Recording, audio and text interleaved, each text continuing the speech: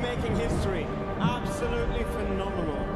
And Ace is the champion of the Intel Extreme Masters World Finals.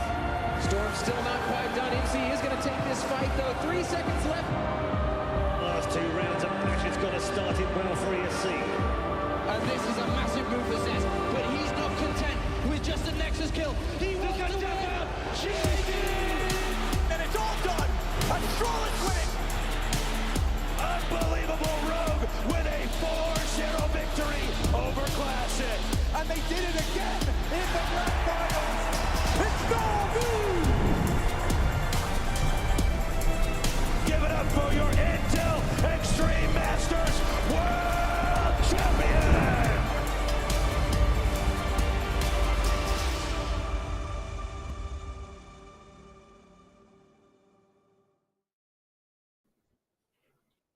Welcome, everybody, and we are here for the Intel Extreme Masters Chengdu event, and this is for the South America Closed Qualifier. Today, we have teams competing from across the region in South America to battling it out for the one spot to join teams from across the globe to compete in Chengdu in China. I'm joined here with Paladin. I am so excited to be here, Laz. I mean, you see that intro, you get revved up. The player break is pretty much over at this point. You got the RMR Open qualifiers in full swing. But this is the real deal. This is where we get down to brass tacks. We start confirming teams at some of the top events going on through the season.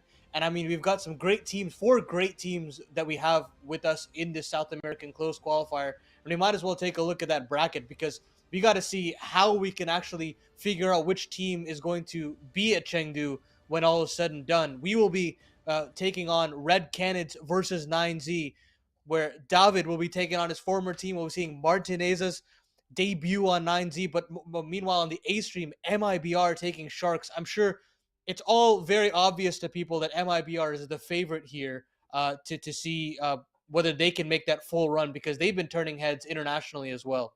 No, definitely. And again, just kind of want to get, a little bit of perspective here just about the bracket, because like we can see on the screen here, we are going to be covering that bottom match here where we are going to be seeing the Red Canids taking on 9Z. So this is a double elimination bracket with the best of 3s. And so again, the winner of this is going to keep moving on. We will be covering that lower semifinal game as well. But, I did want to just talk about a little bit about the 2 teams, because again, the open qualifier, we had 2 of them. The first one was Sharks, that they're going to be taking on MIBR. And then of course, with the open qualifier 2, that's where Red Canids have put themselves in this position, taking on the invited team of 9Z. And to me, Paladin, this is got to be one of the most exciting matchups just because I think there's a lot of history between these 2 teams. But I mean, the road of what Red Canids have been able to do is something, to really be proud of because they fought their way to get here and they've taken down some huge competition. Yeah, when you look at the open qualifier teams, you think, okay, well, Red Canids, who are these players? Who is this team? Why are they here? Why isn't an Imperial here? Why isn't a Legacy here? A Pain? But the fact of the matter is, Red Canids, they dealt with the competition that was ahead of them. Pain fell earlier on in the competition. Imperial fell to Legacy Coldzera's team. And then in the final, Red Canids pulled it off in a grueling best of 3 pretty late at night yesterday to make it here. And so, in all honesty, Laz, they've deservedly taken this spot. And they can't be counted out because domestically, I think they match up pretty well. They've made the right roster moves ever since they couldn't make it to the Paris Major, falling in that 2-2 matchup.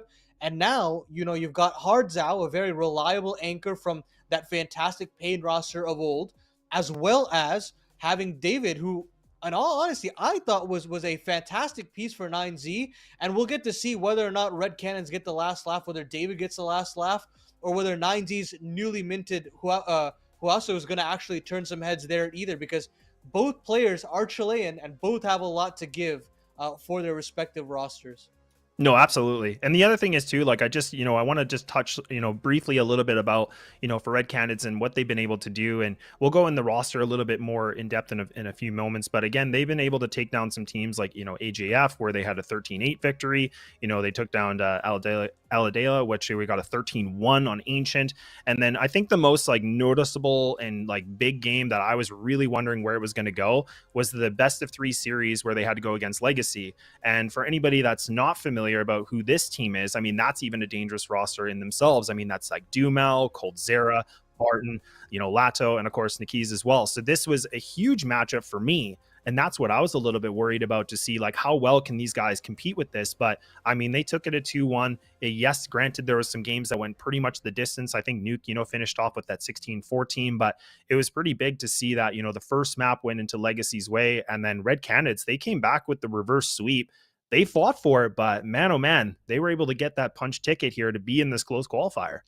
Yeah, my expectations were either we'd see Legacy here, we'd see Pain here, or Legacy, Imperial, or Pain. And the fact that we aren't seeing any of those teams in this close qualifier speaks volumes to how competitive the South American region is right now, and that Red Canids, again, earned their spot to be here, but they've got another tough task. They've got to play against a 9Z roster that have been consistently at the top of the region for quite some time. You see them when they go international as well. They still can hold their own. Now, I mean, the expectation is both of these invited teams, MIBR and 9Z, are expected to play in that grand final. But hey, I mean, 9Z have been having some troubles of their own. They've had quite a few roster moves that they've been having to make, trying to figure out what they can do to kind of make that next jump into Tier 1 competition. And they've made the move of bringing in Huaso, another Chilean player, a very aggressive player who's very inconsistent, but when he's on, he's really on. And of course, the talk of the town in South America right now, bringing in Martineza, the opper that replaced Sunpies and Movistar Riders, is now making his debut in 9Z. And as far as 9Z is concerned, they've made a slam dunk of a roster move, because sure, Sunpies was, top 20 player of 2023, but Martineza filled the shoes of Movistar pretty well. And I'm very excited to see what he can offer on a team like 9Z today. No, definitely. And I mean, that's such a good, important thing that you made a comment about, because I think there always, begs the question about when you have a team like 9Z, they were one of the invited teams, they a lot of history, they've done really well in a lot of different events. I'm not going to go through the list, there's too many, but it is interesting to see when they kind of have like a big opper, someone like this that's going to be coming in, filling in some shoes and seeing how well he can do this. And I also just wanted to quickly say as well, I mean, just kind of switching things over to Red Canids. I mean, again, Hardzow was somebody that you and I have been able to follow for a long, long time. But during this, qualifier period, he's just been taking heads. He's just consistently been over a 1.3 rating, and he's just been taking like so many strides in this. And now he wants to kind of prove himself here in the IEM Chengdu close qualifiers. 4 teams, only one will make it through to China. The return since 2019 of IEM Shanghai, was finally returning back to the Asia region. And it's going to kick off on Anubis. Trades go all over the map, but it's heavily 9Z favored. And off the rip, the T side have themselves a 4v2 and a free bomb plant. So the favorites looking good to start strong here on their opponent's map pick of Anubis. Yeah, really good start already that's coming in from 9Z. Pretty convincing round, and Davideus is already doing a good job, and he's able to find this one. But again, just a little bit of a consolation, not really much here. The bomb's already down. Doesn't have a kit. I mean, this is where, the armor's kind of, being equipped. So this might be more worth in the sense of getting some exits and just kind of preserving that armor for the time being. But he's going to have to worry a little bit about Max. He still is creeping out, kind of inspecting things. This is a really good position that we see from 9Z. Again, Paladin, very convincing. Davideus might be able to find this. The P2K, it doesn't come through, and 9Z, they're going to convincingly take that pistol. Love that they wanted to put the raid boss on Martineza. They have Kevlar as well as that P250, the raid boss special, and it works out wonderfully. Pretty much no sweat there for 9Z and Max. So into that second round bye. No committal from Red Canids. They're very willing to play for that third round. And I mean, we might as well get into the veto because we didn't have too much time to discuss it. But Red Canids are picked into Anubis, which is kind of unorthodox in all seriousness, because 9Z have taken down Spirit on this map. So there are no slouches on this map. They've taken out one of the most exciting rosters in international Counter-Strike, let alone South American. And then, meanwhile, you've got 9Z moving into Nuke in their pick, which they've been picking for ages. Martineza should have no problems on that map as well. And we'll have Ancient to decide. And if we get there, yeah, it does feel like we might have a bit of a coin toss on our hands. So, I think all in all, pretty good veto for 9Z, and that's to be expected. They are the more experienced team. They have been playing in international best of threes a little bit more. And so the question is how much can Red Canids actually match up and post up to a 9Z roster that is expected to win here today? Yeah, definitely. And I mean, the thing that was a little bit interesting because, I think on paper, we kind of talk a lot about, Red Canids and what they've been able to do and how well they've been able to take some map control of, a map pool. I mean, their Vertigo is like a 7-0. They're undefeated right now. Ancient is something that they were 9-1. Nuke was something I was kind of expecting to see in this as well. Anubis, being a 4-3 record, I mean, they've had some decent wins, but again, very close and not a confident amount of wins, but it is an interesting, choice that we're getting here. But even 9Z, I mean, yes, they've been able to have some decent victories, but this isn't really a big map that they like to thrive on either. So I kind of feel like this is going to be an interesting, good starting point for both these teams to see how this BO3 can pan out. Yeah, 100%.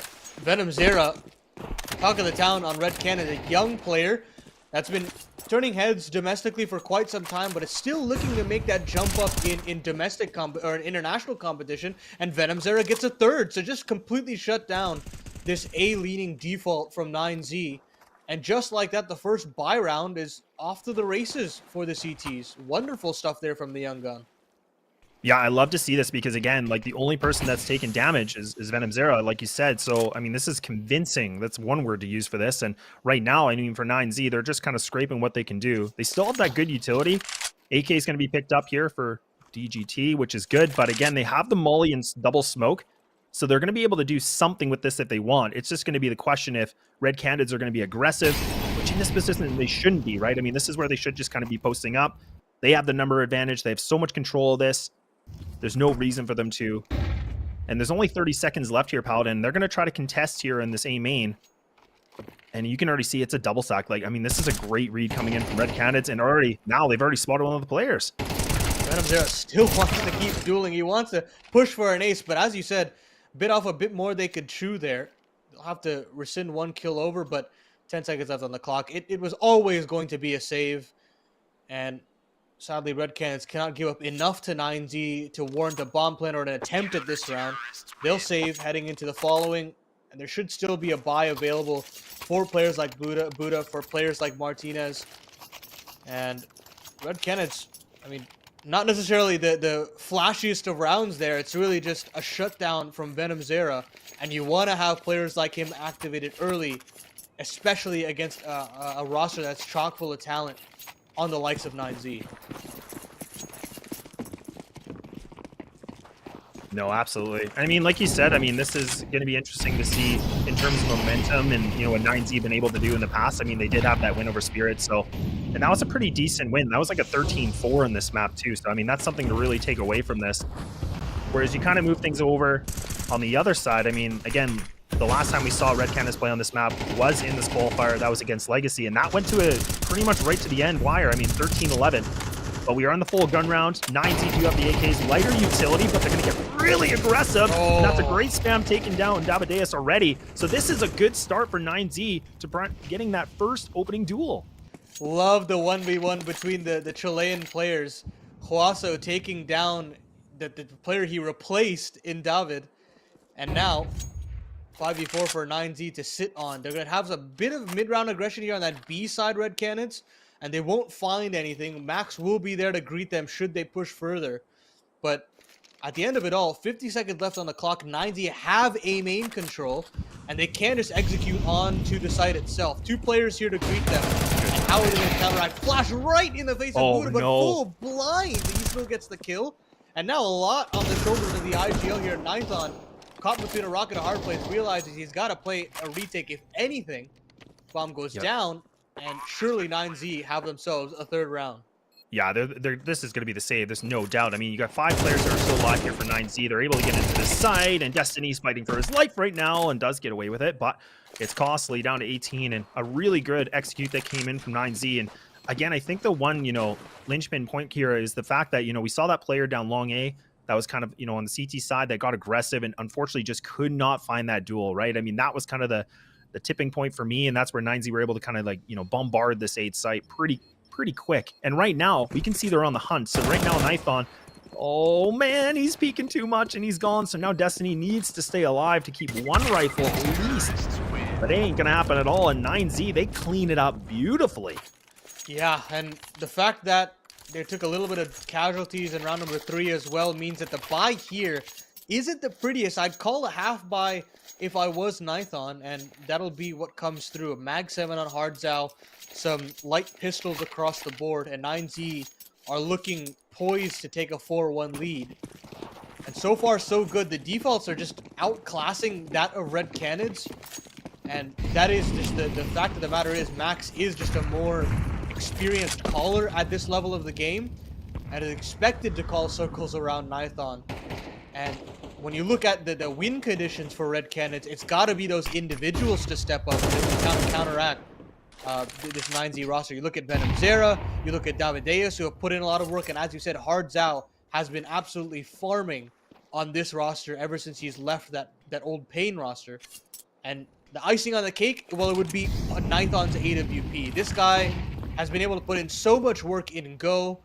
We saw how much work he did on on previous Pain rosters, and I would love to see a resurgence from him because when he gets going, things get really exciting in the server. Yeah, no doubt at all. And again, like, I'm so glad you brought about Hardzao as well, because he was one of those players that, you know, transitioned from a long-standing team, seeing what he can do with a new roster with quite a few different players that he hasn't played with, really. So this always kind of begs the question, and that's the kind of the same thing that we're seeing for 9Z, right? Like, Martinez has joined the roster as well, and again, a lot of questions about how well can this be meshed, how well can they, you know, adjust themselves, and they are in the close qualifier, so it is a double elimination, but again, so much at stake here because there's only one spot that's guaranteed. And right now, we can see that, you know, 9Z are doing a great job just, again, not losing anybody yet. They're just kind of farming these kills, getting a little bit, some extra money. But, you know, Red Canids, I mean, this is just them kind of getting a feeler, what they can do with these pistols. Nithon, probably a bit too much. Yeah, it is. And this should be the 4th round gained. Exactly so. I mean, you think about how important this qualifier is to all 4 of these teams. I mean, the Red Canids and Sharks, of course, it'd be an opportunity to play at an S-tier LAN for arguably the first time in their careers, which would be incredible. For 9Z, it would be a statement to debut with Martineza and actually enter into that S-tier conversation almost instantaneously. And for MIBR, in all honesty, it would be another day in the office, and they would want to kind of prove themselves and return to regular S-tier competition because, I mean, I don't know if you guys have seen the interviews that other teams have done when they talk about MIBR, but a lot of teams fear this roster and have high expectations for them to perform. So a lot on the line for a lot of these teams, for all of these teams, and the fact that there's only one that's going to be going through, it makes just this gauntlet that much more brutal. Yeah, it does. And I mean, an interesting setup that we're seeing for the Red Canids too. I mean, so they've left mid open. For right now, the rotates coming in from Davideus right now, kind of just floating around, playing that rotator spot. But again, it is just that 2-1-2, which, I mean, some teams really like to abuse that mid position, kind of crossing bridge. They get themselves, you know, some pretty good map control and just kind of splitting it right down the center. So 9Z have put a lot of attention so far on the A hits, not as often for the B site. But right now we can see the bomb is just kind of creeped on the outskirts of B, still having the lurk of the 2 players here towards A. Nithon, like you said, has been a lethal opper. Can he do this now? This is the only thing he has. He has no utility, has light armor invested into this. Double players about to swing this. Buddha able to find the one. Can find the second, will not. It's a good trade, but it's costly now. Huge first kill for Buddha to get even in that situation. Knowing that there's still Venom Zera on this side of the map, they can potentially execute on this B side. But Davideus has read it. He's rotated from mid. So you've got 3 players on the site, and now the go button has to come in. 30 seconds left on the clock. The Molotovs come in. It doesn't spread to David. Still has some room to play with. And neither is Hardzao. Hardzao can stand and fight, but he comes up with nothing. And Martineza gets his kill as well. So now it's all up to Destiny. Has to go huge. But there's Max from the T-steps. Martineza comes in for the double swing, and Venom Zera has to head in for the hills of rotation. It's too slow. 9Z have their 5th. It made me wonder so much too, because Red Canids, I mean, they had some decent positioning, but again, they didn't really have that opportunity for the trades either. And you could just see that 9Z, it was just full comfort, right? I mean, they just took down one person, then they just kind of put the focus on the other one. So a very interesting take, and I was getting a little bit nervous just given the time that was remaining on this. But again, you know, even for Destiny, is such a tough position to be in because he could have been in a power position to find that multi-frag being an E-box. But the fact that he's getting shot from in front and behind, I mean, it was just like, what angle do you play? And it's just a bit unfortunate. But 9Z, once again, like, they are kind of showing us why they were an invited team. That's why they're doing so well. And there's so much history with this. And Red Canids right now, they're down by 4. Yeah, the expectation there was that maybe Red Canids would put up a bit of a fight, but as soon as those Molotovs go down, it felt as though 9Z are very aware of what angles that were remaining on the B site, and the trades were very simple for them. At that point in time, Destiny, you can't even fault him, really. I mean, I think some people might expect that maybe he could duel with his teammates a little bit more. But with how that utility was placed, it was very difficult for him to get involved. So very well played from 9Z to knowing what to deal with there. They will still have an AWP here on the back of Nithon. I actually don't know how they purchased this, but huge. Oh, actually, they picked it up from his body in the round previous. So that is still active in this round here. Jump spot from Destiny to potentially get him activated. And he takes quite a boatload of damage. Meanwhile, Max is still going to try to take E-Box regardless. So that part of the map is still in 9Z's favor. The rest of the squad trying to inch here onto this B-bomb site. We've got 4 players this time. Granted, on pistols, but Nithon's AWP is here to chime in. Yeah, a tough position for him to be in now, too, because his position's exposed. Everybody knows he's there, so he even gets naded down to 13. Hards out with the CZ. Needs to be able to find multi-kills to support his team. Look at this! How is he able to find that? A drive-by almost takes down 3, and now Destiny able to find here one with the 5-7, putting themselves back in the 2v2. Venom Zera needs to stay alive, but he over-welcomes the invitation, giving Buddha a little bit of that opening, and now Destiny, a tough position to be in, needs to make a decision. And he's going for the wrong gamble, but at least he picks up a rifle.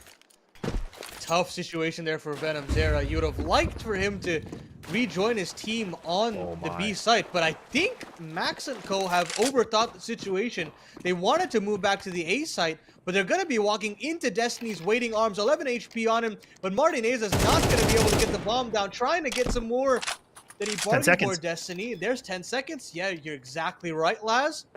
But Buddha will get that bomb down safely. Now things get very difficult for Destiny. It's got to be the instant headshot or nothing, and he's got it. Buddha goes down. Red Canids get their second in an unlikely round from Destiny. You got to give it to Hards Out for getting the double on the CZ, but wait for Destiny to stick to his guns and stay on that B site. Well, you could just see that 9Z, like you said, I mean, they got that kill, they took down Venom Zera, they're like, okay, there's probably a stack here, this person's probably going to be in this site, and they kind of overthinking that situation through the fake flashes, just to kind of keep them guessing, and ran right into the trap from Destiny. But such good movement, really good placement, was able to take down the bomber, and again, just isolate those duels to be the 1v1s, and then the shadow at the end was kind of, the extra gimme that he was able to, like, have that lineup for the crosshair. So a round that probably on paper shouldn't have gone for Red Canids, but like you said, Hards Out to me was, that big point, the turning point here for this team to find it with the double CZ, almost with the triple. And now they got themselves with the alt back in play, playing a lot more aggressive. No connection with the utility, unfortunately, but at least now they're putting on some good presence. Now we finally get to see Martinez on an op. This is where he does his best work. But his counterpart in Nithon is taking over B main. Triple B main setup here. Aggressive from Red Canids, but a lot of resources used as well. And with that being said, that does mean that there are less resources on this A side. Venom Zera comes up with nothing, and it's only David here. Gotta go huge. And they potentially want to accelerate here, 9Z. The rotations are still quite a ways away. But nothing will actually come from it. David will be able to live. Hards Out is here for the rotation. Still 55 seconds left on the clock, however. And decisions have to be made by Max. Where do they want to end up here? Yeah, and I kind of like that, again, 9Z are just holding things down. They're not, over pushing anything. They're not just taking things right away. They're really being patient. They can have control of this. They have the clock. They know what they have to work with. 35 seconds now remaining. You have the 4 players grouped up here on the A side. It is just going to be Davideus here by themselves. This is someone that needs to be an anchor, that needs to be able to find some multi-kills. Swings for the 1. Almost that second, but gets removed now. Players are starting to rotate in. Hards Out, someone that's been farming. Oh, it's a one and done for him. Bomb's going to go down. We are in that 3v2 position. GTT is close on by into mid. And these CTs, again, I think we're starting to see the save coming in. And yeah, I agree with this. They got the op, they got the M4, and tons of utility for Nithon. I think this is the right call. They can't, they can't sacrifice this. Yeah, and at this point, they're too far away to even go for the retake, even though they got that kill onto DGT. But yeah, I love the pause there from 9Z. You have that little bit of a stutter step from them. That second player that was on the A site in Hardzao had moved away. It shifted over to that B temple position, and it left Davideus between a rock and a hard place. You gotta get 2 from him, and you can only get the 1, and a mere 20 or so damage on the second. So at that point, Hardzao can't really do anything, especially that since he doesn't have a flash or a potential supportive grenade to set him up. There's a lot on his shoulders as well, so just poor positioning from Red Canids, but right before that site hit comes through, but a great call from Max to take that slight pause before re-executing onto that A site. Well, not a lot of investment still coming in from Red Canids right now.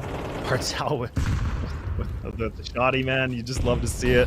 If he can find a kill, I mean, that's going to be a nice reward, though, but the thing that's a little bit scary, though, is, I mean, the utility is very lackluster right now. So, I mean, this is going to be about hitting duels, getting these shots, and that hasn't really been the case for them so far, right? I mean, I think 9Z have really shown that they're a pretty efficient firepower team.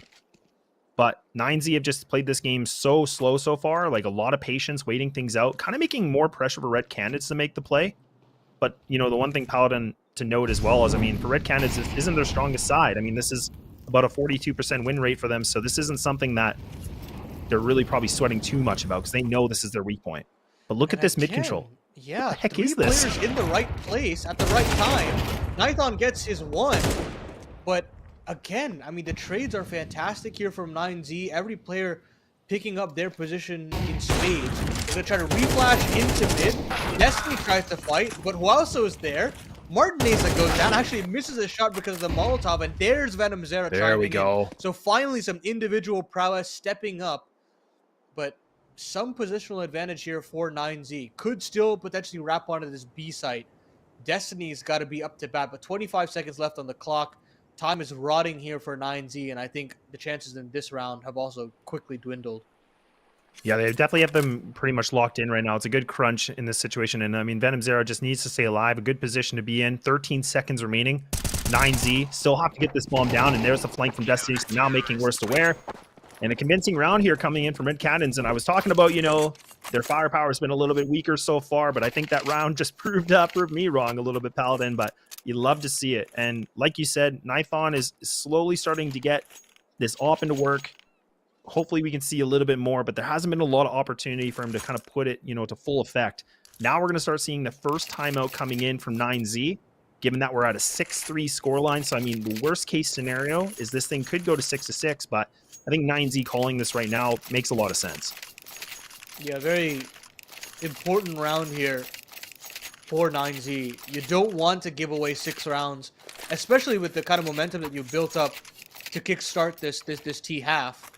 And with how Anubis is that so much more of a CT-sided, or T-sided map, rather, 9Z will want every round they could possibly get at this point. And their defaults have been solid. In the round previous, it really just came down to right place, right time for the Red Canids. They had a really good mid setup to potentially dislodge these 9Z members. And the rest was kind of history from there. Martinez has got the op-out once again.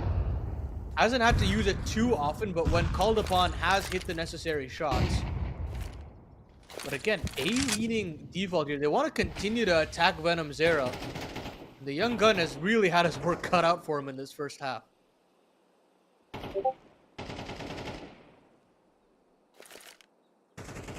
Now another slow round coming in, but again, instead of there being, you know, a bit of a like a 4-1 split or a 3-2, this is now a lot of attention that's being grabbed here from 9Z, getting ready for this A hit. And like I said, this seems to be where they want to put all the eggs in this basket. They love this A site. They know they've been able to win it pretty convincingly most of the time. They're making a little bit of noise, kind of keeping them on the guessing. Now the full execute's coming in. Double mollies are now going to be able to push Davideus back. This is a tough position. Look at the flash. This is good. They are fully blind. They have no sights on this at all. And they've been able to get themselves some amazing real estate. And all about these shots, it's just trade city everywhere. Back and forth on the kill feed. Still the advantage right now for Red Canids. Finally, Martinez able to find this off, putting it to work. And now, Venom Zera, a tall task at hand here, leaving it just to Max. But Max needs to be able to isolate these duels. 35 seconds remaining, does have the bomb, could fall back if he wants to. But this is the critical moments. This is where this can really change the momentum. This is where things can be built up a little bit. Red Canids, they just need to play together. And it makes me wonder if Max can be able to get this bomb down, or if someone gets a little bit too on their own. Venom Zera. There it is. They're going to find it. And a good clutch moment coming in for Red Canids to grab that fourth. What a round from Venom Zera, man. I mean, you look at the amount of utility that's on that A bomb site. Molotov's just carpeting the entire heaven side of the site. Flashes all over the place. And Venom Zera still manages to stay alive, to stay within that round. And then to get four kills as the side anchor and deny the bomb plant from ever going down is very, very impressive to me. Huge round from him, and he's had such a difficult half to continuously fight back from these A hits, and he's done a great job at least staying strong against the T side. They're gonna go to him again, granted this time with only pistols, with Glocks and P250s. But this guy has been the MVP for me on this Red Candid squad to have a competitive CT half. No, I definitely agree with you. And now he's about to get tested again. The flashes are coming in. That's perfectly timed. So now they're going to get themselves a little bit of control. Running on the top round here. Close on with Amadeus, but does pick up 2. Bomb's still not going to get planted here. Good nade, just dunks down DGG, and that's huge. And now just leaving it down to Max by himself. A Glock, no utility, nothing to work with. Assuming Red Canids don't overpeak here with Davideus, they should be able to have this 4-player surviving rate. And this is nice. I mean, given what the investment was here from 9Z, I like the attempt.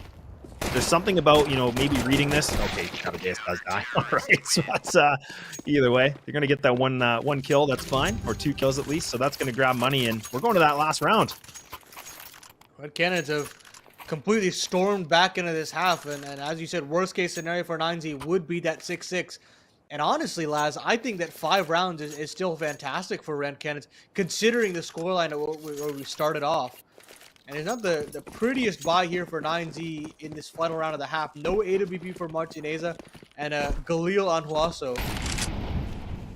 So, an equalizing round on the cards here for Red Canids. And a lot of these players have just stormed back into this game. Nithon in particular, but he goes down early. Buddha, that A main lurk, has done well to get one in. Uh-oh. David tries to fight, and there's Venom Zera, but runs out of bullets, unfortunately. And somehow, after some egregious fights across the map, we're into a 3v3. Yeah, and even that positioning from Venom Zera, he was just on the outskirts of that molly, too. So, I mean, again, they never would expect him to be there. If he would have had more bullets, I think that could have been a double for him. DGG does get some info. A hard swing coming in from Hard Zhao, and kind of sacrificing himself a little bit here, now putting them in the disadvantage. But this is just individual swings, one by one, and this is a mistake now from Red Canids, leaving it just down to Davideus. He's, again, not had, you know, a lot of opportunity to find himself some big duels, but this is the moment here. A 1-on-3. DGG very low with 2 HP, but it ain't going to matter at all as Max is going to be able to find that 7th round, and we're going to take that break, and we'll see what happens for the second half.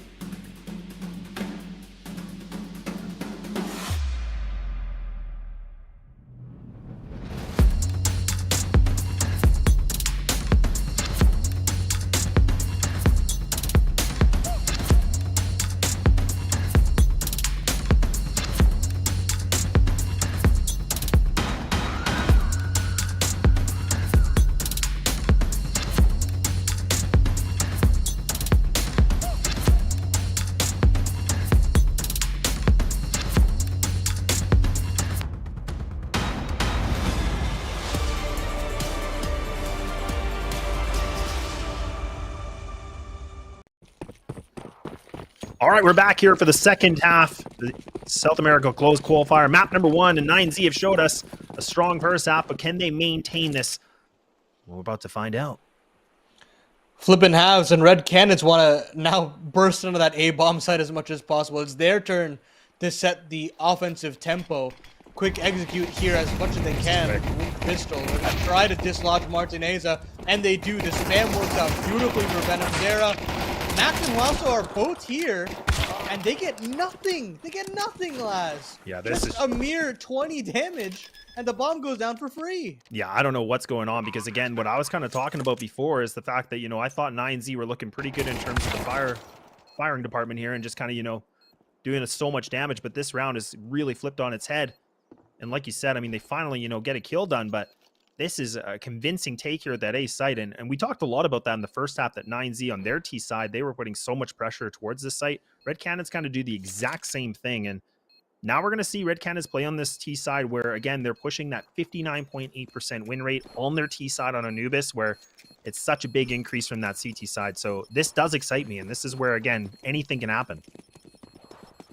This is where ball is in Red Canids' court to potentially blow over 9Z, overrun that defense, never let them get comfortable in terms of the economy, keep that tempo up, and that's just kind of how you have those lopsided T halves. And I'm looking at Red Canids, I'm looking at Nithon to call those faster rounds as the game goes on.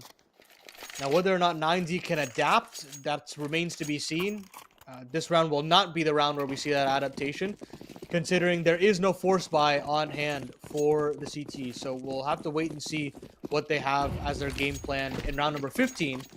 But for now, Red Canids can farm up some cash, try to minimize casualties, and make sure that they can move into that next round completely scot-free. Yeah, good attempt coming in from 9Z too. I mean, I like this stack, kind of, you know, the 4-1. Just have the one player, which I believe is Max, just kind of scoping things out just in mid. Now the full execute's coming in from Red Canids right now. They're just making sure, crossing T's, dotting some I's here, just making sure, you know, they're not sloppy taking this. They know it's going to be pistols. They're going to go for the bomb plant. This is a good position here for the post plant for somebody to play in that A main. And for 9Z, a little bit of a tough pill to swallow right now, because that's kind of the gamble you go for, right? It's that 50-50 chance here, and it's all against them, and they're just going to post up in the back of CT spawn and hope for some exits. Yeah, they would have loved to potentially have a brawl on that B site, but you're right. It is a coin flip at the end of the day, and they failed to win it. So we might actually have a unicorn round on our hands here in round number 14 as Red Canids look to tie the game at 7s.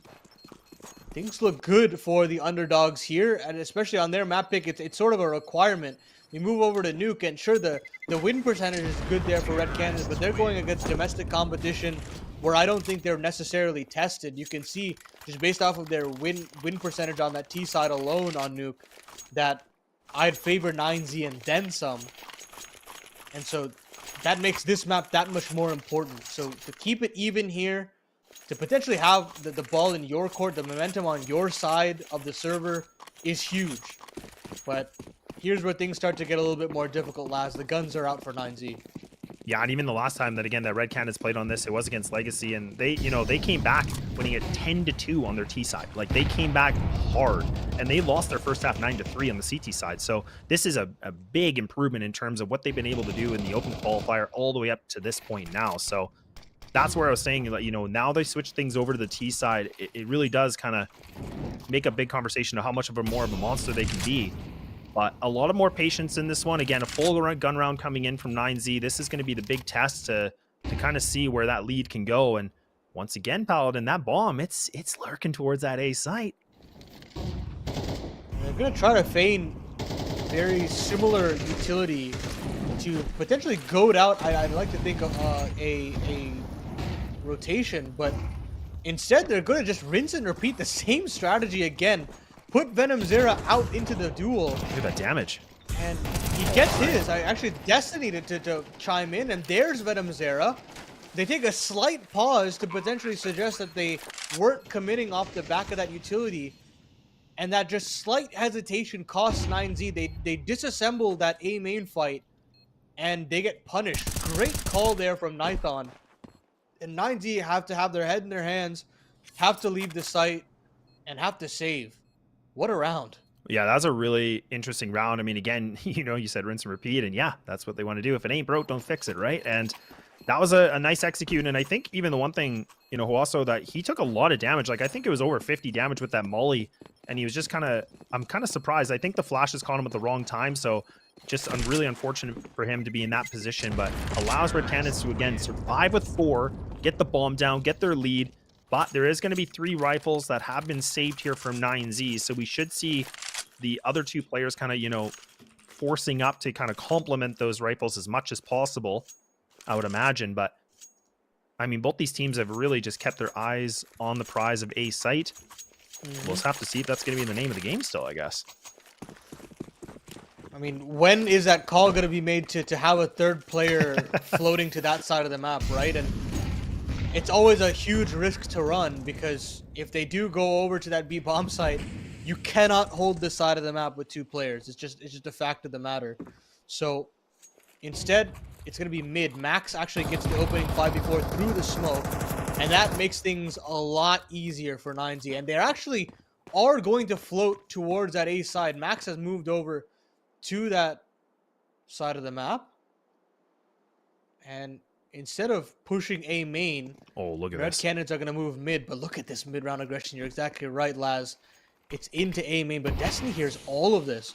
Yeah. He hears all the movement here, and they're just going to try to split through camera.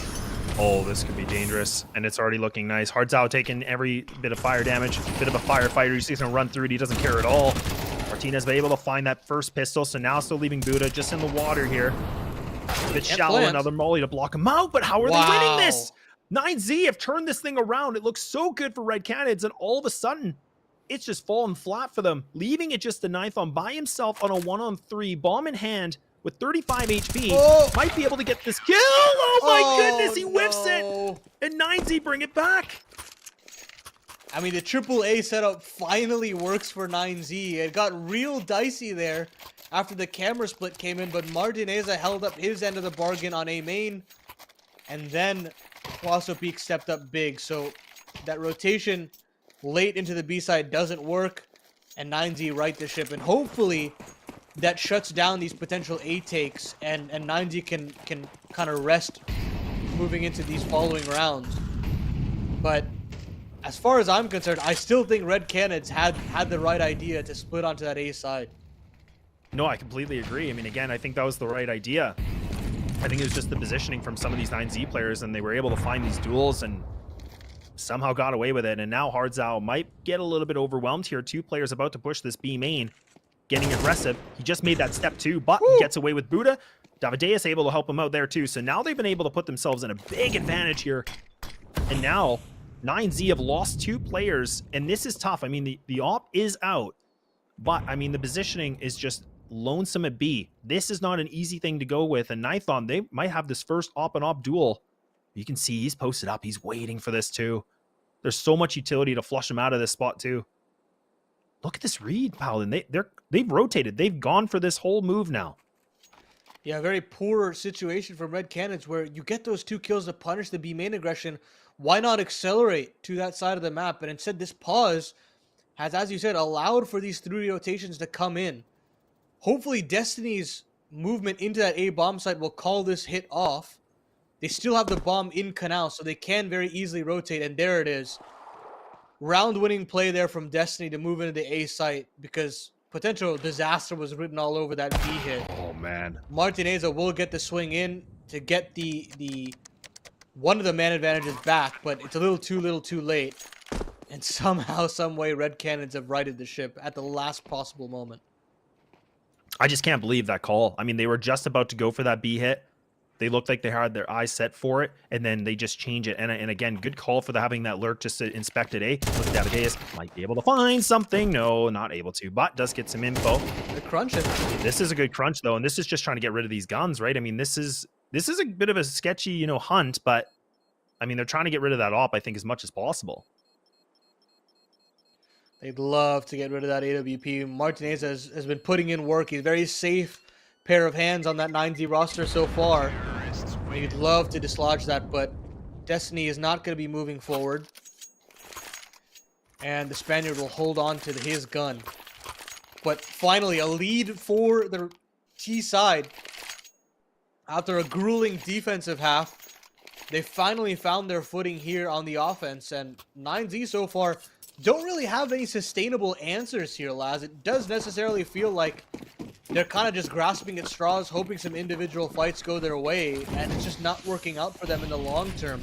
And look at this, Laz. They're trying to duel for potential A main control yet again.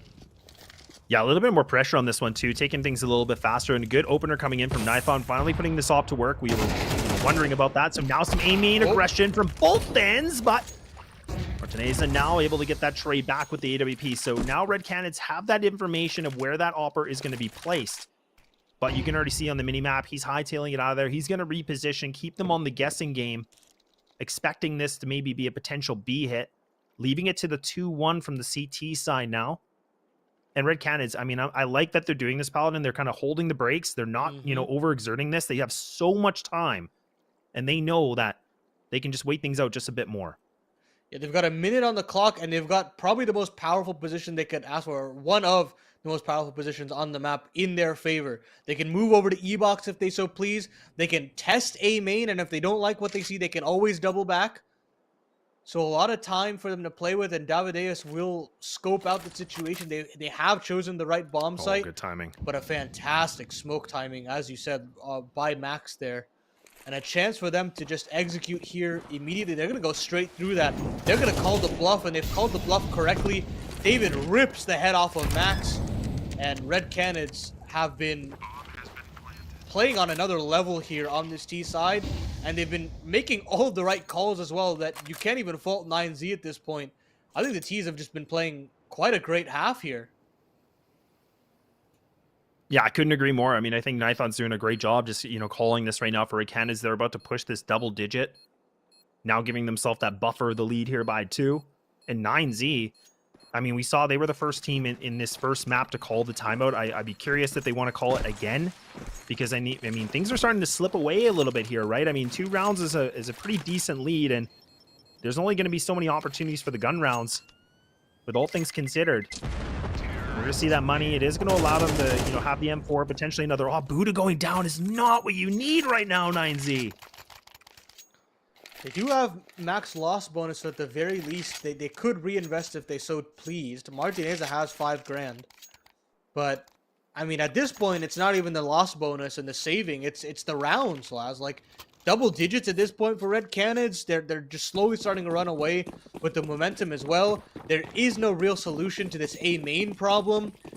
And while you're leaking this many rounds, eventually the map is just going to be pulled out from under you. Yeah, it really is. I mean, this is a big round. I mean, this, again, even despite losing that rifle, they are going to, like you said, they are going to put up that max loss bonus into full effect here. They're going to invest this. A 3-2 now. Nobody mid here from the CT side. Red Canids, they're just going to go through this. They're just going to do it again. Why not? They love taking this site. Hawasso finally gets something started a little bit here. Oh, no. Nice, a little bit of a dunk. Why not? And there we go. CT's going to pop open the smoke, and Max is going to be able to find the 2. Leaving it just down to the IGL opper of Red Canids by himself with 1 minute and 5 remaining. Some time here to make some decisions. Spots the shoulder of 1. Not able to get that kill, but does a little bit of damage. The AAA setup works again for 9Z. They've finally had that work out in their favor. It wasn't even Martinez's AWP. It's Huaso and Max stepping up big. But it's still a chance for the captain to clutch up here. Gets his first, but can't actually plant this bomb too safely. Buddha is here, slowly inching up to that cake position, but not spotted out. And Nithon has the readjustment into the 1v1. Can he read the Cluck A main flank? He's got the positioning. Can he hit the shot? Yes, he can! Nithon with the 1v3. 11 on the board for Red Canids, and the underdogs step up. Oh my goodness. We were talking so much about Nithon to come alive, to do something big, and there it is. A 1-on-3 to just squash any chance of 9Z to put themselves in momentum, to put themselves more confident. And I can't believe he found those openings. And now we're going to see that second timeout coming through from 9Z, and I don't blame him. I mean, that's a round they should not have lost, and that's a a tough one to take in, because Red Canids now, they're feeling it. That just comes down to a myriad of mistakes on 9Z's end. They didn't let the bomb go down. They're very willing to give away 1v1 duels. And Nithon takes that opportunity and runs it to the hills. And I've got to say, it's a fantastic time to call attack timeout, but at the end of the day, if you're 9Z, you've got your head in your hands. You're already thinking about nuke, and that's just such a gutting clutch to lose, in all honesty. It's always so difficult to come back from those kind of situations, because again, the mental aspect for any team, it just, you should have had it. That could have been really changed things around. It could have been a conversation of going back to a tie game, but now we're talking about Red Canids having this 3-round buffer, feeling really good. 2 away from taking this map in their favor. A map that we were wondering, how close could this game be? And we kind of put in, 9Z as a team that, had the edge on this, given their experience and what they've been able to do. A full exec coming back into the site. Anti-flash positions, and somehow Famas is going to be the one that makes a bit of a difference in this. Hawasso able to start things off, and now 9Z, they're kicking it up another notch here. They're able to find 3 duels within a matter of seconds, leaving it to the 2-on-5 situation. I don't know how they persevere, man. They had a double floating setup on mid, so they had eventually 4 players on this A bomb side. They've had absolutely enough with Red Canid shenanigans on the A side and just shut it down. Credit to Huaso to get those opening 2 kills, though, because if he goes down, maybe that falls apart again. But finally, 9Z get themselves a comfortable round, and look at the money. The money snapped on the side of Red Canids. Hey, maybe there is a world where 9Z can bounce back. Yeah, maybe. And I mean, this could be a moment. I was thinking, like, again, if they weren't able to find that, we were like talking about nuke right away, right? So here we are, the first time out coming in for Red Canids at all. So I mean, this is again a good moment. They still have this lead. Their money, it's not great. So I mean, they're just going to invest these Tech 9s with some utility. I like it. We have seen so many times over and over about the A hit. Not really many attempts at B. Do we kind of expect that here? Because it kind of makes me wonder if 9Z are going to have a decent read on this, considering they should know they just squashed the money situation. Yeah, it really comes down to how is the conditioning for 9Z? Are they going to continue to commit 3 players leading towards this A side, or will they move back to their default? And I think it's going to be the latter. 3 players here on the second letter of the alphabet, and maybe that should be enough to deal with what Red Canids can throw. But this time, they're still very willing to split onto this A bomb site. They've got 2 players readied on up, 3 players readied on up on the side of A main, 2 players in mid side, and they've got to respond yet again to this A play. Well, they definitely know something we don't, Paladin. So, I mean, that's, maybe they forgot there's another site. I have no idea, but it actually does look like now it's starting to look like on the mini-map. Yeah, we're jinxing it. We're caster cursing this because they want to go B now. Why not? They're setting up that bit of a fake, and it's just an absolute slaughter that comes in for the MP9. And this is a great thing to note here for 9Z, considering now with that, 3K with the MP9 allows that extra money to be built up. Zao, he's been farming. He's able to get himself a second. But, I mean, this is a big ask here. It's a 1-on-5. Making it now to the 1-on-3. The ace clutch, maybe a conversation. Has one piece of utility, which is a smoke.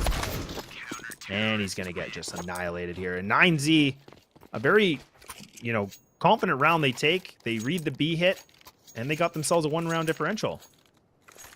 So guns back out for Red Canids. Nithon will get his AWP. And 9Z have a lot on their plate. They've got to continue this comeback going. And round 22 is just as important as the rest, if not more important than the rest. Big round in the course of this opening map. And Red Canids have surprised me, Laz. They've shown a lot of poise and a lot of resiliency to hold on this T side. Love the playing from Venom Zera. Huge clutch from Nithon. And stability from the likes of Hardzao and Davideus. Now, can they actually finish the job and have that knockout punch here in map 1?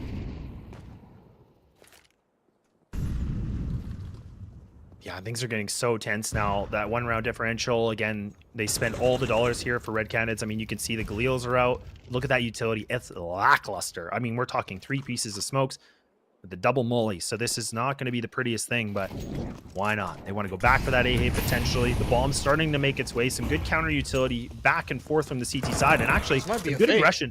This could be a fake, but Holosso actually does take down Venom Zero. So that's a big impactful kill because that is the top fragger right now for Red Canids that's been taken away. And more importantly, that suggests that it is all a ruse, and the A setup is now disassembled. They know that they want to go back into E-Box, but they can't. Fantastic smoke grenade from 9Z, and now they're going to have to go full gray screen into the waiting arms of 9Z. This round just turns into an abysmal one for Red Canids. Can they battle back? Still the man advantage, and now the execute's coming in. This is one of the first times we've actually seen them try to go for this, but mollies are going to slow things out on E-Box. Davide is taking some big damage of that utility, but he's trying to be a menace on the outskirts of it. The smokes are going to block things off for the CTs. Bullets are flying. Nobody's dropping yet. The bomb is going to get planted, but there's a player just on the corner, but Davideus starts things off. The bomb is going to go down successfully. But it's a matter if these CTs can find these positionings, and it's starting to look really good. Nithon's still alive with the AWP. So I got a smoke for E-Box. And they do have that smoke for E-Box. This is something that's going to be problematic here. And there it is. They're going to have a full read on this. And look at all of them are looking at this. Nithon gets a shot through the smoke somehow. I don't know how they're doing it. The diffuse is coming in. They have to take down this diffuser. Swinging on it, but it's going to be 9Z that are able to get the ninja diffuse. And we got ourselves a tie game, folks. Oh my goodness. I mean, fantastic play there from Holosso Peak to get that opening kill, to have that mid-round aggression and shut down that A play. And you just see how difficult it is for Red Canids to come into that B site. Molotovs all over the planting spots, nades, flashbangs. It felt like they were getting executed upon rather than the other way around. And as soon as the bomb goes down, you still had DGT on the site itself. He can finally pounce as the bomb goes down. And it's just so difficult for Red Canids. They had a couple of heroics there from Nithon shutting down the diffuser, but as I said previously, that smoke grenade into E-Box was pretty much their round sealing grenade. And Red Canids take that timeout. They've got to bend the knee, take a save, and we might actually see 9Z potentially get themselves the map point first after all is said and done with all the shenanigans that Red Canids have been able to pull up on the T-half. If 9Z survived this, I mean, it'd be an insane story to tell. It really would. And this is the thing, too. I mean, with this AWP still being into play, I mean, you could see that the pistols are just going to try to, you know, work around what they can do with Nithon to see if he can, you know, be in the driver's seat, be able to find something with an opener. He's the guy that's going to have to be the difference maker in this round, though. I mean, he's got a lot of responsibility, and we'll have to see what he's going to be able to do with it. And he's just going to be under Canal right now, waiting things out. And we do see that second timeout that came in from Red Canids, so they really wanted to wait things out just again to really evaluate what they need to do. We're going into the crunch rounds here for map 1. We haven't even been able to get more than this, and this is already becoming a nail biter. This round feels more like a formality for 9Z, an expectation that they get this round done. There are only 2 players here. Martinez's rotation's got to be swift, and it's got to come in now. And they're actually through that smoke there, and Hardzout gets the trade. So now a lot on the shoulders of Buddha. Buddha gets nothing. DGT gets nothing. And what do you know? A formality turns into a man advantage situation here for Red Canids. 2 rifles picked up, and a lot on the shoulders of Max. He gets nothing. And a 2v4 for 9Z to hold on to a potential match point, and they're not even going to try. Red Canids have gotten away with murder, Laz. Again, with, you know, just going back to a critical point here is the fact that DGT was sitting in the corner. You could see he had the molly out, and the timing that came in was Hardzout swinging with that Tech 9, and then he was able to get the trade on his teammate. But they had the molly placed there. Their utility was just, it was perfect timing. Right place, right time, and this is kind of what cost 9Z. And again, they just kind of put, you know, these interesting peaks against the pistols. But now we're talking about map point here. And a round that I really didn't think was going to go their way, but it did. And this is the moment to see. We either are going to go to overtime or we're going to see Red Canids, they're going to be able to take this map pick with that 13-11. A lot on the line here for 9Z. This is not what they wanted for Martineza's debut. They wanted to storm through this qualifier, and they've already gotten their first test and then some. Red Canids have shown that they are not a team to be trifled with so far in this qualifier. And again, another triple leaning A setup here from 9Z, as they are just terrified of this conditioning. And it is a key reason why they lost the round previous. They were triple A leading yet again, and the two players on the B side could not stand the tall task. Now it's back to that potential A play from Red Canids. And are they going to actually commit off the back of it? Martineza is here, and we've seen what he can do in this game. 16-9 on the map. Flashed off the angle, can't hit the blind shot. And now here comes the execution. They're going to go completely off the back of that. Huasu's got to step up. And now it's Martineza caught between a rock and a hard place, and he gets nothing. Beautiful flashbang from Nython. A 3v4 for 9Z to deal with. Or we're heading to nuke with a 1-0 lead for Red Canids, and that's going to be it. There's no way for Max to get back into this. And who would have thunk it here, Laz? The underdogs of Red Canids have potentially stolen away the first map of Anubis with an initial 5-1 start from 9Z as well. I mean, it's insane to me to see the kind of resurgence here from Red Canids. Fantastic work from them, really. It really is. Yeah. And I mean, this is the thing. This game was such a teeter-totter, right? Because we saw 9Z, they were doing so well. I mean, they had that control the first half with the 7-5. And it looked like they were going in some pretty decent momentum for the second half. And then all of a sudden, Red Canids came back. They got that lead. They lost the lead, and they put themselves back in this position. But, we talked a lot about this in the pre-show. We were wondering about the map pool. We were curious a little bit about that veto process. I was a little skeptical about this pick, in my opinion, just given history. But again, they proved us wrong here. And I think they looked really, really efficient on their T side. The CT side looked like it was a bit of a struggling point for both these teams, but that kind of showed us why they have such a, aggressive win percentage rate on that T side with 60%. Yeah, my worry there is that the T sides for Red Canids would eventually run dry. They wouldn't have figured out the conditioning. 9Z would have adapted well enough, but they never had the right answers, right? Regardless of how many players they had on that A side, the calls were correct from Nython 9 times out of 10. And sure, there were a couple hiccups here and there, but ever since he picked up that 1v3 clutch, they had all the momentum and all the cards on their side of the table and didn't feel like they could do any wrong. But we move on to a map like Nuke, where the T-side calling is much, much more difficult. It's much more difficult to condition an opponent. You've got to have a lot more wits about you if you're going to want to take this 2-0. We're looking to see if 9Z can bounce back, but we're going to have to take a little bit of a break, catch a breather. It's been an intense map 1, and I hope we can have that much more of an intense series moving on to maps 2 and 3. So get a snack, get some drinks, and we'll catch you guys after this short break.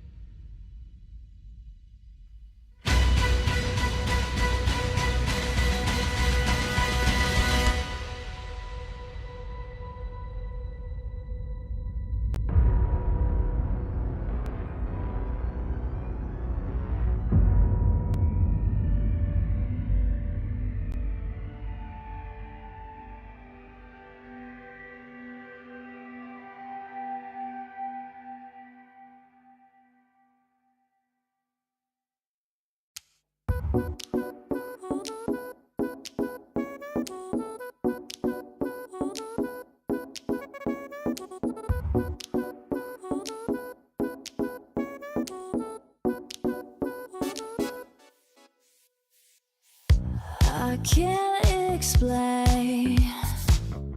I can't explain it. I go insane when we get naked. Hold me down, never let me go. Take me in, I want you to show.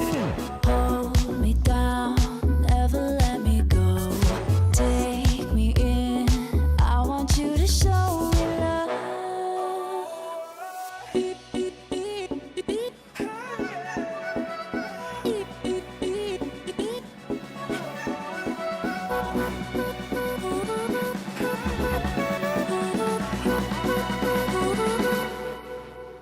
Don't give up on us, don't give up on love.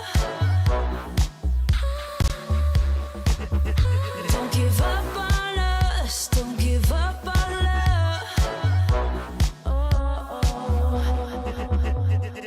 Hold me down, never let me go. Take me in, I want you to show. Hold me down, never let me go. Take me in, I want you to show me love.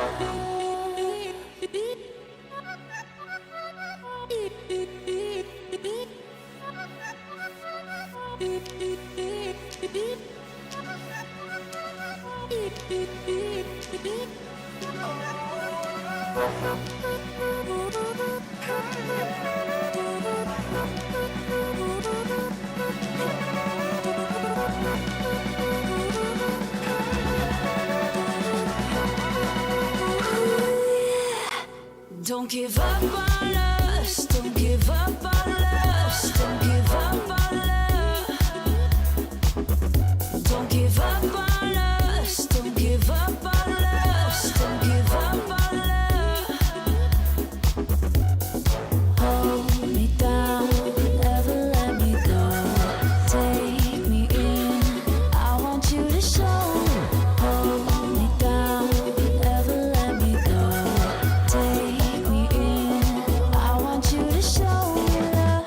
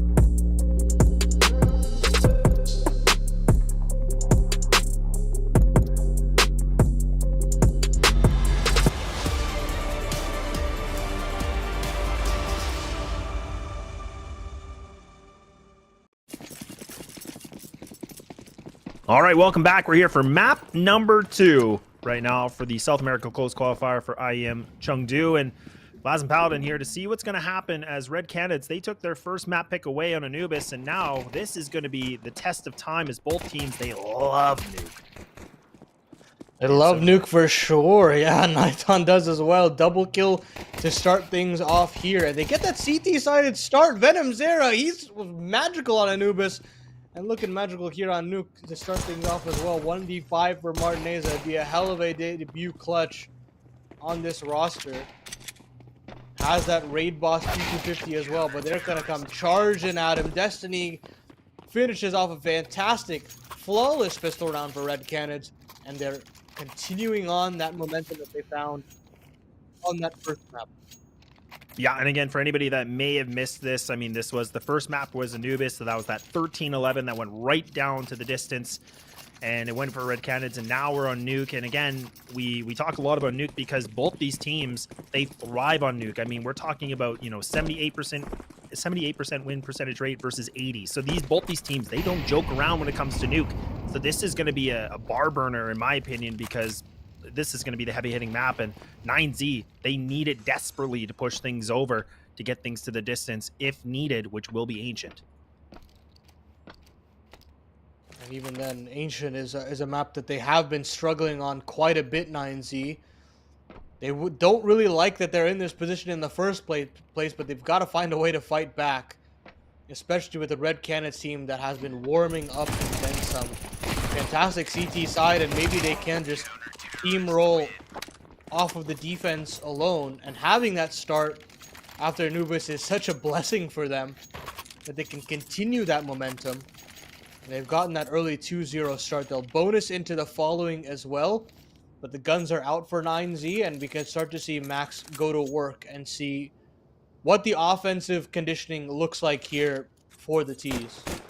No, definitely. I mean, this is the thing too for 9Z. I mean, a map like this, I mean, the stronger side is definitely that CT with that 63.2%. But when you kind of move things over on the T side, it is at 51.2, which is not too bad, all things considered. But again, this isn't, you know, the side where they feel like they're the strongest on, but we'll have to see how well 9Z can kind of bring things into full effect here for this second map. A lot more at stake here.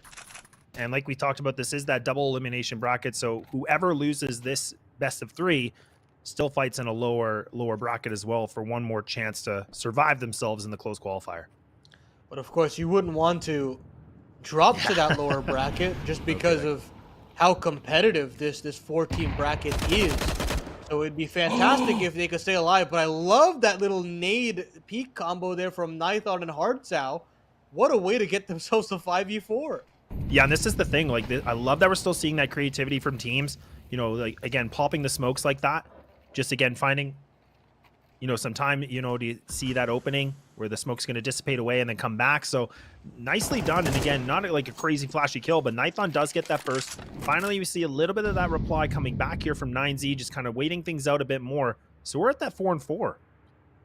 35 seconds left on the clock, and Max has got to make a decision where they want to send the rest of the troops before the round expires.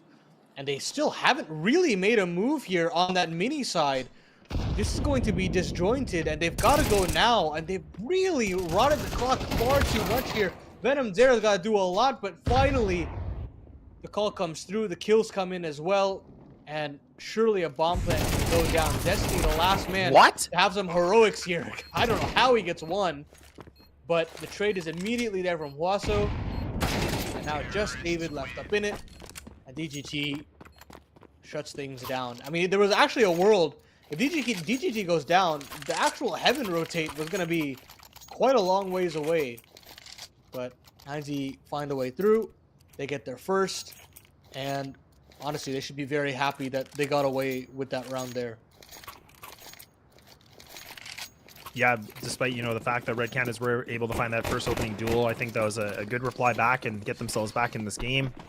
The 1-round differential, and all still going to be played out here. Nighton does have that ready to go. And in terms of, you know, the kits, I mean, again, there's not going to be a lot available here, so they've put a lot more investment in terms of utility and the gunpowder. And Max does have a bit of an inkling. Venom Zera close on by, might be able to get this timing, but Max does one better. nicely done, able to find that timing on Venom, takes him away. So now 9Z, they started things off with a man advantage. They would love that 5v4, especially with Buddha on an MP5 T side. Not necessarily the most potent weapon on the offense.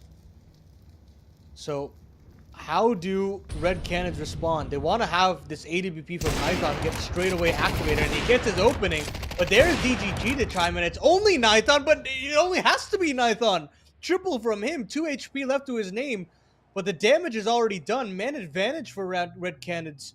And the captain steps up huge once again. Yeah, this is huge. I mean, this is what we wanted to see, right? I mean, we talked so much about his op and what he can bring to the board. And right now, he's sitting at that 6-1. He's sitting at a triple kill. So this is what we wanted for Red Canids. And now for 9Z, they're getting a little bit flustered on this one. They still have that bomb in their control with the 33 seconds remaining. So they still have a little bit of options, but it's definitely dwindling. It's not looking great. Max now making a lot of noise. A player just in vent, waiting things out. And he's going to have to be careful because he doesn't have smoke. And David Taste just goes for the swing, takes him away. Oh, boy. This is not good. And right now, I mean, with the time remaining, I mean, this bomb plan is going to be a miracle if it can happen. And there it is. Ending that round with a quad from Nighthon. That was just... what a round from Nighthon. Sure, the spacing was just slightly off there from 9Z, but it still takes a hell of a round there from your Opera to pull off the heroics that he did there on the smoke fade. And Red Canids heroically get themselves their third. And what that does is you look at the finances on the 9Z camp, it's only DGT with that saved Galil, or sorry, not a saved Galil, purchased Galil. And that's about it. So a hero Galil to potentially shut down this early building economy from the Red Candid side, and that's it. Yeah, and the one smoke that we see that's going to get thrown here from 9Z is just for that mini one. So again, that's a great way just to block things off. They do have one more. As they're going to be holding on to this, and I mean, they don't, again, they only have that one rifle that's committed. Deagle's kind of, again, with a compliment here to see. They're all just going to group on this, so Destiny might be able to fulfill something here, and does go for the swing. Hard's out trying to help him out, but it's looking a little bit greasy, but looks like Red Canids are going to be able to get themselves back in some decent footing, but this is a 3-on-2. Davideus going for that big swing will kind of solidify that fourth round, and it was looking a little scary at one point, Paladin, but good recovery coming in from the CT side. Yeah, I like the trade fragging from DGT there, but at the end of the day, you don't have enough firepower to accelerate upon that double kill, and Red Canids right the ship well there. Round number 6 now. Guns come back out for 9Z. Again, no AWP from Martineza, and I mean, you don't necessarily need an AWP on this T side, but it would definitely be a luxury that they could rely upon to get some openings outside, because so far, Nighthon has been able to shut things down. Hard Zhao to chime in as well. And it's been significant in their success thus far. Well, just seeing the fact that, you know, Red Canids are doing so well on the CT side, considering this is the strongest, this is what you want to see for any Red Canid fans. And Amadeus does get a better timing of this one this time, but his presence is known, and he's still able to find another kill somehow in some way. But 9Z get the trade back. It's an equalized situation of the 3v3 now, with 1 minute and 10 remaining, and the bomb's still in control for the T's for the time being, but now the CT is going to have to reposition themselves, and this is where the difficulty kicks in. I mean, because now you have to make the gamble, and these retakes can be quick. But even now, I mean, you can see it's a bit of a double stack, and now they're kind of moving players around, and even 9Z, they're going to re-aggress for this lobby, and they may try to crunch the site. The problem is that Buddha's got the bomb, and he's sitting on the top of Secret, so 9Z are kind of boxed into one decision and one decision only, and that's the lower bomb site. So it's either ramp or it's that vent position, and it'll be the former. So they got to go into Hard Zhao, and Hard Zhao's got to step up and at least get one here. So look to Buddha to potentially open things up here, but 20 seconds left on the clock here, Laz. They've got to speed things up. They really do. And this is kind of scary too, because even the fact that Buddha does have the bomb, like if he gets taken out, this could really fall apart here. And this is where Hardzao is right there. He might be able to get this timing. He just has to swing this at the right moment, but the door closes on him. Now he can just pop it open. The bomb's actually going to get planted just behind the box, and a bit of a misplay coming in from the CT side. Now Destiny with the molly. That's going to push these players out, but they're just going to be hitting heads now, leaving it to venomZera by himself with limited HP. Wow. And 9Z pull one out of the hat, and they grab a second round. Navi-esque there from 9Z, right down to the wire. But the cover is there when the bomb goes down. 9Z find a way to trade effectively. And as soon as the bomb goes down, it does feel like Red Canids' opportunity slips right between their fingers.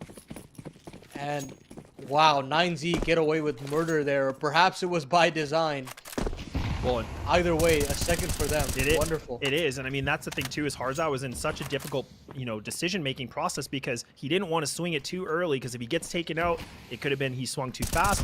But he also tried to play patient with that player going to the door, but his timing was just off. And good, positioning from 9Z with that plant, like you said, getting under that cover. That saved them. Like that would have been the round over because he would have been able to get that flank, and that could have changed things completely around. But now we're going to see 9Z. I mean, they've been successful in the lower site. They're going to do it again. Why not?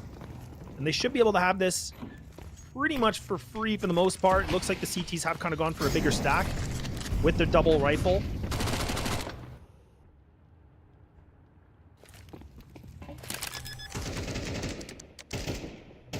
I'd rather them save here, in all honesty. Yeah. I know it feels like, oh, it's a 5v5 and it's doable, but that lower Brom site is really difficult to overcome, especially as those T's can get nestled into some really aggressive positions. They only have that Molotov on the back of venomZera. And for that reason, yeah, they'll back into CT spawn, and they'll have another go at it in the round following. But 9Z, off the back of that 10-second bomb plant, have now gotten themselves their third and look to potentially equalize the game here at fours. Yeah, and like you said, it's a really good call because again, like even despite the the rifle advantage that Red Canids have, it's going into that lower site is not an easy task, and they had limited utility. They didn't really have a lot of real estate to maneuver to get that retake done well. So I do like this. Pretty interesting round, right? Like nothing really happened in terms of damage or firefights, but a right call from Red Canids. Now they've been able to put a little bit more on here. We can see that utility's just slowly building up, still maintaining that dollar round to be that 1500 and kind of above. But 9Z, like you said, they're climbing themselves back in this game with one round of a differential, whereas before we were talking a 4-1 lead that was looking pretty good here for the CT side of Red Canids. Okay, bit of a quicker setup here from 9Z. They flash through that mini smoke. Max domes Destiny, and Max gets another. venomZera goes down, and there's Suaso. Lovely little pop there from 9Z as they bound through the CT smokes. They should get themselves the A site, and with that, the fourth round teed up for the South Americans. Well, and it's all about just changing the pace here too, right? Like you were just mentioning, 9Z, instead of playing it really slow and kind of going outside and lurking things out, they just go really quick out of hut. And also Max just pushing through Squeaky. The double flash was huge because it allowed that Mac 10 to find those first openers, and that's going to be great for the economy here for 9Z just to build that up a little bit right now for the IGL. So this is a interesting round from 9Z, really changing the pace, and I love it because now Red Canids, I mean, it's Davideus trying to stay alive, just about to get crunched here. It's a 2v2 just coming from the backside. He's able to find that too. Ooh, almost gets one more, but either way, we're back to a tie game. Nice try there from David, but it'll be in vain. And as we said previously, it was that double dip on the force buy, so they'll have money to reinvest here in the 9th. Meanwhile, on 9G's end, they've got themselves Martineza's AWP. Quite quiet, in all honesty, in map number 2 here. Of course, that T-side AWP is much more difficult to wield than that of Anubis. But would love to see him get activated as soon as possible because there's a lot resting on his shoulders when he's joined this 9Z squad. Well, yeah, like you talked about, I mean, coming from some pretty big teams and now coming over to here, this is a lot of questions, right? Both these teams have kind of had some, you know, roster shuffles to say. But Davide is about to get overwhelmed here potentially, but Nithon should be able to give this information. They might not spot him here, and that's a free kill. That's good. So now 9Z kind of holding off just a little bit more.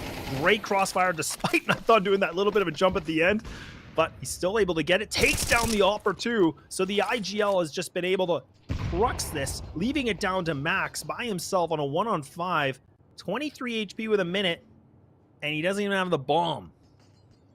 They try to, I don't know what the call was there, maybe trying to contact their way into dueling on ramp, but again, the spacing is just a little too disjointed there, and a call like that has got to be succinct. You've got to have all the players on the same page, and Nithon and David eat them, chew them up, and spit them out very easily on the ramp side.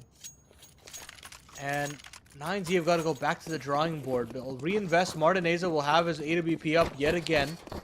And a couple missed shots from him really cost them to at least favorably have some trades there, but all of it goes wrong. He's going to try to take some matters into his own hands, smokes the Molotov off from the CTs, tries to get himself perched in the big garage, but nothing on offer. Yeah, really changing up the pace, and this is something that 9Z have done quite well in this first half, as I mean, they like to change the tune a little bit, keeping Red Canids on the guessing game, and that's what you want to see. And right now, they're just kind of posted up on outside, waiting things out. Nithon does have the op, gifted that one. Max trying to throw some utility here to open it up for his teammates, but gets punished for it. The ops are starting to sing now. And the nice little lullaby we're getting. Utility going to be exchanged back and forth. We'll have to see what they want to do with this. And Davideus, look at that shot on Buddha. That's big because, again, he was lurking things out. The bomb's still in possession, though, Paladin. And they might try something with a secret, having DGT kind of lurk things out through vent. But, again, even Destiny's waiting things out. But, oh, my God, the timing! Unreal timing there for DGT. Somehow, someway, he gets that equalizing frag, and now options are available for 9Z. They don't have to go down secret if they don't want to. He's gotta stay alive. They can split over into this upper bomb site. Davideus understands that the upper bomb site is under threat, and he's going to come through this ramp flank. It's all a matter of marginal timings, but that might be the kill that ends the round. Huaso gets a huge one to open up the A bomb site, and sure, Davideus is here early. Oh, I love this. Can he shut down this bomb plant? There's No! only 15 seconds left on the clock. No He doesn't way! peek deep enough, and Huaso has time to get his gun out. Just a matter of mere moments, and oh my goodness, Davideus had the round on a silver platter there. And you could even see he put his crosshair in the right positioning. He went for the quick pre-fire. He was like, oh crap, he's not there. And then he just re-swings again. But like you said, the planter was able to bring out the gun just in time. And that's just so unfortunate, right? I mean, you're so used to the default plant spots, but that's just a little bit of maneuvering that we've seen in this series so far. And especially from 9Z, right? I mean, they've done this twice now where they kind of did, different bomb planting positions and catching them off guard. And they bring it back to that tie game. They did it before in the lower site where they had that coverage, and now they do it here where just out of sight for that hot flank, which they were kind of anticipating for. And with that, Red Canids in that defensive collapse will call their first tack timeout. Figure out how they can potentially adapt. And so far, it's just, they are kind of getting out-called.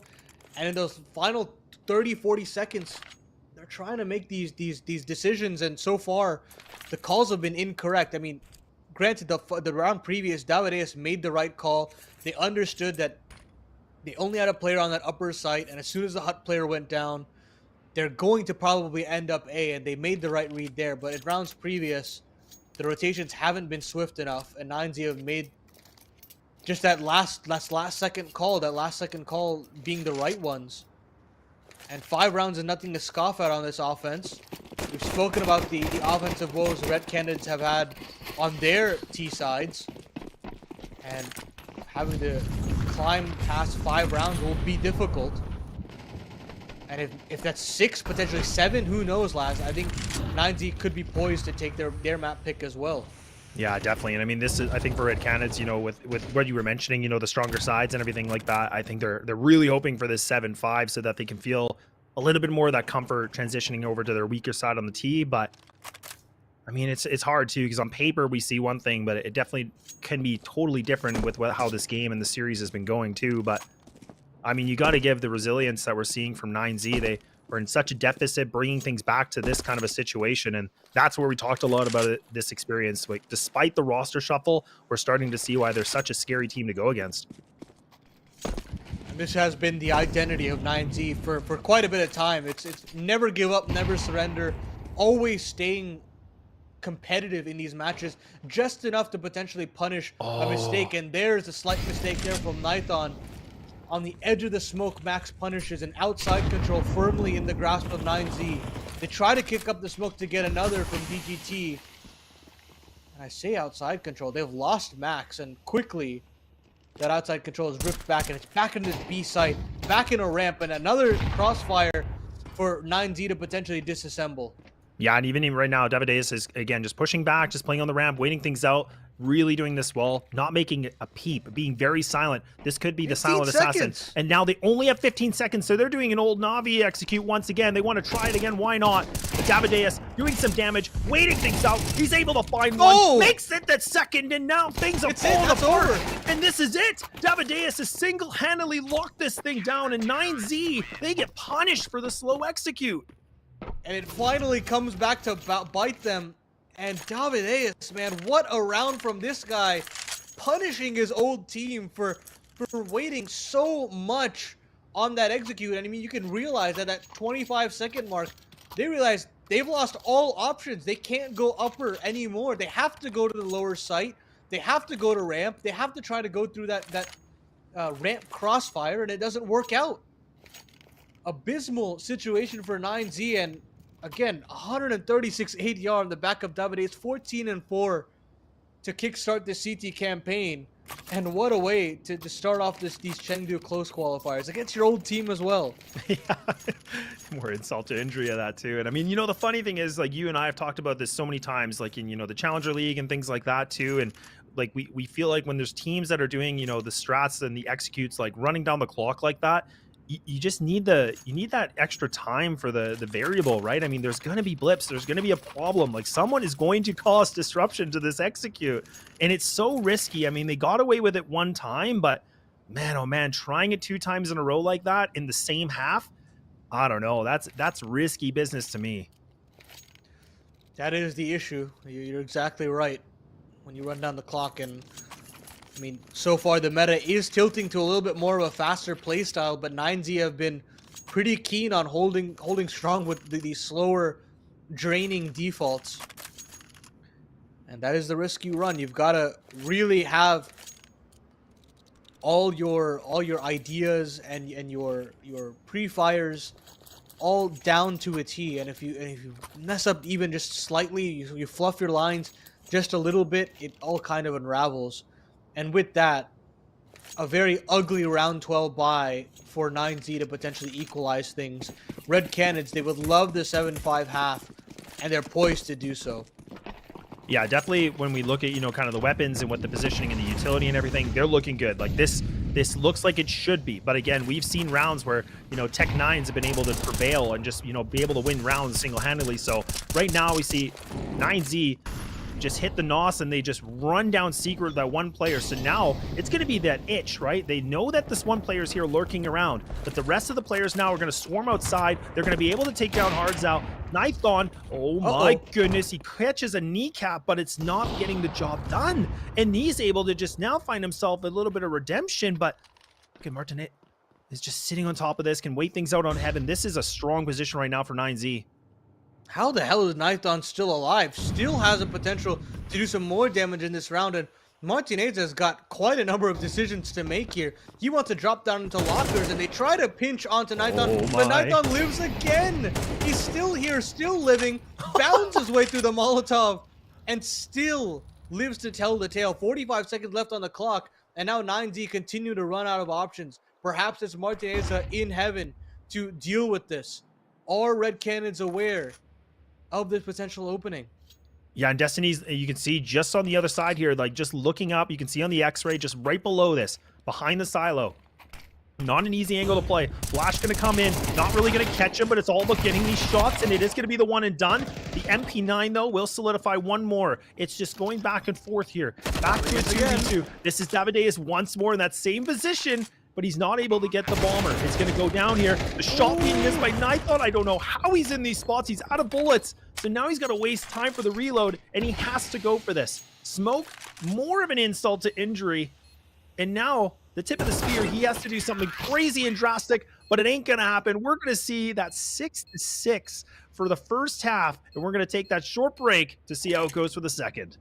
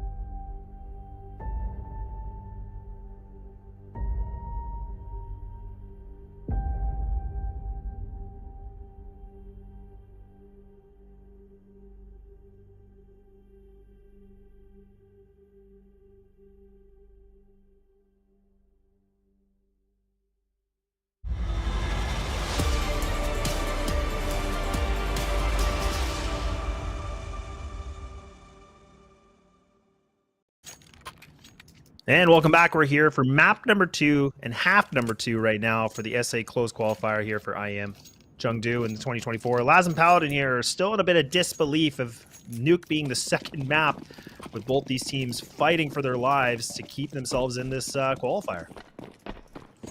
A lot on the shoulders of Nithon and crew and Red Canids if they want to get this done in a 2-0 fashion. On this T side especially, things are going to get much more difficult for them, but staying toe-to-toe with 9Z is no easy feat, and they've made it look easy to get to this point at the very least. Now is trying to find that finishing blow. It's this upper execute that they're looking for here. A bit tentative, and there's DGT to chime in with 2 of his own, but now the Red Canids can swarm on the site. But DGT, look at this guy step up huge. 3 huge kills from him, and now it's just Nithon left up in the clutch. Yeah, and he's got that P250, so he does have the P250 in hand. He does find that first, but now it's a 1v2. And again, not an easy position. I was a little bit worried for Max to overextend himself here, but this was a really nice read from 9Z. You can see that they had a 3-player stack in the site. They weighed things out, they almost like knew this was going to happen. So, I mean, this is where maybe both these teams might anti-strat a little bit, but some really good work coming in from the IGL on the CT side just to kind of, again, find that convincing pistol round, in my opinion. And now, full save outright from Red Canids. They'll have one singular deagle on the back of Venom Zera. And 90 should be able to confirm themselves their 8th. Unless we see something crazy again from Red Canids. I mean, it's been done before, but... Yeah, they've done some crazy things this best of 3, don't get me wrong. Man. I mean, that's the thing on Anubis, right? We saw that before where they got that one round with the Tech 9s and the one op, but this isn't looking like it might be that one. It's just a full Glock save here. Not a lot. Knife to a gunfight and almost gets it. Gets a little bit of a right click, but 9Z, they'll take that one. And now, this is going to be the big test. Guns out. No AWP for Nython. And no AWP for Martineza as well. They were very willing to play the bonus round here with that 8-6 buffer. And so, very curious to see how these MP9s want to play out in this round. Usually, you can see them have a lobby crunch, have a player from ramp, have a couple players coming from both door and hut.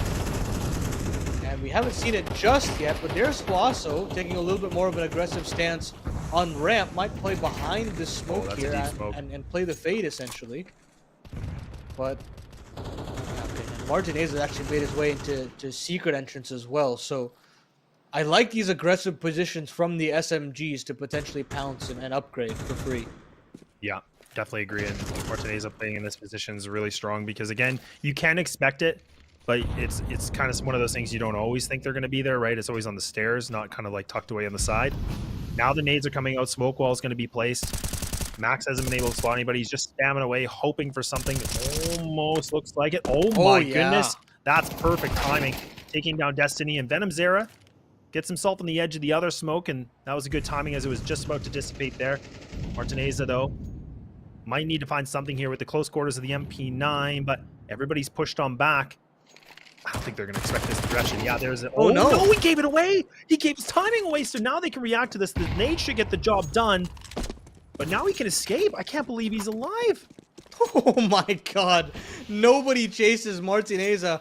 And Nython will try to get the job done. But he actually doesn't have to do anything. They trade very well. And there's Nython chiming in. And blinking, you miss it. Red Canids have traded up into the A site. I mean, the HP's low, though. So Hardzow needs to be careful. He still just posted up on Squeaky here. Can't be too over-aggressive on this situation.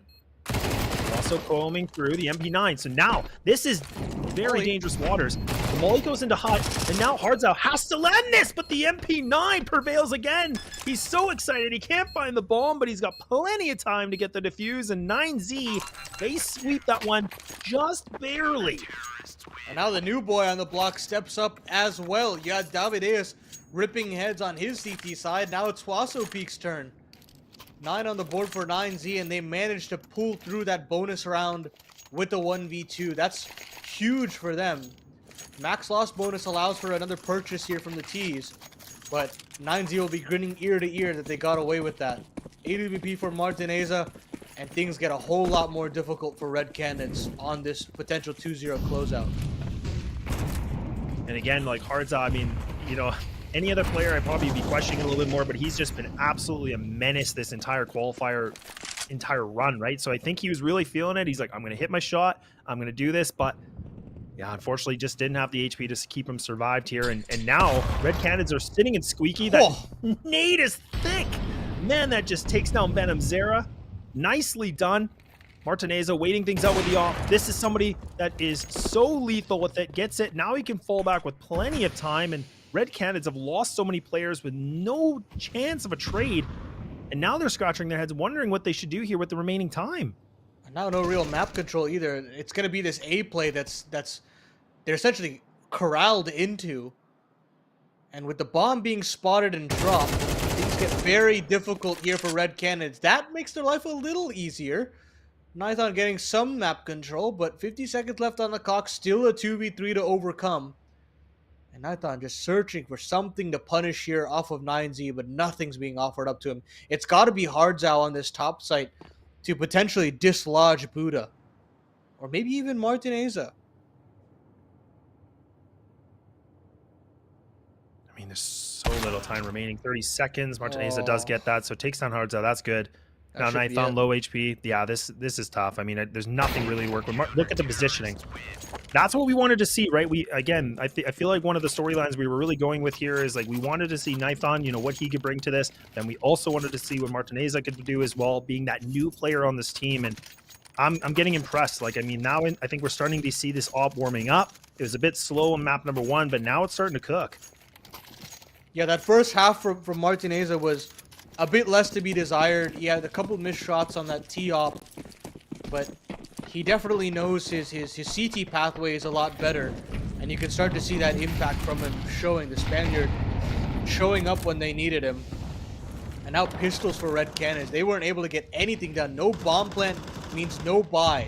And it's going to be this top pop that they're looking for. A Molotov and some flashbangs to potentially get them in. And sometimes this can get the job done, but DGT and Buddha step up huge. Sure, Hardzel gets some parting kills on the Tech 9.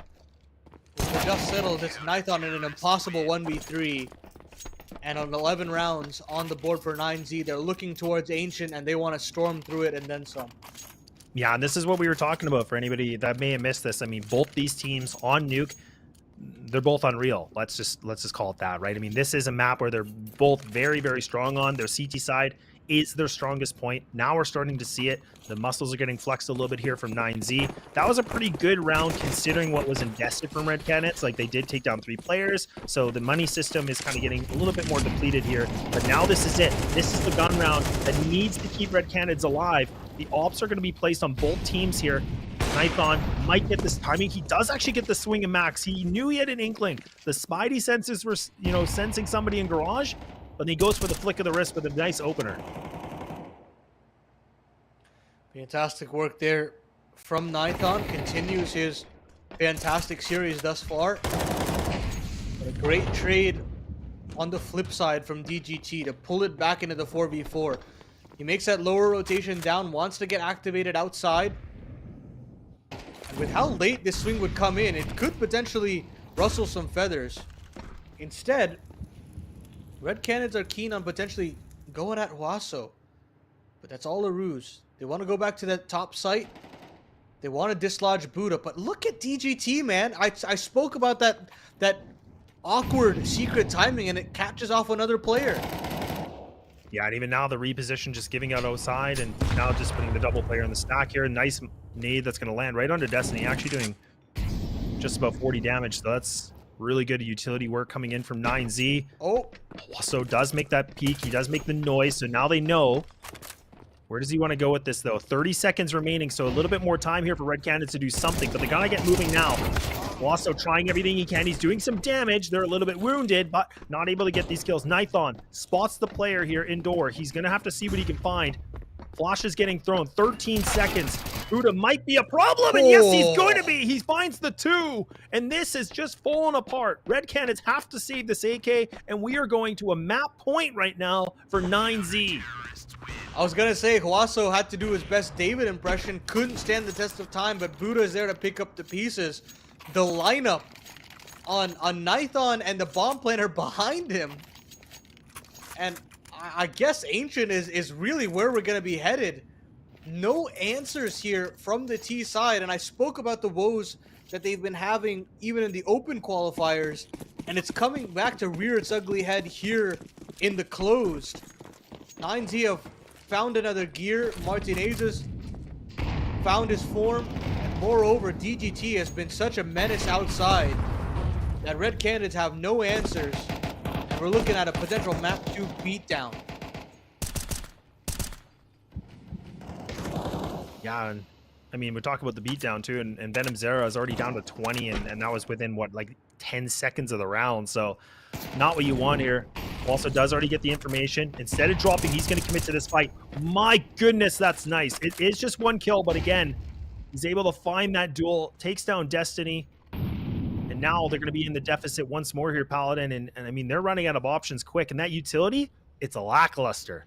Lackluster is a nice way of putting it, Laz. The smoke flashes is nothing to speak of, and things get bad to worse there. David going down, and just like that, a 3v5 for Red Canids to stay alive here in map number 2. Otherwise, we'll be heading to that decider of Ancient, where it really is anybody's game. Another player spotted out in Hards out. And 35 seconds left on the clock. Where does Red Canids want to end up? Nithon gets one in the upper side, but Buddha switches over to the USP and manages to get one. But still, in the 3v2, things get so difficult. Martinez is still here on the upper bomb site. 20 HP on Venom Zera, and 20 seconds left on the clock. I don't know how you win this if you're the young Brazilian, and the answer is you don't. So a beatdown pretty much from 9Z there. 13-6 affair, and we go to Ancient, where I think we kind of expected to end up here, but I didn't think in this sort of fashion. Yeah, and I mean, the thing is, too, is like we saw the first half end in that 6-6. We were thinking, okay, this was not too bad.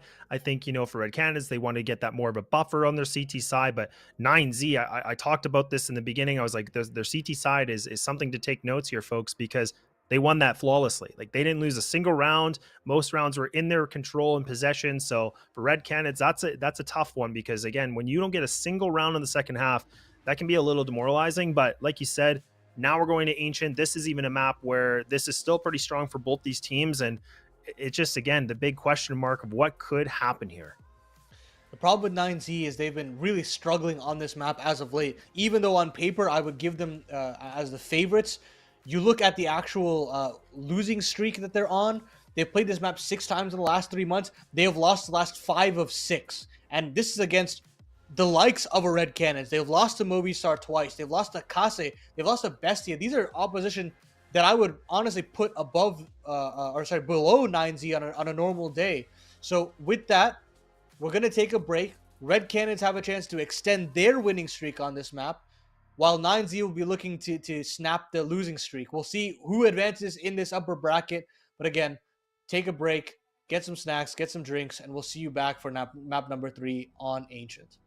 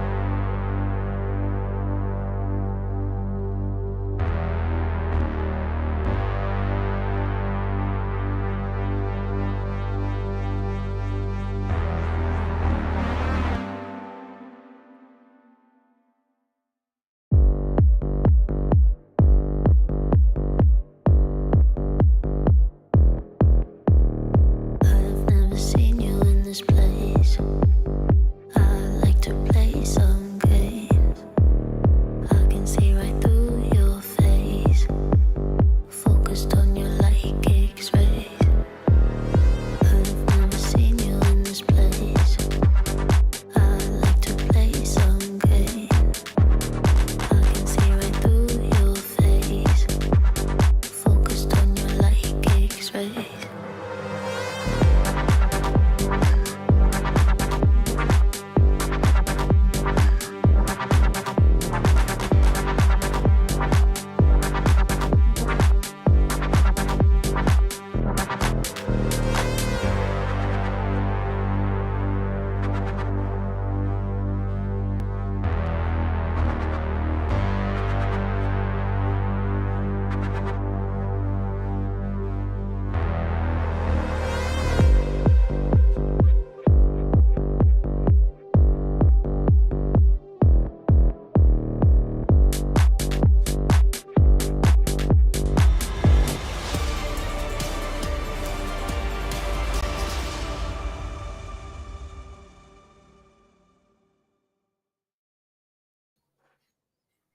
Well, welcome back. We're here for IEM Chengdu, and it's just 2024, and we're going to map number 3 now for the first series that we've covered here on the stream. And this thing's going to the absolute distance, and Ancient is now going to be the determining factor. It's such an odd map for 9Z to have to defend their upper bracket lives on, because it's a map that they've really been struggling with over the last 3 months. They've had a lot of time to potentially go back, figure out what the mistakes they're having on the map, but they have struggled specifically against Red Canids in previous matchups as well. So I'm really looking towards, have they cleaned up those issues? Can they battle back? Because as far as Red Canids are concerned, they're loving the fact that this is the third map. They're on a hot streak. They're looking good. I mean, you have the X-Factor players like Nithon looking really good. Davidace and Venom Zera having their moments. We haven't even had to see a Hards Out pop-up performance so far in the series, just because the core of this team has really stepped up. Yeah, and I think like you said, the piece that's really interesting that, I was kind of taken away before we even started this was, if we go to this map 3, I mean, Ancient on paper looks really good for Red Canids right now because they're 9-1. Their last loss was back in November, like for example. So it's been some time since they've taken a loss on a map like this. So they've come in with some pretty close games of wins, but at the same time, they're still in that win column, and they're on a bit of a streak when we go onto a map like this, where I think, the way we've seen this, best of 3 going, it's still anybody's game. 9Z has really proven to be like, a very big force and not to reckon with this, right? So, I mean, that's where we have to see if they can come a bit prepared, maybe some anti-stratting. I feel like we got to see little glimpses of that on Nuke, but now it makes the question if they've done their homework for map number 3. And this is a team that doesn't actually play too many officials when all is said and done. They're a team that likes to go back and practice and then come back. Usually a lot of people discount this team because they don't play as many officials. But the thing is, when it does come down to crunch time, they show that they've had the preparation that they've put in. And they 9 times out of 10 prove a lot of teams wrong. We saw it in the Americas RMR. We've seen it happen in a number of RMRs leading up to where we are today. And look, man, they have a lot on their plate in these next couple of months. They have these Chengdu qualifiers. They have the RMR closed qualifiers as well. And this is just the start of them kind of warming up into things. So I'll be very curious to see if they've fixed up this Ancient, because they've got to get it ironed out really quickly, considering the kind of level of competition and stakes that are kind of on deck for them should they lose this map. Yeah, and that's a really good point. But it looks like we are going to get fortunate up. We are going into this map number 3, the opening or the last determination to see who's going to keep moving on in the upper bracket. Like we talked about, this is that double elimination. So loser of this game will be able to keep themselves in a fighting chance here in the lowers. But like you said, nobody wants to be in that position. And 9Z are going to be on the CT side. And Red Canids, they've already taken that mid control. They're taking a bit of a bite of a donut right now. They're going to go for that A crunch, but Martineza now making a bit more of a nuisance here in that thorn of the side and not allowing him to get this plant for free. That 4-1 split fails. Very wonderful for Martineza to hold on to this part of the map. And they're going to try to duel into CT instead. Buddha gets his. And now, one by one, these Red Canids players are getting spit aside, and it's only Venom Zera left up in this.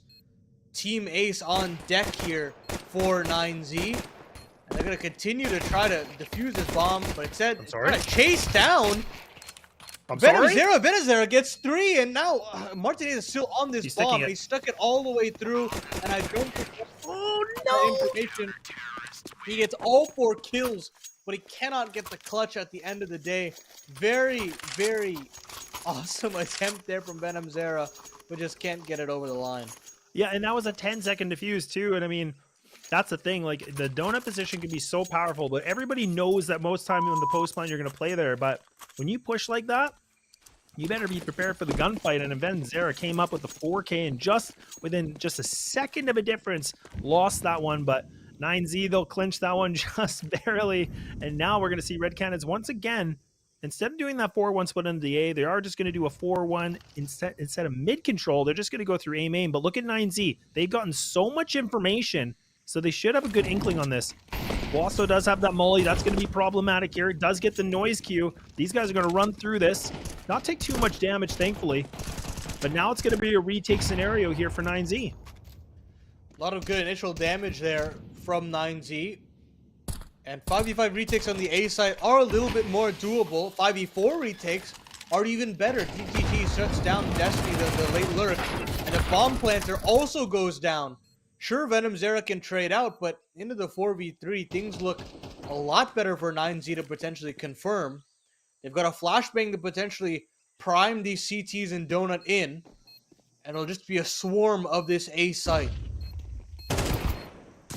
Now the swing's coming through. Venomzera once again, somebody that's been able to put up some decent numbers. A nice quick headshot, why not? Now leaving it to Davideus by himself with Gleal in hand.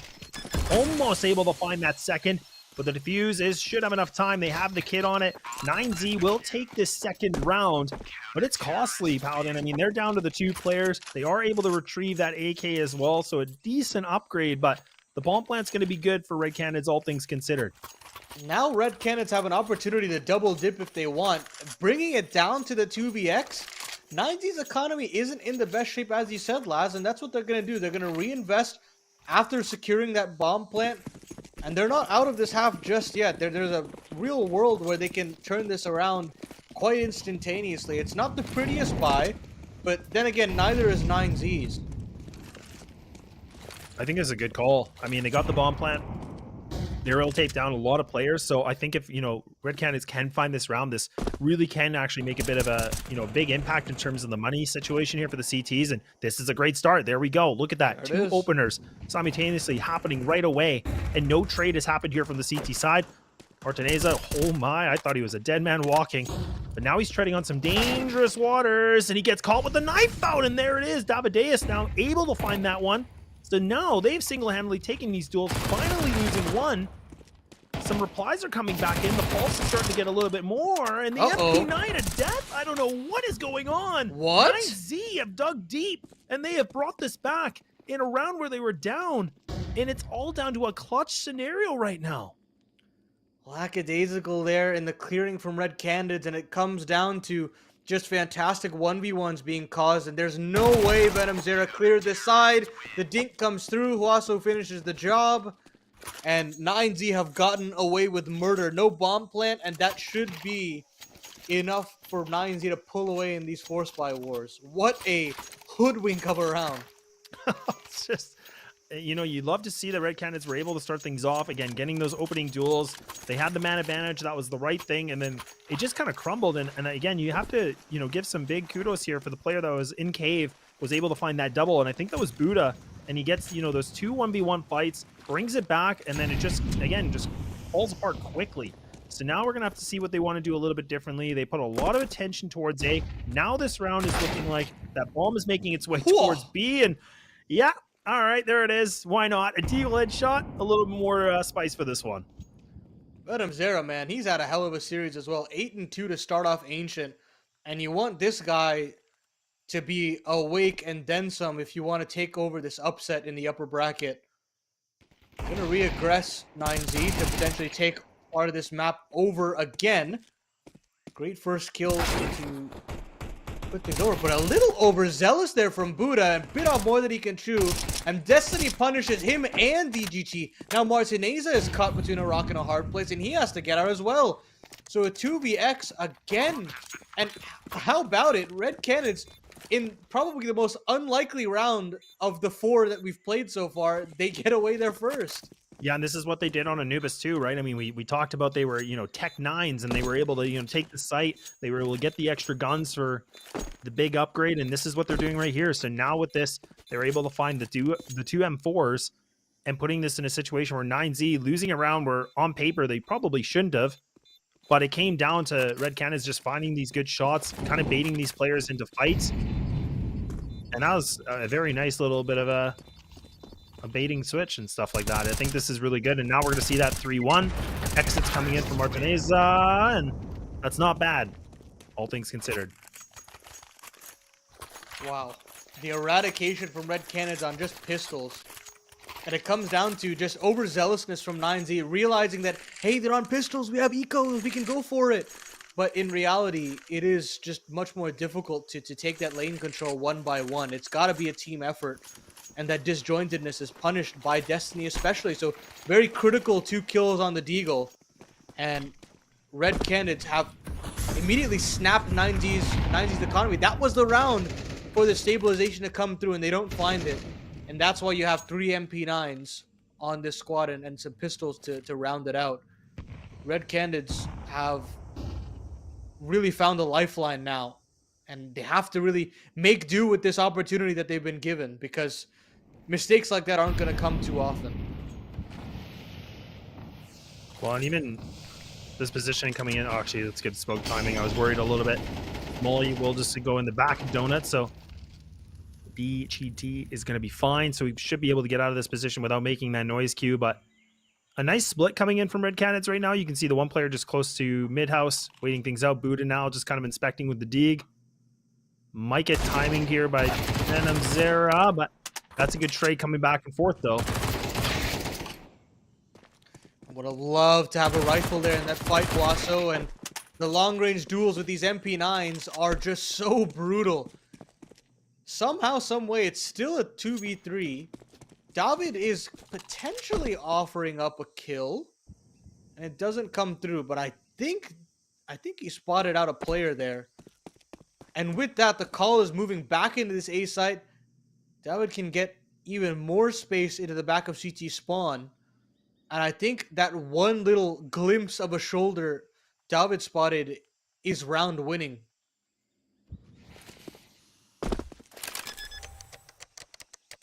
Nice plant coming in, too.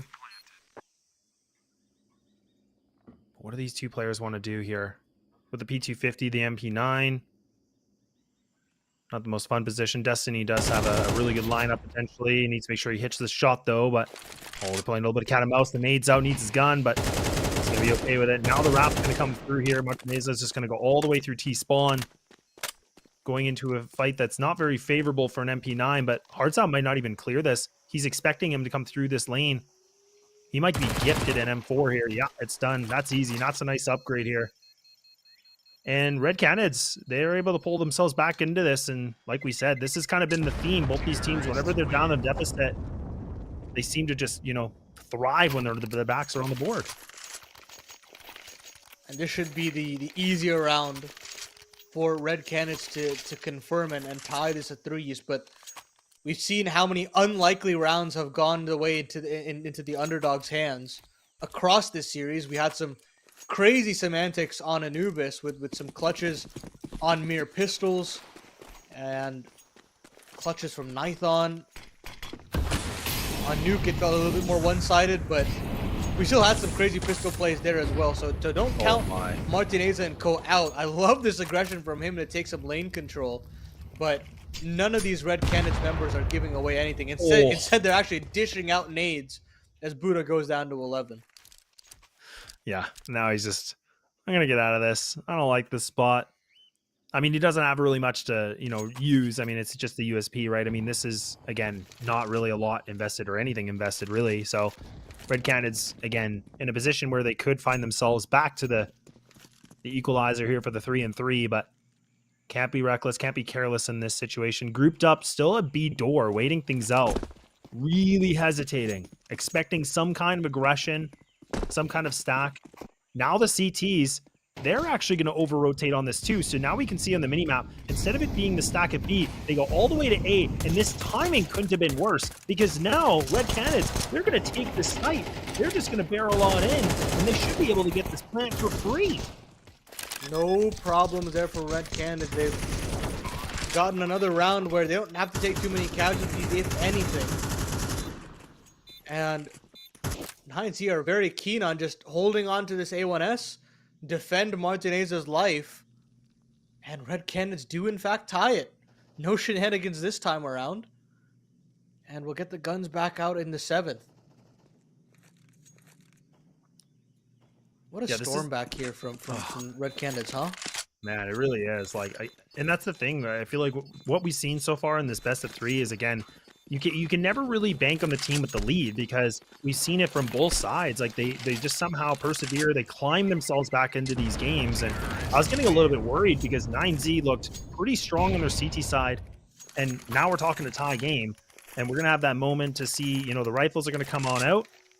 So again, a good, potential round for momentum. Martinez gets that AWP out. We've seen the amount of damage he's able to do on the CT side when he has the big green. Huge amounts of impact on Anubis. Picked it up on Nuke as well. So far, his debut has been pretty solid. Now, whether or not he can actually take over the game is another question. I know 9Z have been looking for that sort of player for a while now, ever since they lost Try. Or I should say moved on from Try. But now, a lot resting on the shoulders of these riflers, if that's not the win condition. This is some good control, though, from the CT side. Again, I love that they're just fighting for mid like this. Still putting the pressure point on this. They're not going to let it go. So they've split this right in the half, right? I mean, so now that Red Canids, they're going to have to either refight this or just commit to a site. And you can see that it's that 3-2 split. Not the best positioning. And even the 3 players with the bomb, they're in the back of B doors. So it's not even like they can pop flash anybody to go swing through elbow into mid. So this isn't really the greatest amount of positioning that we're seeing from the T's, but I think they're wanting 9Z to just burn a ton of utility. And that is kind of the key point here, because again, we have a smoke and a molly remaining here for the CT side, where Red Canids, they're sitting pretty good with the inventory. Love that smoke drop from Max. Allows him to spam through cave here. And the mid utility is also very well played. Venom Zera and Hardtower kind of segmented, and they all get absolutely eradicated. The lane player goes down as well. 30 seconds left on the clock, and 9Z's constriction with the utility has just befuddled Red Canids. There's no idea as to what the game plan is, and their game plan has just come crumbling down. Sure, Destiny will get a plant, but 37 health in a 1v4, I don't think he's cut out for this. Yeah, he's going to have to get moving here quickly, because he's got a lot of people to take down. That's the first one. Still 3 remaining. One of these players is low with 6 HP. And it looks like he's going to wrap around, but yeah, the defuse is coming in. I think he's just going to give this up. I was thinking he was maybe going to go all the way around to long B and try to, do the impossible or something like that, but no, he's going to concede defeat for now. But I love that from 9Z. Again, I was worried a bit for their sake in the terms of the utility. It was lackluster. There wasn't much that they had remaining, but Red Canids, for some reason, instead of going into these sites with the guns, they seem to be really focused on the util use, and I feel like that cost them at least on one or two of those players, especially in mid, where DGG was able to find that double kill in mid cubby. Yeah, it really just comes down to holding down mid as much as possible. You see how they're continuously cycling in those smoke grenades, and then that final Molotov just totally ruins their game plan, and they are forced to fight. This time they're going to try to pressure that A side of the map a little bit quicker, especially considering Buddha and Max have taken over all of B lane. Martinez is going to have to step up big as they try to split into this A side. And even with that aggression, they don't even commit to it right away, too. You can see that the bomb's still through elbow on mid right now. This may could do some decent damage. It does. And 9Z do start things off with a bit of a reply, but we bring it back to the 3 and 3. Mid. Yeah, and now it's dropped. So this is a problem because 2 players are towards A. Also able to find that one on David. That's big. So now these players are split apart from each other. This is not what you want. Destiny about to give his position away, hoping to find something. Now needs to tuck tail again. And 9Z, they might have just taken this round through the technicality of the bomb placement. Oh, it's so ugly dear. for Red Canids. Nithon gets his head popped. Huaso has some impactful kills here off of mid. And it's only Destiny yet again in a 1v3 this time. Maybe a little bit easier, but with no bomb, as we said, there is just no room for Destiny to get anything done in this round. Maybe just another save, but Red Canids on just the metric of these defaults, 9Z are a step above. They've had solid mid control. They found answers every single step of the way, and Red Canids just don't have any answers back. No, not at all. Now we're starting to see that 5-3. One more round needed here for 9Z to bare minimum get that 6. Which we have seen that before, where, you know, the half goes 6-6. Timeout going to be used, and to kind of beat me to it, I was thinking, like, we haven't seen a lot being utilized from these guys, but good to see it now being finally called, and they're kind of in that position where they can go for this purchase. They need to figure out what they need to do. Let's slow down the, you know, the momentum here that's being gained from 9Z and reevaluate the game plan.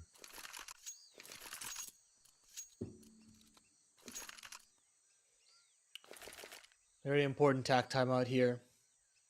What is that adaptation we're looking for? Maybe try to burst through that mid utility instantaneously, drop that smoke, have a couple flashes over the top, and try to duel 9Z before they get settled into mid. Or maybe you try to up the tempo on that A side of the map, force the mid players to give up mid control and fight from Donut instead. I mean, there are a lot of options here to potentially force these 9Z players out of mid. It's just a question of what they want to opt in for. And it's going to be neither. They're very willing to just give over the mid control. And they're having to give up B lane as well. And I don't know, Laz. This feels really constricting to really pull together any T-sided rounds. Yeah, we keep seeing that, again, they're just playing very passive behind these doors on B main right now, and just look at what we're seeing right now. I mean, there's some big spam damage coming in from 9Z. Nithon was spammed away to 15, by the way, and then the nade damage coming into Destiny, putting him down to 36. So they barely have seen anybody, and they've taken so much effect here. So again, 9Z are just putting in so much aggression. And Red Canids, now they need to figure out what they want to do with this. They have lots of utility in comparison to 9Z, but what we saw previously, that's not really going to matter because they are firing on all cylinders right now. And they have a good posting here. Martinez just waiting things out with the yacht. This is all about the pop flashes. We need to see that utility that's going to flush these players out of these positions and catch them a little bit more of a problematic positioning. But there it is. That's where the op needed to go. Now he can fall back. And Red Canids, now they're refighting for control on B ramp. And look at how much time that's rotted off the clock. You can give all that space over, but with how much time it takes to clear out that part of the map, you're left with 30 seconds left on the clock to eventually get into this B bomb site. They're finally going to be able to execute, and it's only Max here to kick up the nade. Oh, that's beautiful. That last-minute nade could have just saved Red Canids' opportunities. 4v4 now, 15 seconds left on the clock, and there's no way for this bomb to really be able to get stopped. It does go down just barely, and through the skin of their teeth, Red Canids stay alive. Yeah, I mean, the positioning, and now they went for the rotate on A, so now this is about a retake. This is the 4-4. The positioning here, not too bad here in terms of Red Canids, but they're going to have to be careful. But that's Venom Zero, able to put that AK to work. He's able to find two, make it a third, and they respond back in interesting fashion, and they ain't done yet. My goodness. I mean, Red Canids did not have a way back into that round, but luckily for them, the default from 9Z suggested that maybe it was an A-leaning attack. And that nade to kick up the B lane smoke. I mean, in Go, right? In CSGO, that's a round win there from Max, playing in front of that smoke. But you can't do that any longer. There is still that opportunity to kick up the nade, or kick up the smoke rather with the nade. And Red Canids, off of a CS2 mechanic, get themselves their fourth. Very unlikely, but well done.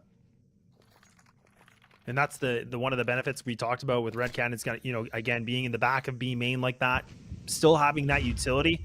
But yeah, whoever threw that nade, I wasn't unfortunately able to see it. That was really important because, again, with that CS2 mechanic, like you said, it just can change around just like that. Because in old versions, yeah, Max probably would have won that round for them because you would just be sitting there and you don't really want to run through the smoke. Flash comes in. They're going to swing through mid, though. The CT is getting some information. So now they know Red Canids aren't, you know, really interested in mid for the time being. Still waiting things out. A very slow default kind of positioning. 9Z from what we've seen. Look at how fast they just move around and rotate. Now they're starting to get the bodies towards this B site. But the issue is there's just no weaponry to potentially defend this. Sure, you've got 3 players on the site, but they're being pushed away by this utility. Red Canids should have themselves their 5th here. And there's David, there's Hardzal. And we go even again at 5s. I mean, I'd argue that 9Z have played a better game here, but Red Canids have just been that much more resilient to hang on. And, I mean, you as a viewer can decide what you value more here, but at the end of the day, we're still at a tie game. And I'll be very curious to see who comes out on top. Is it that resiliency, or is it the anti-stratting? Is it the game plan to come out on top? No, definitely. And I mean, now they're just kind of hunting this, not allowing anybody to survive. The Deus needs to be a little careful, but okay. Ring around the rosy, they'll finally get it done. But a 5-5, and yeah, again, I gotta agree with you here because I mean, I was a little bit worried. 9Z were looking really strong. They looked like they were maintaining the control of this game, and now we're talking about that tie game situation. Now we'll see another gun round coming through. Both the ops out here for the CT-NT side. Double MP9, and I mean, Paladin, I don't know if you agree with me, but that MP9 is strong. Like, it is in CS2, we have noticed that it can bring such a big pack to the punch. I mean, it really does become position dependent, right? We saw those triple MP9s trying to duel long range on mid, and it struggled. It's got to be these close range MP9s. I love that Max is playing close range on Cave, and so is Buddha. So, right place, right time for these MP9s. And you're right, when it does get to those close range duels, they get very deadly, especially in CS2. It'll be a first phase execution on the B bomb site, and a lot of players swung over from 9Z onto B, but there's nothing here. It's all a ruse, because look at Red Canids. You've got 2 players up into the red room, and only 2 players on that A side to greet them. Yeah, and this is the thing. They're just getting that information. They're allowing those 2 players to kind of scout things out, go a little bit rogue, get some intel, and that's still Venom's era. Yeah, and they're pushing through, and they already pushed through mid-house. They got a player in CT spawn right now. Max is lucky that he didn't make that noise gear with a molly, but now you can see the bomb's transitioning. So now we're going to see, this is an execute that's coming into this A site. Players are going to do that 3-player into Donut, leaving it right now. Barroso, he has to come alive. He's in A main. He's tucked away, just waiting patiently. And it's going to be all about the timing for him right now. This is where he could be a difference maker if he wants to be. 2 of his teammates are slowly creeping through, but I don't even know if they want to go for this in this kind of a situation anymore. It's a 3-on-5, making it worse for Ware with a 2. And this might just be a save now. The opportunity might be lost. The issue with Huaso being the last alive on that A side is he is the A player. So I really do admire that Red Canids understand that, hey, look, we've got the man advantage, but we haven't found Huaso, so maybe he is A main. So they have all the players trained on that position after clearing Donut, after clearing Red Room. That's the only possible position. And Red Canids come out on top off of just a very well-coordinated fake on the B bomb side. They fake that B execution. They pull 4 players over to that beta bomb site. And as soon as they have that execution, you have 2 players in Red Room to cut off the rotations, and they basically just squeeze onto that A bomb site. I mean, so far, at first I thought that Red Canids didn't have any answers on this T side, but they found answers and then some. Oh my goodness, a nice one catches the leg of one of these players, but now they need to do a little bit more than that. They're just going to bombard into this A site. They don't even want to wait things out anymore. They've been playing slow. They've been playing patient, but that patience has run right out. Now they got themselves in the A site. 9Z in a position here for the 4-on-4 retake. Bomb is going to go down. but it's all about the post plants here for Red Canids. They need to get themselves in these positions. Nifon somehow is able to get another duel in his favor. Finding an opening.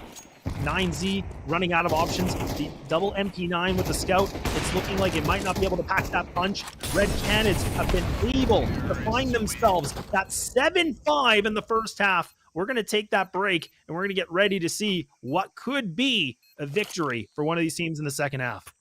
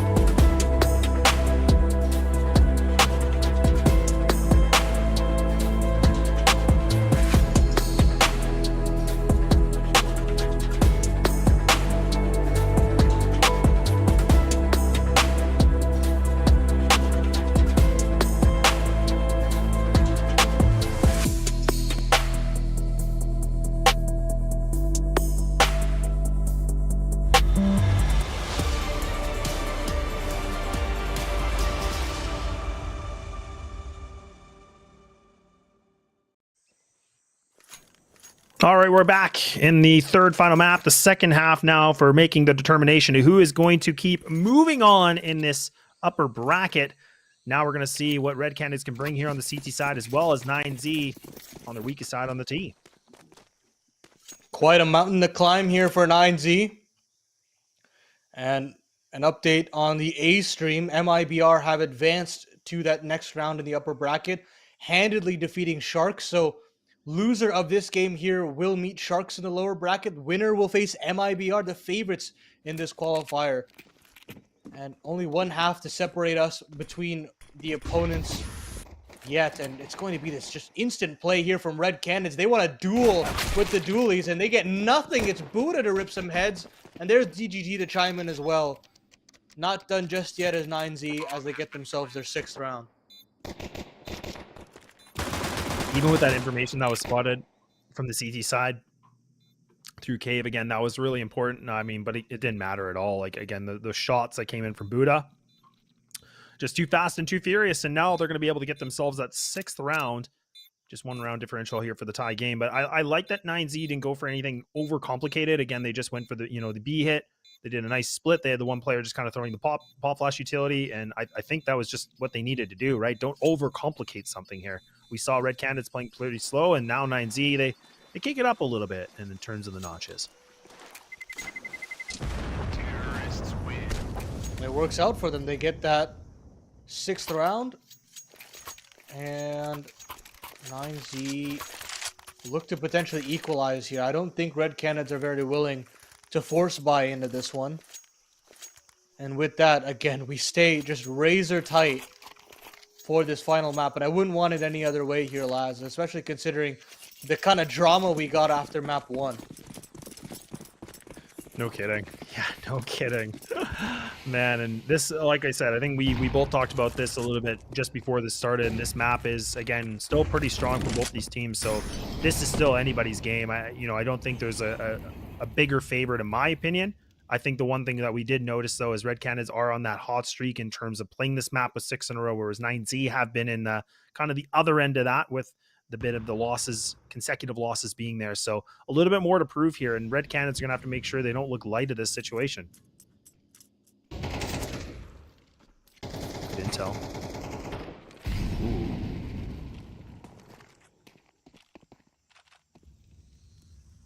.9Z.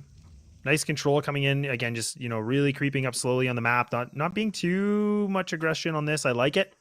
Bombs even in the back of B main. I think this is good. And now they have the scout here, which I think is Max. He's just going to creep on through into the A site. He's going to find out where the stack is. So he should be able to find this kill. And he should be able to get the intel that, yes, the A site is open. The CTs are now stacking towards B, but 9Z, still going to throw all that utility. They're still going to probably contest this. Why not? I admire the diligence here from 9Z to make sure that they can confirm this round with minimal casualties. And that they have. Python, Destiny, Harddow starting to look for something, but superior weaponry and superior positioning as well has been fantastic. I don't know how Harddow gets a kill there on the USP, but it's definitely something they'd be happy about. Force the rebuy on Martineza. And now the true test comes for 9Z. Can they complete this comeback? Or is this the start of the Red Canids closeout?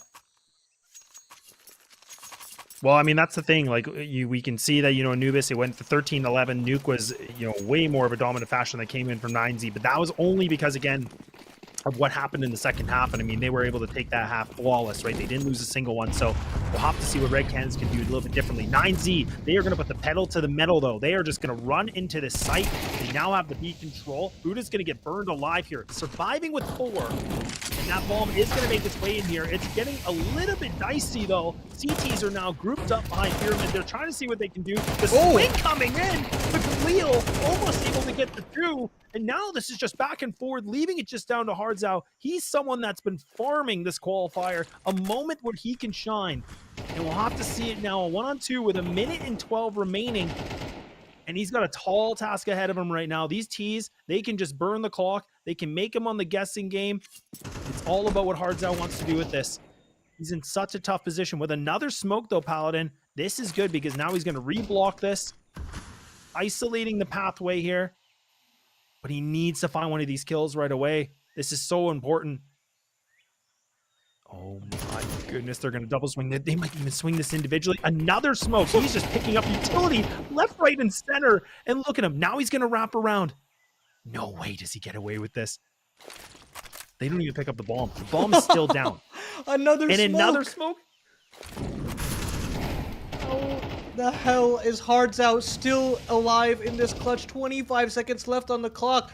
After picking up all of this dead utility from his teammates, there's really a world where Hearts Out could have pulled it over the line, but finally the utility runs dry and 9Z collect the final frag. I mean, I really had to give credit to 9Z for calling a very brilliant round there, upping the tempo, making sure the MAC-10 gets up into the face of the CTs, and they get overwhelmed and then some. As those trades come through, there's flash after flash after flash alongside, and eventually Red Canids realize we can't do anything in this round. We have to hope and pray Hearts Out can get the clutch over on our side, but they just can't get it done. A brutal round to lose. Oh, that and flash. now 9Z can turn up the Jets and run away with this T side, at least to start things out. And that flash, honestly, was the demise here for Venom Zero. He was playing really aggressive down mid with the 5-7, and he was pushing into elbow like that. He was trying to see what he could find, and with a 5-7 in that kind of close range, I mean, it could have been very much a big issue here for 9Z. But that flash that came in from their teammate right in middle, that was perfect timing.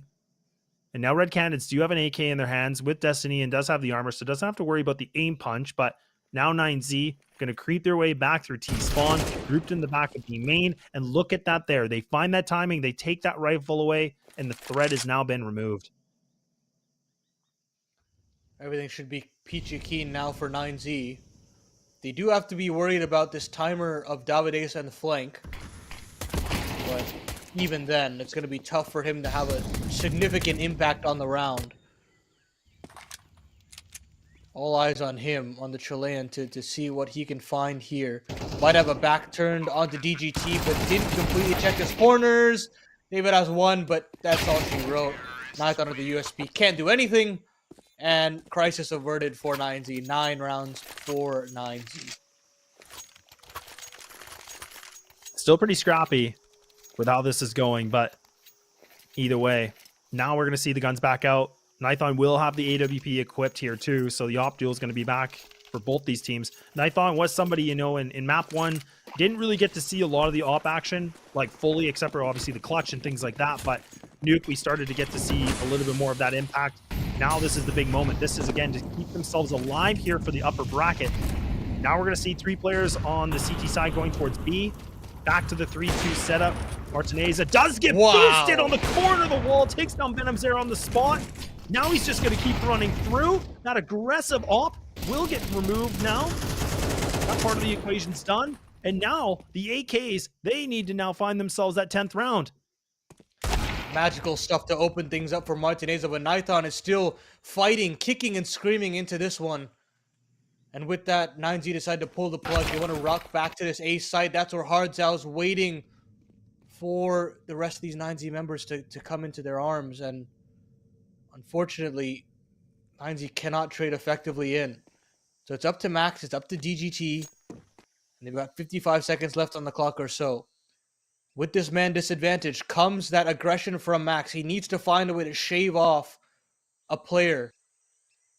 And no. I think it might just be a matter of timing. David doesn't actually clear it completely. And now it's Hardzow potentially getting pinched. Can't get anything done. And it's just a matter of mere moments there for Red Canids to steal away the round. And instead, back into the 2v2. Oh, and that smoke was so deep too. So even Davideus was kind of feeling it like, okay, I'm going to try to go through this.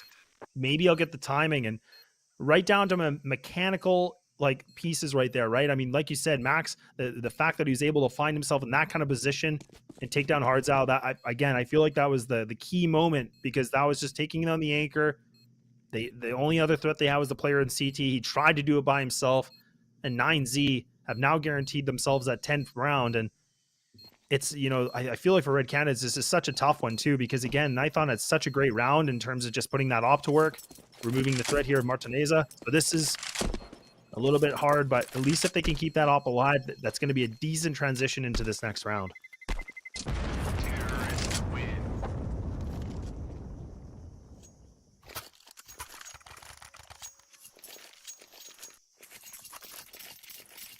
Now, Nithon on the AWP still retained. And he's had some impactful rounds, sure, but we need just a little bit more out of the captain. Especially in this round, in round number 18 especially. Just because it's really the only primary gun involved so far. Martinez has been doing pretty extraordinarily on his own right, now on the T side as well. Battle of the Ops hasn't been the most exciting affair in terms of the flashiest of frags, but they've all had their rounds. They've had opportunities to showcase their talent. Just a matter of consistency at this point. But no matter. Into this A site for 9Z. They want to fight fire with fire. They're going to aggress through. And there'll be nobody to really answer back. Yeah, and even again, they find that, you know, Davideus, and that's big, and the op's still there, so I mean, there is still a threat here from the CT side, but you're gonna have to find more than that.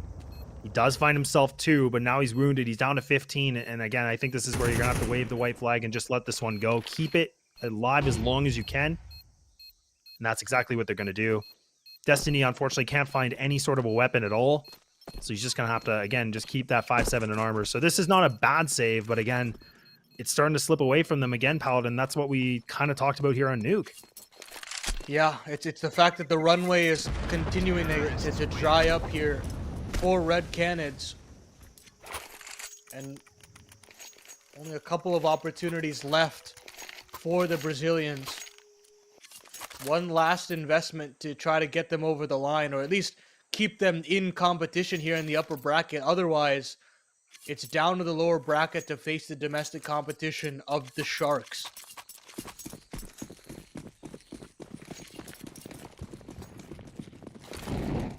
Oh, mid smoke miss there from 9Z.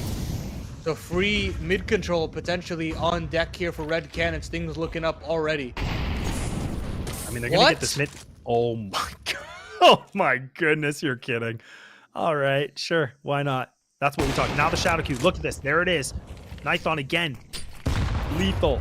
Making it a bit of a suffocation here. Now they know where the op is. So 9Z, they can pull back on this, and that's what looking like they want to do here. Hard's out just on the other side of the smoke. Max and him are about to hold hands. No. Oh my goodness. This is all about who's looking at the right time in the right place. This could be super scary, and Max does have the advantage of it, and he will get it. So now, back to the 4-on-3, the advantage for 9Z, and they're just going to kind of wait things out a little bit more. Now a 2-1 split here from Red Canids. Now life gets a whole lot more difficult considering Hardzout could not get the job done. Martineza does not miss those. As Venom Zera tries to pull things back, 9Z move forward 4v2 to potentially lock in match point here after an arduous best of 3. They're going to pivot back over to this B bomb site, and it's only Davideus left up in this. He's had a hell of a series, has had some step-up anchor moments even on Nuke, but this might be one task too tall to manage. Well, and even the positioning he's in, look at... Oh, that timing again! Oh, so unfortunate. He was waiting for so long, and then he was kind of getting a different feeling. And yeah, this is it. I mean, this is now where Nithon again has to save this op. There's no reason to go for this. They need to put everything into this last round because this is going to be map and series point now. Gained here for 9Z, but what we've seen so far for Red Canids is their CT side seems to kind of be, you know, in these last two maps, it's been, or this map alone has just kind of been such a, you know, turning point for them. They just can't seem to get consecutive rounds in their favor, but 9Z are kind of showing us, you know, how well tuned of a machine they are, and they're looking really scary. Unfortunately, Red Canids' CT side has had a little too much respect, and oh my goodness, that's got to be the killer blow. Nithon not even being able to hold on to that AWP means that one of these players will not have the buy that they're looking for. And as I was saying previously, Red Canids have not been able to get proper mid control. They've not had any insane lane takes. They've not been able to take A main. It's been a lot of respect being given over to 9Z, and Max has been calling circles around Nithon as far as the second half is concerned. And at this point, I don't even know what your adaptations could be because there's just so many holes in the defense for 9Z to potentially abuse. Well, and I think, you talked a lot about this, in the very beginning before the series started, and Martinez was kind of one of those players like where he got transitioned into this team and he's been a new player and, filling in the op role, and we're wondering how well he can do. And we didn't get to see a lot of it in map 1, but I think, from map 2 and now map number 3, he's really starting to show his comfortability.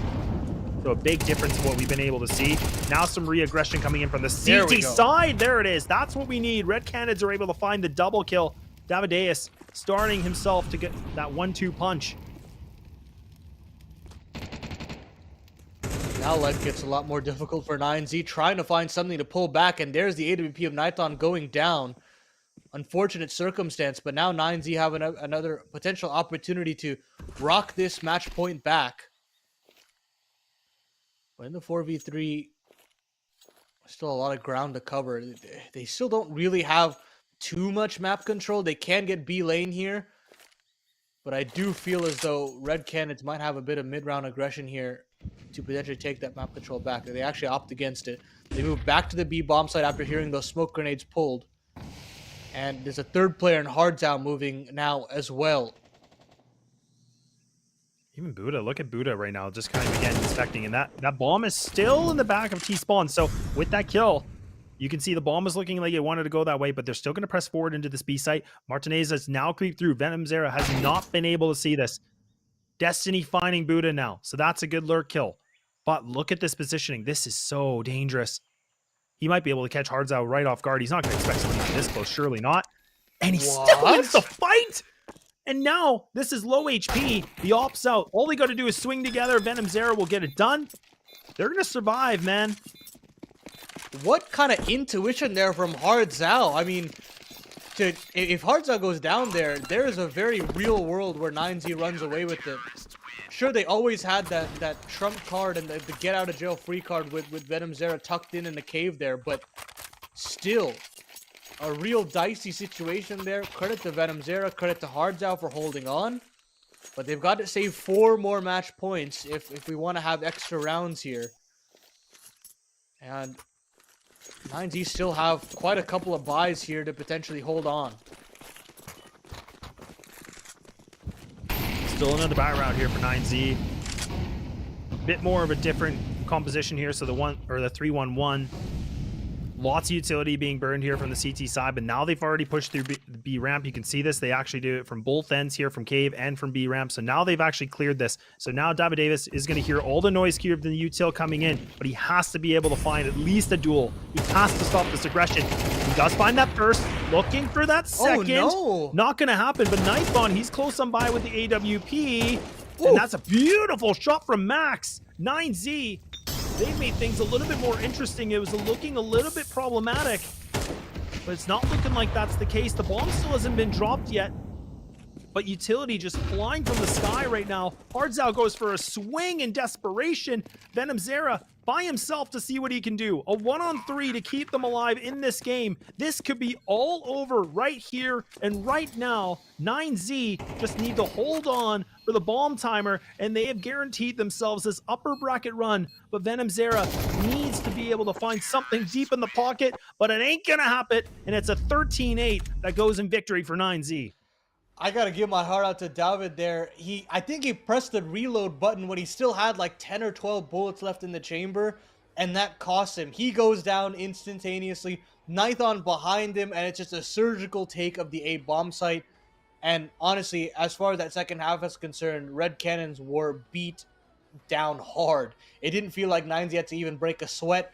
Their defaulting was just a cut above, and they just understood Ancient today just a little bit better. They're going to move on in the upper bracket to face MIBR and at a spot in the grand final, whereas we will be taking on Red Canids in the lower bracket with Sharks. I think both matchups are so spicy here, Laz. Yeah, and that's the thing, right? I mean, with the South America qualifier, like, this is the thing. We're down to these, last remaining teams that, I think it still can go any way. I think 9Z did a really great job to kind of get the response back to do the reverse sweep, because we were saying Red Canids look really good on Anubis. We were kind of wondering, and that was puzzling a bit. But I think we got to, get that show of how well they can be, and they're a pretty well-oiled machine despite them having that roster change, and it doesn't really look like their fundamentals or protocols change too much. But yeah, this next matchup that we're going to be covering on the stream is going to be the Sharks and Red Canids, and that's going to be in about an hour or so. You do have yourselves a little bit of a break for the time being, so you can kind of recharge and get ready for this extra match in the lower bracket. But we are going to take that break for the time being, and we'll see you very soon.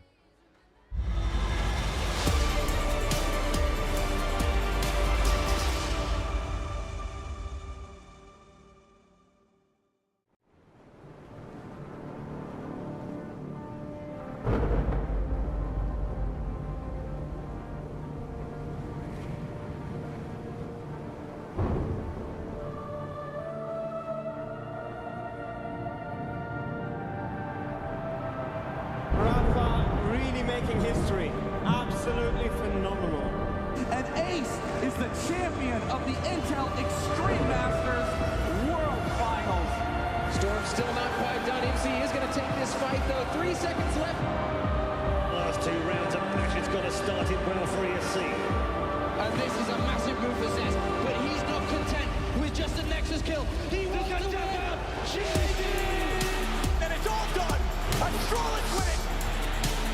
Unbelievable Rogue with a 4-0 victory over Classic. And they did it again in the grand finals. It's Anubis! Give it up for your Intel Extreme Masters World Champion!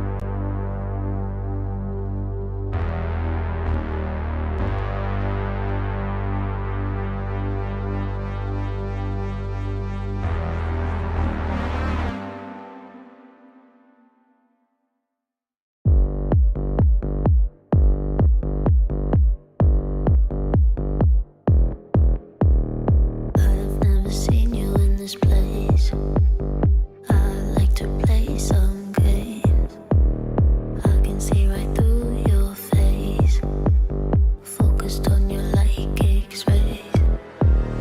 I've never seen you in this place. I like to play some game. I can see right through your face. Focused on you like X-rays.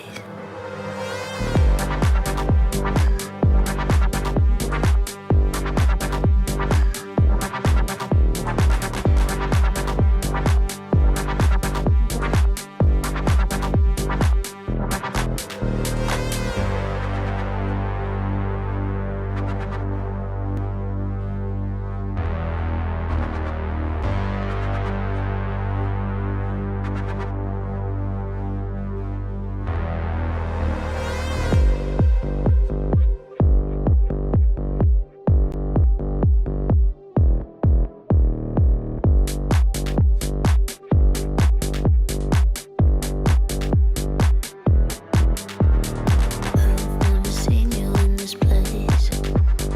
I like to play some game. I can see right through your face. Focused on you like X-rays. I've never seen you in this place. I like to play some game. I can see right through your face. Focused on you like X-rays.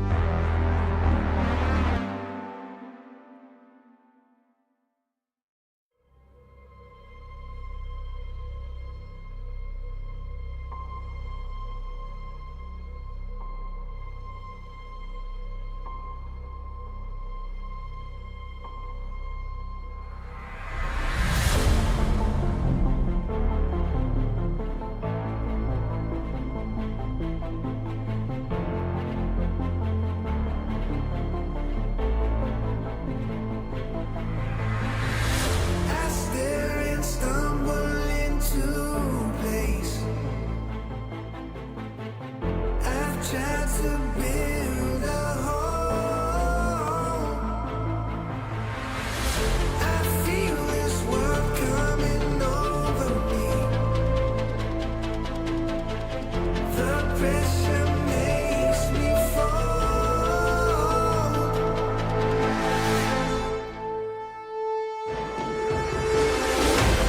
If I stay locked in the half-life,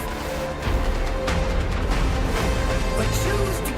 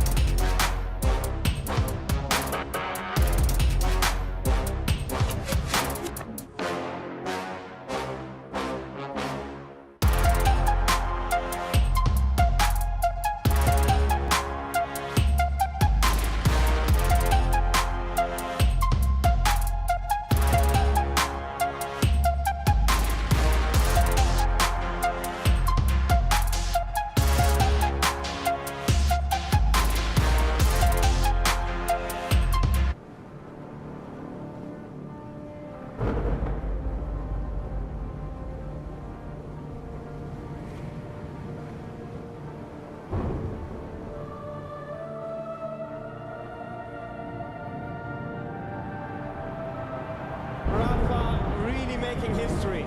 Absolutely phenomenal. And Ace is the champion of the Intel Extreme Masters World Finals. Storm's still not quite done. MC is going to take this fight, though. 3 seconds left.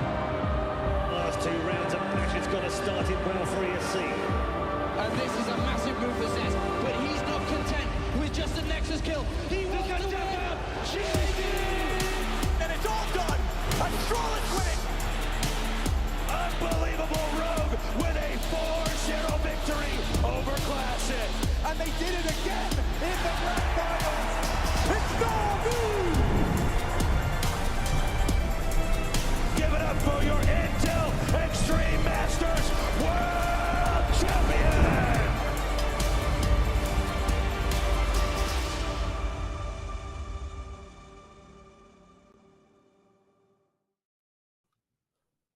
Hello, everybody, and welcome back here for the Intel Extreme Masters Chengdu South America Close Qualifier. We are now moving forward to the lower bracket where we have 2 teams from the South American region battling it out to remain in this close qualifier.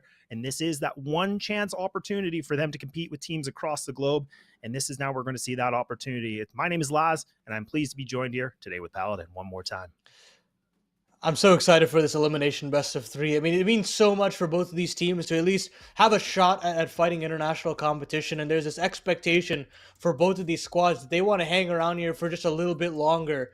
But on both ends, I think they're both going to have a tough time to stick around in this best of 3, especially considering they've already had one best of 3 already played out. They've got to keep the stamina up to stay within this one. But we might as well take a look at the bracket and see how we got to this elimination best of 3. What's going on the A stream as well, because we've already had 2 best of 3s go down. We've had MIBR handily defeat Sharks. We've had Red Canids obviously fall to 9Z previously in the B stream that we had not too long ago, which sets up the Sharks Red Canids lower bracket semifinal, and we get that very spicy upper bracket final of MIBR taking on 9Z. Yeah, why not? And again, I'm so glad you brought this up because, again, I think there's such an interesting storyline for both these teams because we talked about this a little bit earlier on today. This is where Red Canids were able to get themselves through that second open qualifier to get themselves an opportunity here in the close. But the same thing is the story here for Sharks, and they've been able to take down some pretty big team names such as Pain, where they got to go in that grand final in the open qualifier where they did take that with a 2-1. And it was a bit back and forth. Things went right down to the wire, but they were able to do it. And yeah, they did have a bit of a tall task in the first opening round taking MIBR, but we all know that MIBR are a pretty scary team so far in this close qualifier. But I think this is still going to be that really good matchup. There's a lot of history, and I know you really want to talk about that history here too, Paladin. Yeah, I'm sure we can compare the open qualifier runs between both Sharks and Red Canids, and I'd argue that Sharks' route to the close qualifier is a bit harder. They beat Bestia, who had quite a great showing at ESL Challenger Atlanta, and we've seen what they can do even with just stand-ins, and of course beating Pain, who I think are one of the best teams in South America, no doubt about that. That also in a best of 3 with that razor tight victory. That does make me feel as though Sharks have an easier time. But yeah, let's talk about the history because these 2 teams have played quite a number of times. In the last 3 months, they've played each other, 4 or 5 different times? And the sad part is it hasn't been close for majority of these matchups.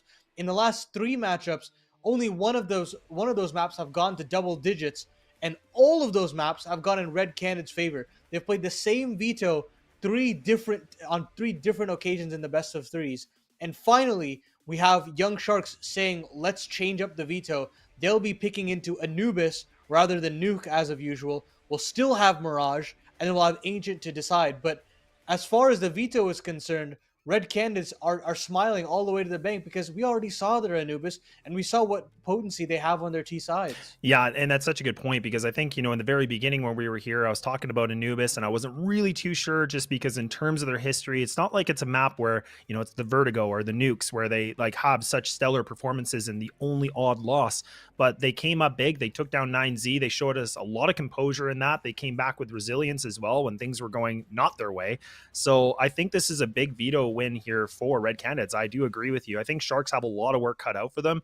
And like you said, the one problem here is that they have played each other quite a few times in history. And the last time that we got to see Sharks take victory, I believe, was for some of the qualifiers for Zakopeng. So that was quite a while ago. So it's been a time. Yeah, and I mean, for both of these teams, they've always been on the cusp of qualifying for these big tournaments. Of course, as you mentioned, Sharks nearly qualifying for ESL Challenger Jönköping. They got close for qualifying for the closed qualifier in Atlanta, and now they have another opportunity to potentially join the teams at Chengdu. And I don't necessarily know if it's going to be an easy time here either, right? They're really going to have to earn their spot. And both of these teams, if they want to show up to Chengdu, are going to have quite the gauntlet. Now there are no extra lives for them at hand. They've got to get through the other opposition here in the lower bracket. And then after that, they've got a lower bracket final and then the grand final on top of that. So quite the tall task for both of these teams. But the road starts now. And it really comes down to, how do we get this map veto rolling? Can Sharks answer back on Anubis, or does Red Canids just run away for a fourth time in a row? Yeah, exactly. And I mean, the thing was too is, what we talked about a little bit for anybody that wasn't here for the first matches. I mean, for Red Canids, Hardzao was the person that was, pulling up some magnificent stats. I mean, we were talking the lowest amount of rating he had was a 1.3. I mean, there was a point where he was pushing the high ones, right? So like he was almost pushing like a 2.0 rating, which is kind of insane when you think about it. But yeah, it looks like we're getting close to getting things done here. But again, I kind of want to see what we can find a little bit more from Nithon. He was able to come alive a lot more with that op in the later portion of the previous best of 3 that we had. And now we're going to have to see if, this game, despite it being a loss, if they can put this into more effect to keep themselves alive in this close qualifier. Because like we said, this is a double elimination bracket, but whoever loses this, they're done and they're going home. Exactly right, Laz. I mean, the big thing here is I'm looking at Venom Zera, especially here on a map like Anubis. He had an absolutely Herculean performance against 9Z, and is a huge reason why there was any sort of competition between the two teams in the first place. Huge A defense from on the CT side, and then those A lurks when he switched over to the offense were also super, super impactful. So I'm looking towards him to have that same level of impact.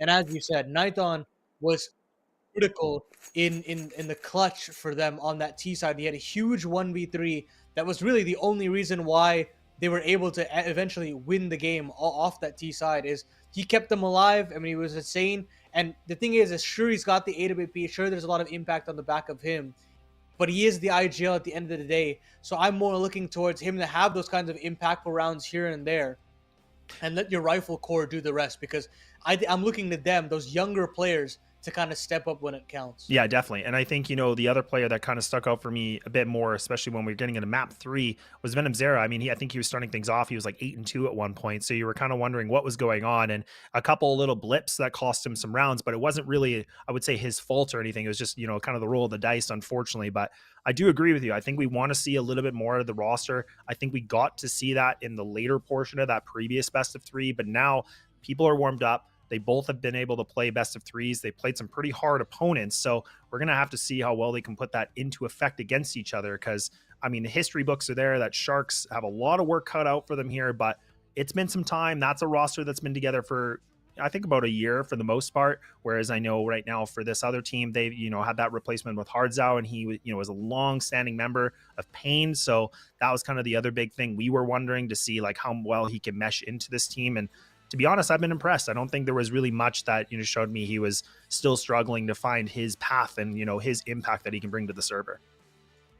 Yeah, I think as far as Sharks are concerned, I'm looking towards whether or not this experience can get them over the line, because this roster has been together for a long, long time. I mean, the coach of the Sharks roster has been on this team for 6 years, 6 years plus, 6.5 years total, which is absolutely insane to me that you would have that long of a time with one coach. And his name is Kochi. So, yeah, that's pretty interesting. You look towards the rest of the roster. DRG has been on this team for almost 2 years. Togs has been on this team for nearly a year and 4 months. And their newest player has been on the team for 6 months. So, I mean, this team has been together for quite a bit. And the expectation for them is that, can that experience net them a win? And can these repeated losses against Red Canids, have they learned something from it, even just beyond this base surface level of them picking a different map? do they have the adaptations in place? Do they have the resiliency to go toe-to-toe with the Red Canids? Because my expectation here is that we have a quick sweep and Red Canids continue through with this bracket, unless I get proven otherwise. Yeah, well, I think that's going to be the big question for us, right? I think the big thing for me is like how much have Sharks been able to, you know, bounce back from the previous best of 3?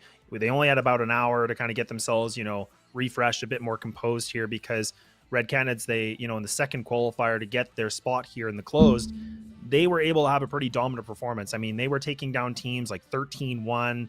I think, you know, there was a 13-8 in the slip of that. And then, like I said, they even proved their worth even more taking down Legacy, because in my book, like I was kind of looking at Legacy as that team that probably should have made it here too. They were definitely a contender for this conversation, but they were able to prevail that and take it with a 2-1 that went, you know, 2 maps to the full distance. So these guys have definitely been, you know, been tested here before. But I think for Sharks, when they were in the qualifier, all their games went really close. So it wasn't like they had dominant wins. They weren't able to sweep any teams or anything like that. So it makes me wonder how prepared they're going to be for this matchup. That's definitely true. I mean, those of you at home, we are having a little bit of technical difficulties as we're just trying to sort that out before we hop back in a game. And you know, we definitely want to make sure that everything's tip-top shape for you guys. But yeah, I mean, I think Sharks look like the team that do need to prove to us why they're here, right? Sure, they had that open qualifier run that makes sense on paper. They beat some good teams to get here. Don't get me wrong, but at the end of the day, they're still looking for that extra gear to be considered as a top team in South America, and they've got a lot to prove. You know, in terms of the actual lands that they've qualified for, they haven't been actually able to get back to another land ever since they qualified for, I believe, one of the RMRs. That might have been at one of the RMRs here or there, but second place at the Showdown qualifier, second place in the Yon Shipping Close qualifier, and I mean they were second place in the open qualifiers for Atlanta as well. So they've always been very close to making that big leap, but they're always just short of that line. And so I'm looking towards them to see if they have that extra gear to get it over the line. Yeah. And I hope for everyone's sake that they can, you know? Yeah, well, exactly. And that's just it, right? I mean, this is a moment here for Sharks to kind of make a big story and a big name for themselves. And like we said, I mean, this is still in the lower bracket. So it still means that the winner of this will fight another time in that lower bracket, and then again would go to the grand final. So that's where things are going to be in more effect. But this is it for the moment. It does look like there was a bit of tech issues. So the pistol round has commenced, which does allow Sharks to take that first initial lead. So now this is going to put a good money situation here for the T side. So we'll have to see what the Sharks can do for us. Sharks looking to build on that pistol victory.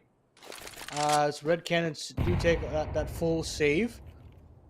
They had a little bit of trouble on the CT side against 9Z, but when they really did step up, they were able to defend against those A attacks very well. Credit to Venom Zera. Very curious to see what Sharks have in store for us, what their conditioning looks like, whether we'll actually get to see more B hits this time around. I hope so. Could be nice, and that looks like it's going to be the tail of the tape right now, and these CT pistols are actually going to swing through B main, so they're actually going to be able to make a bit of good exchanges here, all things considered. But now some good reply coming back from the AKs, and it's just down to a P250 and the USP now to see what they can find. It's the advantage right now for the T's, but in terms of the smokes, they're still blocking things out. Lots of time left on the clock. The bomb's not going to make its advantage yet. Ardienza is going to be able to find the 1, find the 2, and that's going to be a good money grabber here too. The Mac 10 going to get the job done, but it is a little costly considering, you know, there wasn't too much investment here for Red Canids. Yeah, well, they will force a couple rebuys, and that's always nice for Red Canids. You won't have the Nighthon AWP out straight away, but the guns do follow. And round 3 is to set the tone of this best of 3. A lot on the shoulders of Sharks to get the ball rolling in this best of 3. Mirage will be a tough test, and so will Ancient.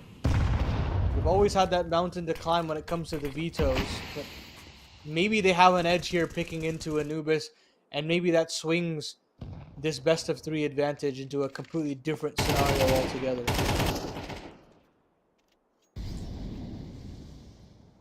Yeah, a lot more slow around. Again, just getting the pace on this. Red Canids, again, they have to be really careful on how much utility they want to use, because, again, they only still have the double smoke and single flashes right now for the team members. So They want to preserve that. Harzao does have the one smoke that is going to be towards B, as well as Venom Zero just kind of sitting in the back of A, just on Heaven, so waiting things out. Flash is coming in for the A main control, but Young Sharks are taking a bit more time on this. They're a bit hesitant on it. We saw before the A site was the name of the game.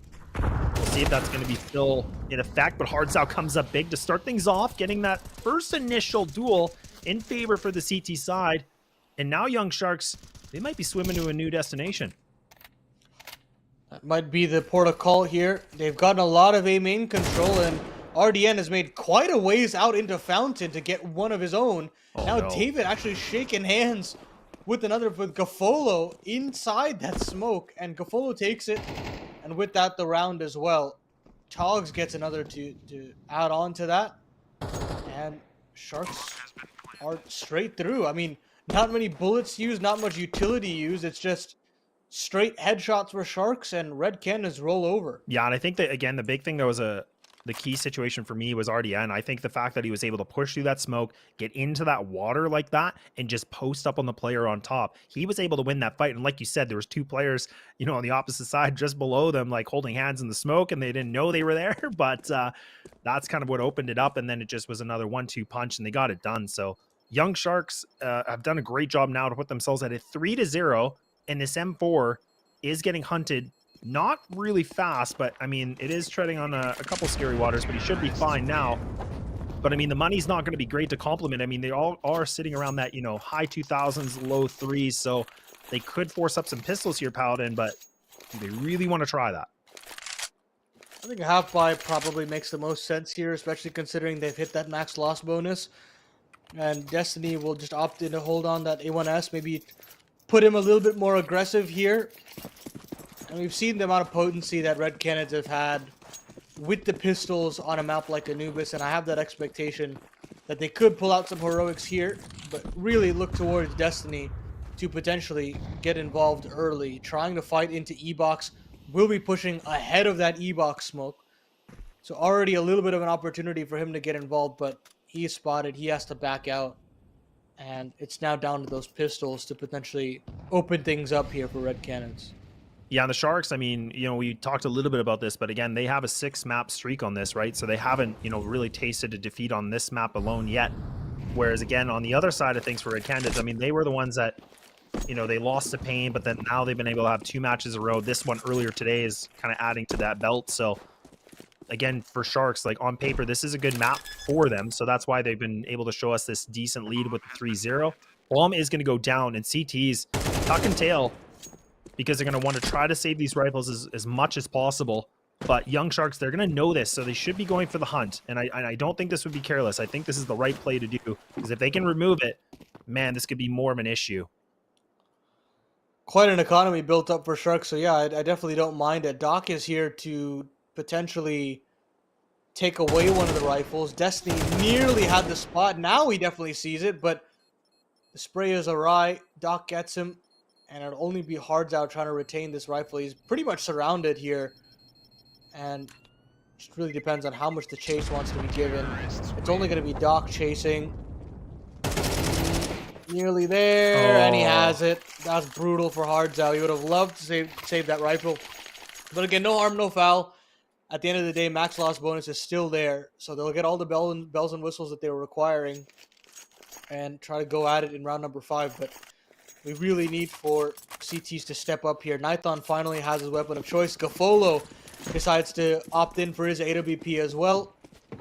So get to see those ops duel quite early out in this half. And I'm sure that that head-to-head will be impactful as the series moves on.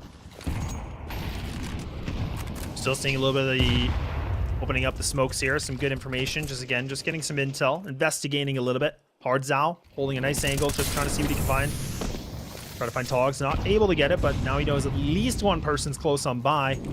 Sharks now making their way through the bridge. Now they're going to cross through. They've gotten a lot of real estate here.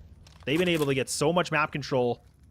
David Davis has kind of just given this up. I mean, he is just playing a very passive angle, so they have that intel that they know it could be a possibility. As soon as this util gets thrown, the jig's going to be up. And even Sharks, they don't even look like they want to commit to it, so they're just trying to fake him out. Love that Molotov to at least dissuade Sharks from pushing on in through mid.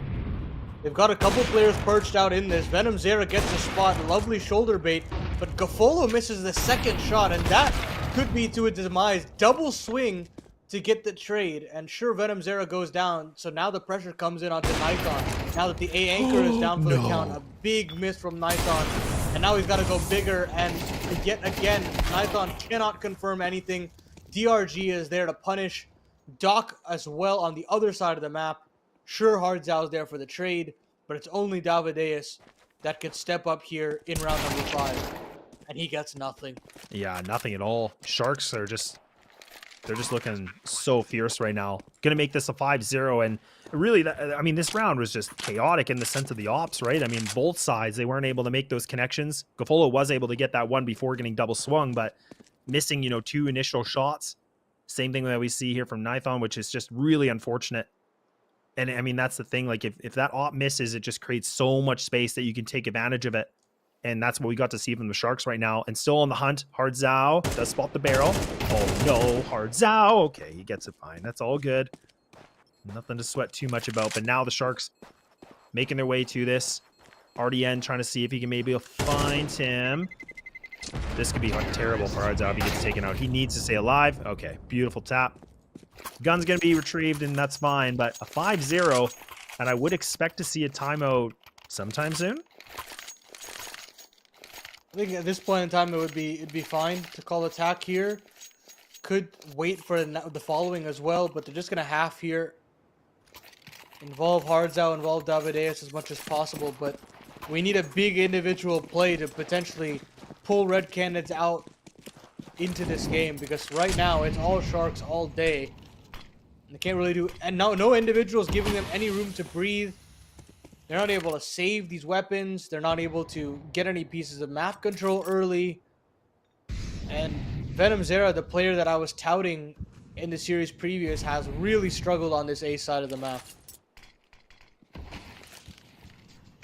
Yeah, we're definitely seeing a very different CT side right now from Red Canids. It's not looking convincing like we saw before. And I mean, this kind of a round, I mean, they do have that M4 with the AK. But I feel like if this round doesn't go their way, we must be seeing that timeout. And they got to just cool things off here. The Sharks, they got some blood in the water, and they've just been hunting. And they've been doing such a great job to get control of this game. And if they find that 6, I mean, like we said, it's bare minimum. Destiny. Okay, almost get it. That's fine. Going to get rewarded with an AK. So now, Red Canids do get themselves 3 rifles. That makes life much better for the Red Canids. And now, questions for Sharks. They want to tilt back over the B site. Yeah, they do. And I'd love the flashbang to potentially prime in Hardzau, but he gets nothing. Nearly gets rid of Togs, but DRG is there to back him up. And now it's only Destiny left on the site, trying to stall for as long as possible as the cavalry arrives. But here comes the split. Destiny gets his first, and that's all she wrote. Yeah, there's still the M4 here, though. Yeah, that's the main thing. Davideus' A1S is still involved. And there's Nithon. It's actually the A1. It's actually the P250 to get involved, and there's David on the A1S, and now it's DRG in the clutch.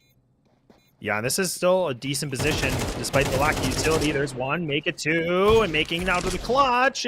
Now this is just about burning the clock as much as possible. There's no kit, but Venom Zera holding a nice angle. And there we go. We're going to finally see a round going in favor right now for the Red Canids. And they're starting to get themselves back into a little bit of contention here, Paladin. My goodness, that round was nearly lost by just a very foolhardy decision to potentially go and grab a gun in B main without having cleared E-Box entirely. And that free kill nearly allowed for DRG to get the clutch there. And sadly, he couldn't get enough HP off of that second duel, and Venom Zera picks up a rifle, shuts things down, and Red Canids stay alive. But nearly a head and hands moment there for the CTs. They get a lifeline, and now they've got to find a way to build on it. Well, the op's going to be back out. Nithon's got this ready to go. Gafolo as well going to be equipped with this. Leading in terms of the frag department right now for the Sharks. Gafolo's sitting pretty nice right now with a 7-3. DRG close on by with that 6-2, and Nithon, unfortunately, this is the first map that we saw in the previous series where it wasn't the quickest start, but he did start to get a little bit more warmed up. And let's not forget that, I mean, they did lose their first half 5-7 when they were on the CT side. So I feel like if we can still be in that same kind of score line, potentially, maybe a little better, they can put things over to that T side, because that was the moneymaker. Yeah, at the end of the day, Anubis is a very CT-sided map, T-sided map, and it is very hard to get some momentum rolling. So any rounds that they could scrounge together would be wonderful. At this point, it's a question of how are they going to get those rounds. As Young Sharks again want to try to take that A control, and it looks like the South Americans really just like this half of the map. But Venom Zero likes it just a little bit better. What a tap on a RDN. Understands that there's more coming his way, and he's got to have his wits about him. Yeah, brisk headshot, and now DRG actually does flip away on this, but now the CTs are just loading up the kill feed right now, leaving it just down to 2. A 4-on-2 now, the advantage for Red Canids, but hang on a second, that's not going to be the case. Now there's only 20 seconds remaining. Ball plant's going to come through. This off is still becoming a problem, leaving it now just down to Hardzow, someone that has been able to do so great in this qualifier, needing to put up the hero pants, and no, it's going to be Sharks now that maintain this lead with 6. Ah, that wasn't good. That really wasn't good for Red Canids. I think dry swinging camera there, when you have flashbangs in your hands, is not a good look. At that point in time, you need to have your T's crossed and your I's dotted, because you can't be giving Gafolo free kills like that. As soon as he's able to dive back in, DRG has so much room to play with as well. Really tough pill to swallow there for Red Canids. Their money snapped, and whatever momentum they were given, especially after Venom Zera kept them in it for so long, has just been ripped away. Yeah, this has just been a suffocating side right now for the CT sides here for the Red Canids. I mean, they just can't seem to buy around if they try. It's just so hard. I mean, the op's still in the play. Nithon needs to be able to find, but that flash is going to push him away. He doesn't really get any information. He knows at least 1 or 2 are close on by, but now he's going to have to reposition this off again. And the Sharks still kind of putting a little bit more pressure towards this A, still waiting things out. Burning the clock, no more utility available here for the CTs. And right now for Sharks, they still have plenty that they can use here for execute. They got the double mollies with some smokes, getting ready to go for this A site, and it's going to be vacated. The only close person is Venom Zero right now. He has that 5-7, but that's all he's got.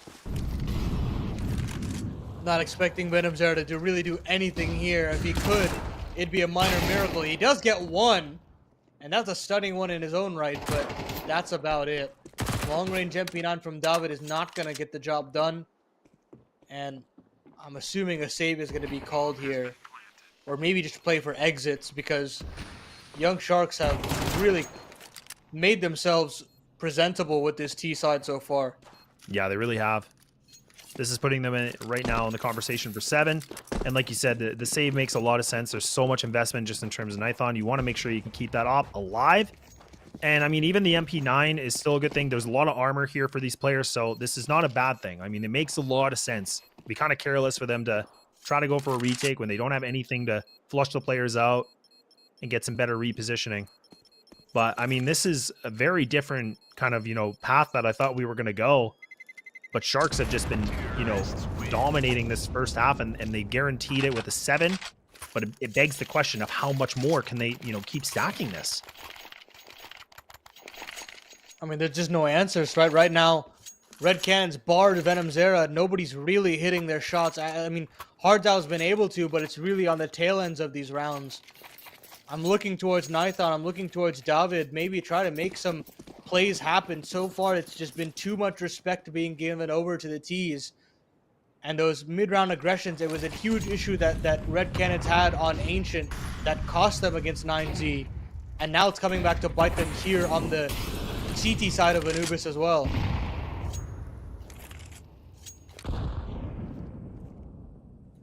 And even for Red Canids, again, they were the ones that, despite losing their first half against 9Z, I mean, they still made rounds very close. Like, it came down to, those 2v3s or, 2v2 situations. It wasn't like they were just blowout rounds that they lost. I mean, they made every round competitive. So right now, that's not the same, kind of story we're seeing. I mean, the op, we'll have to see what Nithon's going to be able to find. He is close on by. He's got DRG just on the other side of this. Going to fall back now, though. Bomb's still in the back here of Canal, so just waiting it out. A minute has now been reached. And I love that we're seeing Sharks kind of mix this up, Paladin, because, you know, what we saw earlier, it just felt like it was just crunch A, crunch A. That's all we're going to do. Now it seems like there's a lot more variety here in the playbook. This time, Crunch B is the name of the game. And Destiny is yet to find anything. Venom Zera still terrified to move up into A. And with that, Red Canids have 3 players on the site. Have all the right players in the right place. It's just about a question of execution. Can they hold strong? Oh, this flash. That was everything. It just allowed a big opening, and now Hardzao is behind the pillar, but he needs to find these multis, and he does. He's down to 17 HP. They know he's there. He just needs to stay alive, making shots. He's able to find a third in that kind of a position, and all of a sudden now, this thing is flopped on its head, and now they're going to get rewarded with big weapons, and that op is still going to be in the rotation, and a job well done here for Red Canids. Well, job well done to Hardzao. I mean, how he gets 3 kills with only 1 magazine. Mind you, that third kill was off the 3 bullets left in his magazine. And if he goes down, Nython missed his shot, and it's only David that can really get stuck into the duel. So it's got to be Hardzao to step up, and there's that individual play that we were looking for. And maybe that breeds some little bit of life into Red Canids, and maybe it does. Look at Nython finding that opening 5v4. And now, maybe a little bit of momentum building here for the Brazilians. And that's what they need. I mean, that was something they were successful with before, finding these openers. But DRG just wins a big duel like that with a big spray. RDN now does have the Gleel, and he wins that fight. Despite the Mully being in front of him, he's still able to plow through 2 more. And it's a 4-on-2 now. And the advantage for the Sharks. And now the CTs, I don't even know if they want to go for this at all. There it is. You can see Nython, he is running as fast as he can. The laces are done up, and Sharks now have found an 8th round, Paladin. And that's all just tempo. That's contact plays right there. Wanting to take the duel into tempo, wanting to take the duel into E-box. And Sharks just win their aim fights and get themselves their 8th. It's not anything fancy, but in the 4v5, Sharks still find a way to pull a rabbit out of the hat. And they are flying through this offensive half. Where is the Red Canids that we just saw a couple hours ago? Yeah, and you know, I feel there's always that conversation about when you play a BO3 before, it makes you wonder, you know, like, is the gas tank still full? Is the energy there? You know, are they deflated? And right now we're kind of seeing that. I mean, it looks like they haven't been able to bounce back so far from that earlier matchup. Maybe it was a bit more of a devastating loss than we think, right? We know that it was still in that upper bracket. But, I mean, Sharks have kind of, you know, learned from their previous match, and they're just trying to take this thing, and the wind's just going to move this with the sails. And this is a great thing to see, because now this could be a conversation about a 10-2 potentially if they find this round. It really does come down to this one. And finally, something different from Venom Zera. He wants to get stuck in the duel instantaneously, but instead takes a nade to the face and has to tuck tail. 61 HP on his name. And the youngster can't get the opening 5v4. So back to passive play for the Red Canid. And they've just got to figure out how to dig themselves out of this one, because right now the Sharks can really move around anywhere they want in the map to their own pleasure. Yeah, and it's been honestly the nice mix-up, right? It's not just like the same thing over and over. We're not getting the repeat of the same song, so that's what's been great. They've just been having a variety. They change the tempo when they need to. And even now, we're seeing the Red Canids are trying everything to kind of mix that up as well. Even that attempt from Venom Zera, just on the outer part, and there's a swing, and oh boy, both those guys were going for a big fight, but it will go in effect here for Red Canids. They're going to be able to put themselves in the man advantage, but how long? Such a big kill for Davideus to get. Huge morale boost in the camp now that they have another 5v4 to deal with. More damage on Togs, and this B split continues to slip away. 25 seconds left on the clock. Not a lot of utility to speak of, and it's all got to be pinpoint precision here for the Sharks if they want to stand a chance in this one. They've got a molly for Dark. Now they're just going to have to swing. The Polo gets the trade. The Destiny stands up tall. There's David to get 2 of his own. And now it's only Togs left up in the 1v2. Has to go for 7 the point. seconds left on the clock. He's got to stick it. And there's Nithon with the swing. No respect there. Red Canids get a third. And maybe, just maybe, we can scrounge up a half here if Red Canids can pull back a fourth. You know, and that was one of the rounds that we see the timer going really low, and Sharks took a lot of time for that one. And I know you and I were kind of, you know, losing our minds, you know, in the previous series a little bit about that too, because it did not work out for some teams that I'll leave nameless for this time. But I mean, now at least for Red Canada fans, I mean, you can have that sigh of relief because this is the last round of the first half. This could be an opportunity for that, you know, the 8-4, but at least that can bring things back a little bit more in motion to get things transitioned to that second half. And there is even a Tech 9 just for Doc right now, right? So this is not the greatest, you know, amount of, you know, weapons that we have here, but you can never count out a Tech, but does have some utility to get some space done. Maybe there's some legs here for Red Canids after all. Chance now. And, I mean, they've had a couple of chances in this half to build something, but have slipped here and there with a couple of mistakes. And this time, Nithon wants to take the fight to the Sharks. He takes down his counterpart in Cafola, but DRG is there to respond in kind. And I'd favor the 4v4 for the G's every day of the week, especially now that they've got mid. A lot of space now for the Sharks to potentially split onto this A-bomb site. David is here, and Venom Zera is here. They've both got to do some serious heavy lifting here if they want to stand a chance for this fourth round. Yeah, and Venom Zera gets taken out right away. So now the long A players are just going to, you know, bombard this. They're going to get into the site. There's no more saving. This is it. Red Canids have to go for the 2-on-3. Destiny, no utility, does have a kit. Same with Hardzao. Going to be creeping through and has actually been able to get some more control than I think that the young Sharks are aware of. This is great. This could be a difference maker. This might be able to find that gap. Hardzao has to make some noise. Needs to bait this out. Destiny might be able to slip behind enemy lines here.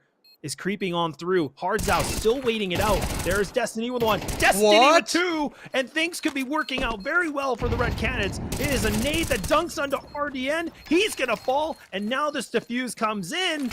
And it's going to be an 8-4 as Red Canids are able to get back a little bit of life. We're going to take that short break. And we'll see you for the second half.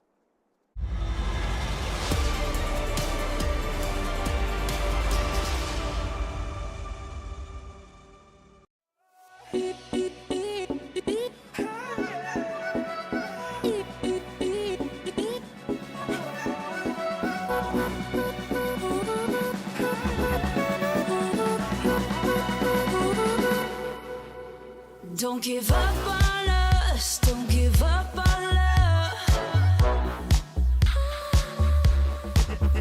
Don't give up on us, don't give up on love. Hold me down, never let me go. Take me in, I want you to show. Hold me down, never let me go. Take me in, I want you to show me love.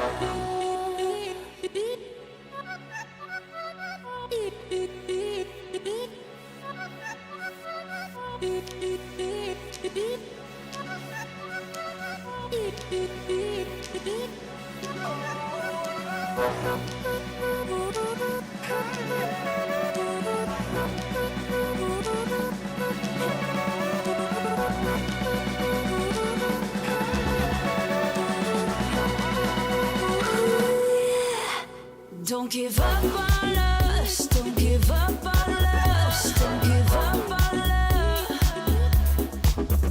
Don't give up on us, don't give up on us, don't give up on love. Hold me down, never let me go. Take me in, I want you to show. Hold me down, never let me go. Take me in,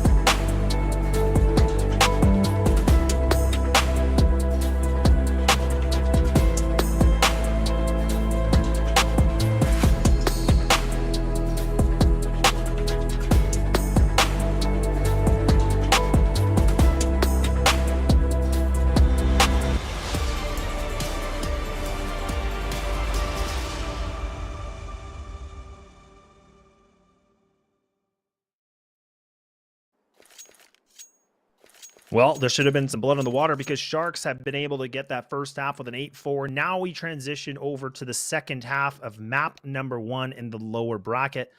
And right now, Red Canids have had to use this few minutes to figure out what is going to be the game plan for this T side. A lot for Red Canids to discuss. They managed to scrounge together 4 rounds at least. Gives them a fighting chance here, but this pistol becomes mandatory at the end of it all. The Sharks, meanwhile, peachy keen moving into their CT pistol. Pretty much full vests across the board. RDN with a Raid Boss dual Beretta setup. I'm assuming DRG's got some utility drop for him as well. But we're just waiting to get that map started. And we'll be into the second half pistol just shortly.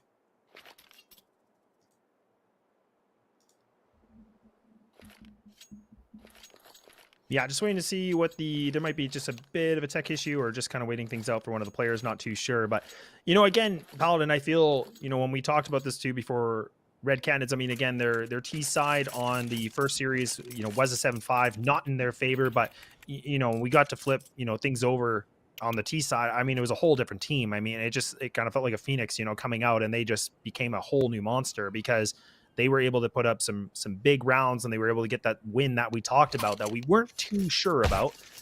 And here we go. It looks like we are getting things closer and closer, but it does kind of make me, you know, pull the obvious thing to state here, but I think the pistol is going to be critical here because this can just really, again, give that more solidification for them to feel good getting back into this game.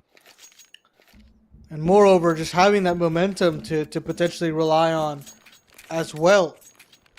The second round pistol will go underway as Destiny and Nithon have the utility at hand.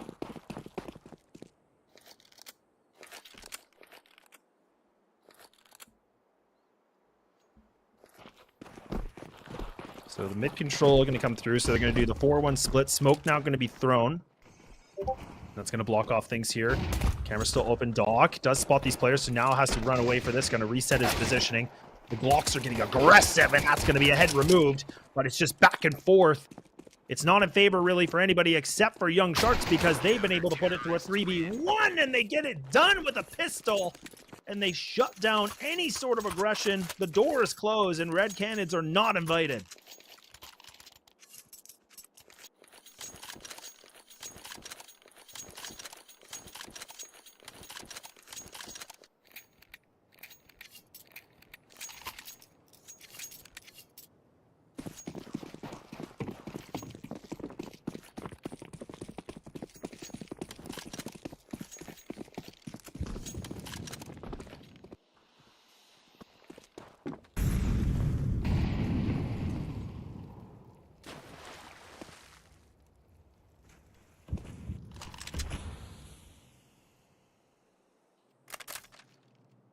Yeah, no big investment, of course, on this one. Just the Deagle with the Tech 9 here for Red Canids, and it's going to be hard. Zal and Venom Zera are going to wait things out. Now they're posted up here in Canal, so doing a bit of sightseeing, and they might even potentially try to go into E-Box here, but this is kind of a scary take because, again, it's a bit of a funnel, so Togs does have to frag out. Oh, my goodness! No way does that happen again! Tech 9s open up this site!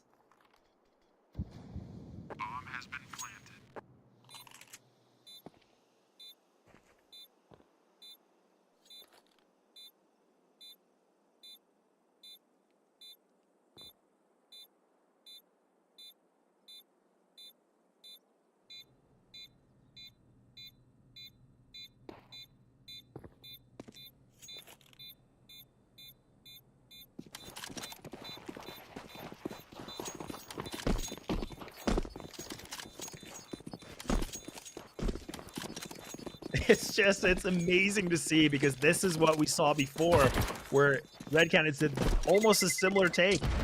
This Tech 9's minimal investment. They just find that 1-2 combo and they get around because the other team doesn't want to go for the rotate. They don't want to retake the scenario. and they pick up an M4 and they pick up a round that, again, on paper, should not have gone their way. And I was worried they were going into a bit of a tight corridor like that, but it didn't even matter at all because the Tech Knight's just going to do better. We were looking for that kind of impact from Hards Out. We spoke about him a lot in his time in the open qualifier, and now he steps up big, 14-9, leading the way for Red Canids. And they're going to need a lot more of that from the Pain veteran. A lot of saved guns, saved by Sharks. They've still got 3 MP9s, but look at the utility, man. They're down to 1 smoke out of 1 minute 30 seconds, and that already has me super concerned for the longevity of this CT side. Yeah, it is really worrisome because now they don't have a lot of utility to block anything off here for Red Canids, so they have to use that smoke wisely. Togs is the one player that does having a look at this. He's pushing B main, so he's getting a lot of information. So now the Sharks can actually push back a little bit. They have this intel that is probably a lean towards the A site, so now they can start to reposition themselves. Flash comes in here for the T side. A swing from RDN. He gets away with murder somehow, and this one goes back for more, and he's able to put this MP9, and it's a menace. So now Hards out. He's the one that put up the M4. He's going to swing with it, a big spray, leaving it down the Togs by himself. Has armor, has that smoke, but does not have the kit. It is a 1v2, and he's going to go for this. He's putting a lot of good pressure down into A main, but can he get the timing right? It's so messy, but Red Canids find a way. And as you say, Togs in that 1v2 doesn't have any way to upgrade. He doesn't have a kit on the back of him. And it looks like Red Canids are quite aware that it's going to be an A main lurk. And Red Canids, man, they found a way to get themselves their 6th as well. They shut down the force buy, and they're right back into winning ways.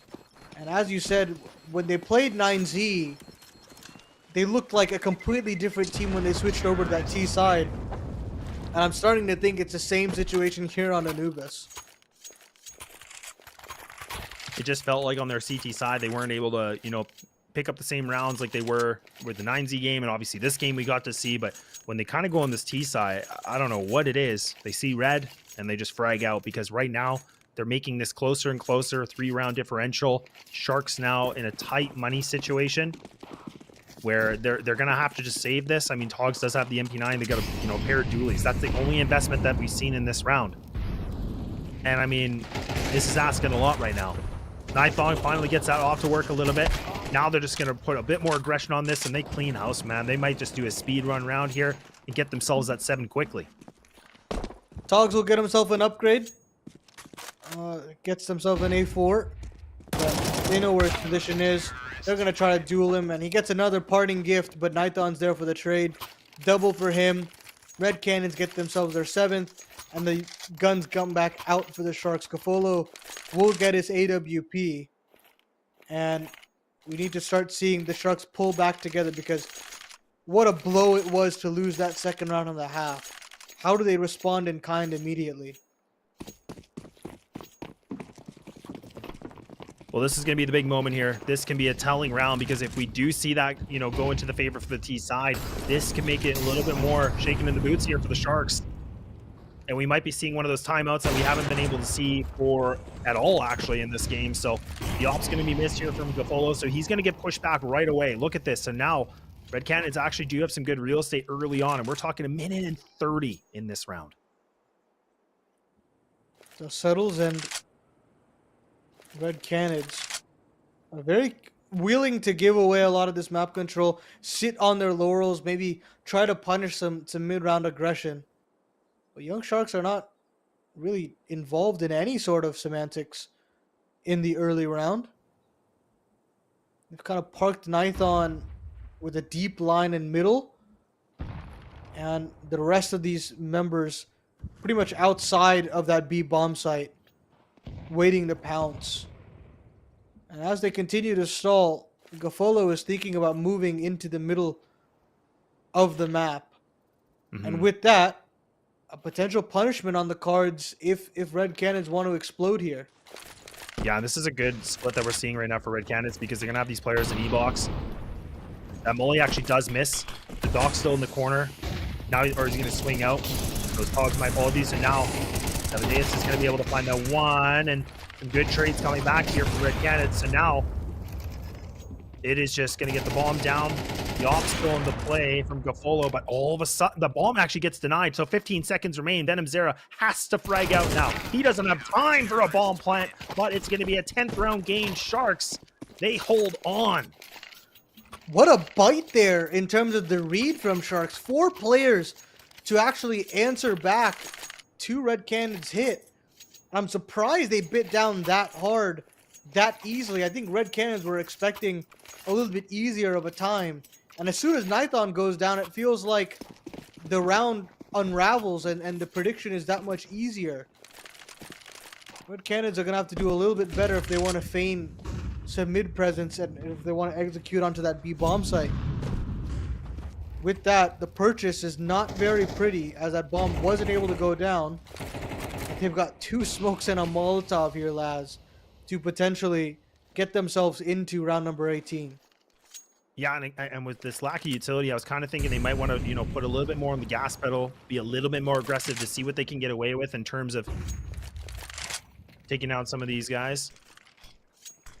I'm not sure what he's doing, but I was kind of figuring that out. But I think he's trying to feign some drop nades or maybe even a drop bomb or something like that. But yeah, like nobody's biting. Nobody's biting. No, not at all. And I mean, this is okay. So Red Canids are going back to the setup where they want to split on this B site. They're going to put the triple into E box, 2 in the A main, but it is only 1 player. So Togs is by himself. A good molly. That timing could have saved his life here because now he's kind of holding them back just a bit longer. He gets that information. At least 1 player's in B main. Now his teammates are starting to come from the big flank here. You can see that Doc. If they can get this timing right, they might find it. Hardstyle looks like he's clearing it, and he is. So now they have to go. They can't wait any longer. Togs is able to find 2. Making it back to a 3-on-3. 30 seconds remain, Paladin. That bomb, it needs to get down. And it needs to be quick. And Nightbomb, what is he doing? He is fighting this still. And he had the bomb, no less. 20 seconds left on the clock. And Sharks, they don't even want to be involved with this duel. I honestly don't know what Nithon is doing right now. There is 10 seconds left on the clock, and he's got to get the bomb down. He finally does, but man, oh man, was that such a risk to peek E-Box like that. Should he go down, there is no other player to potentially retrieve that bomb and plant it. But by the skin of their teeth, the T's get it done. They secure themselves in 8th, and the Sharks have to fight on for a little bit longer.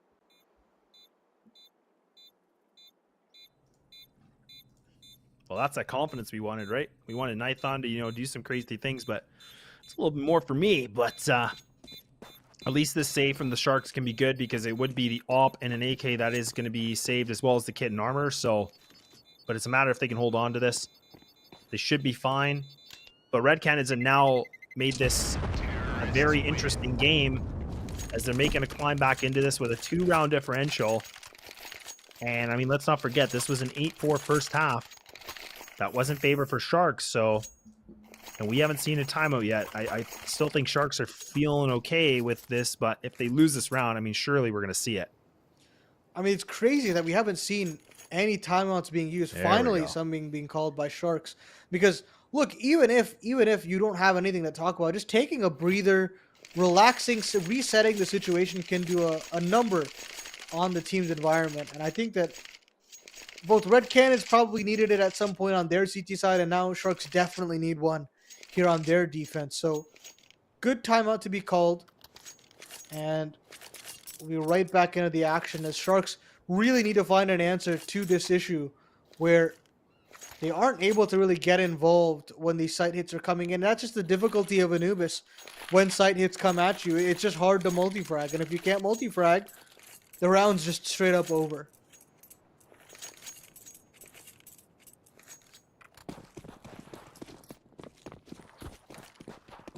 A very big round here for round number 19. Back to a 2-1-2 here for the Sharks setup. Having the double player at A. Whereas before we saw a lot of setups, you know, just kind of having that 1 player anchoring it. Gafolo now going to play a little bit more passive towards mid. Giving it up, actually, so just kind of playing towards the camera. And Red Canids, again, putting in more of that lean. We saw that before. They really liked the A site. I'm going to go back to their ways. Why not? And we've seen the potency of those A set pieces. They look very, very dangerous when they're given enough room, when they have that A main control. But RDN is very keen on at least dueling for it early. If he can get that first kill and fall back, their life becomes very easy to hold on to this part of the map. Nade comes in, and I think the timing is fantastic. There's that first kill that RDN was needing. Now it's got to be the rest of the numbers to step up. Bolo gets his, and now Doc has got to find some as well, but Hearts out with Nithon. What trades from them? Gafolo can't answer in any way. Gafolo can actually bound through. He goes through. He hits the no-scope as well. The bomb gets dropped and into the 2v2, but TRG only has a 5-7. No matter. Still gets the frag. And it's Nithon in the 2v1. How does he come through with this? I mean, we've had a huge clutch from him previously on the A side, but he's got to switch to the Glock, and it's too many targets. Gafolo shuts it down, but what a Herculean effort there. How does he pull that off? I have no idea there, Laz. Man, the cojones to do that, to go on top A like that, drop down and take down the bomb planter and then keep fighting. Like, I mean, he was in that position. He went right in the pit and he just wanted to go for a brawl and he did it. I mean, he put that round into his own hands and he was able to get the triple to get them that 11. And again, Red Canids looked really good. They were able to get that, potential plant position with the, just maintaining the site. But with Gafolo, he had that small bit of an opening. He went for the biscuit. And it was risky, but it was worth it. And that might have just confirmed their map right off the rip. Look at the economy now, snapped for the Red Canids because of the lack of a plant there. AK on Nithon, and it's got to lead the way, but there's Destiny with his Galil. He chimes in, but the lineup for Doc was nearly everything. So much damage being done, and maybe that nade gets the job done. Tog finishes the job onto Destiny. They're just going to swarm this camera smoke.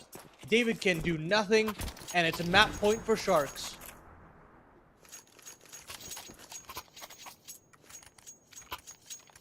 So ruthless, and I mean the composure that we're seeing here from Sharks to bounce back when I was getting a little bit worried for them in the sake that, they were losing control of the second half, but now we're going to see Red Canids again back on the techs, and a Deagle with it.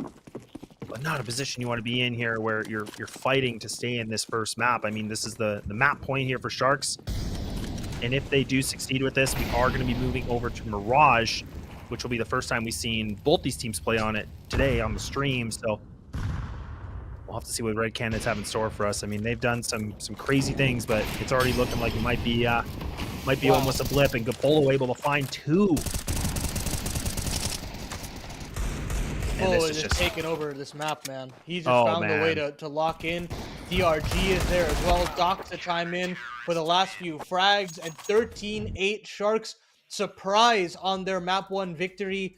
Finally changing up the veto, and it does them dividends. I mean, they look like a team possessed as soon as Gafolo was able to get that incredible Herculean shot through his own heaven smoke. No scoping to get down the bomb planter. And I mean, it's fantastic to see somebody have those kind of cojones at this level, at this stage. It's so key for Sharks to stay alive. And keep in mind, this is elimination. So the fact that they're a map up now, I'm sure that the camp over there, the Sharks, is sky high right now. It really is. And I mean, that's the thing is now, since we're done Anubis, we are going to be going over to Mirage, which again kind of raises a few questions for me, because I think, historically we talk about Mirage, and it's one of those maps where a lot of individuals can make some very big plays, and it does allow a lot of space for, fragging ability.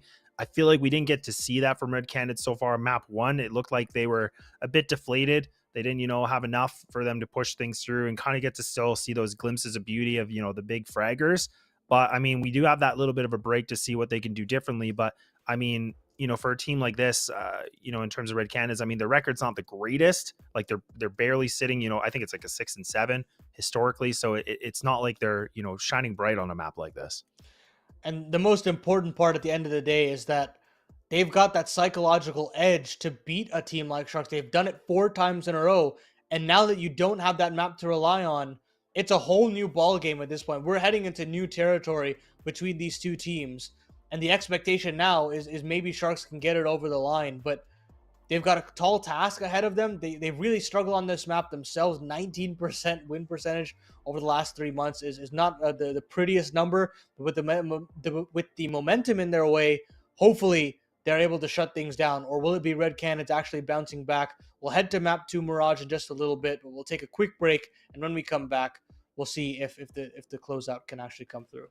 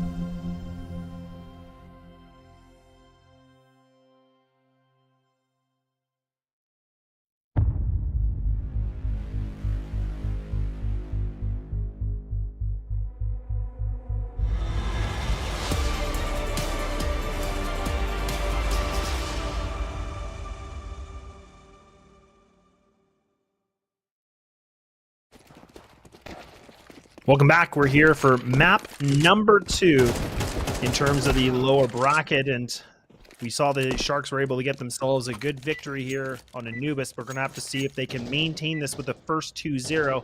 Laz and Paladin here to join you through this wild ride. It's going to be a tall task for Sharks to close it out 2-0, considering they have seriously struggled on this map. In particular, just earlier today, they played MIBR, got absolutely manhandled to get eliminated, or sorry, not eliminated, pushed down to the lower bracket. And now to potentially land the killing blow on the Red Canids, that's going to be tough. Considering even in the matchups where they've played quite a number of times, Mirage has been very comfortably in the favor of the Red Canids.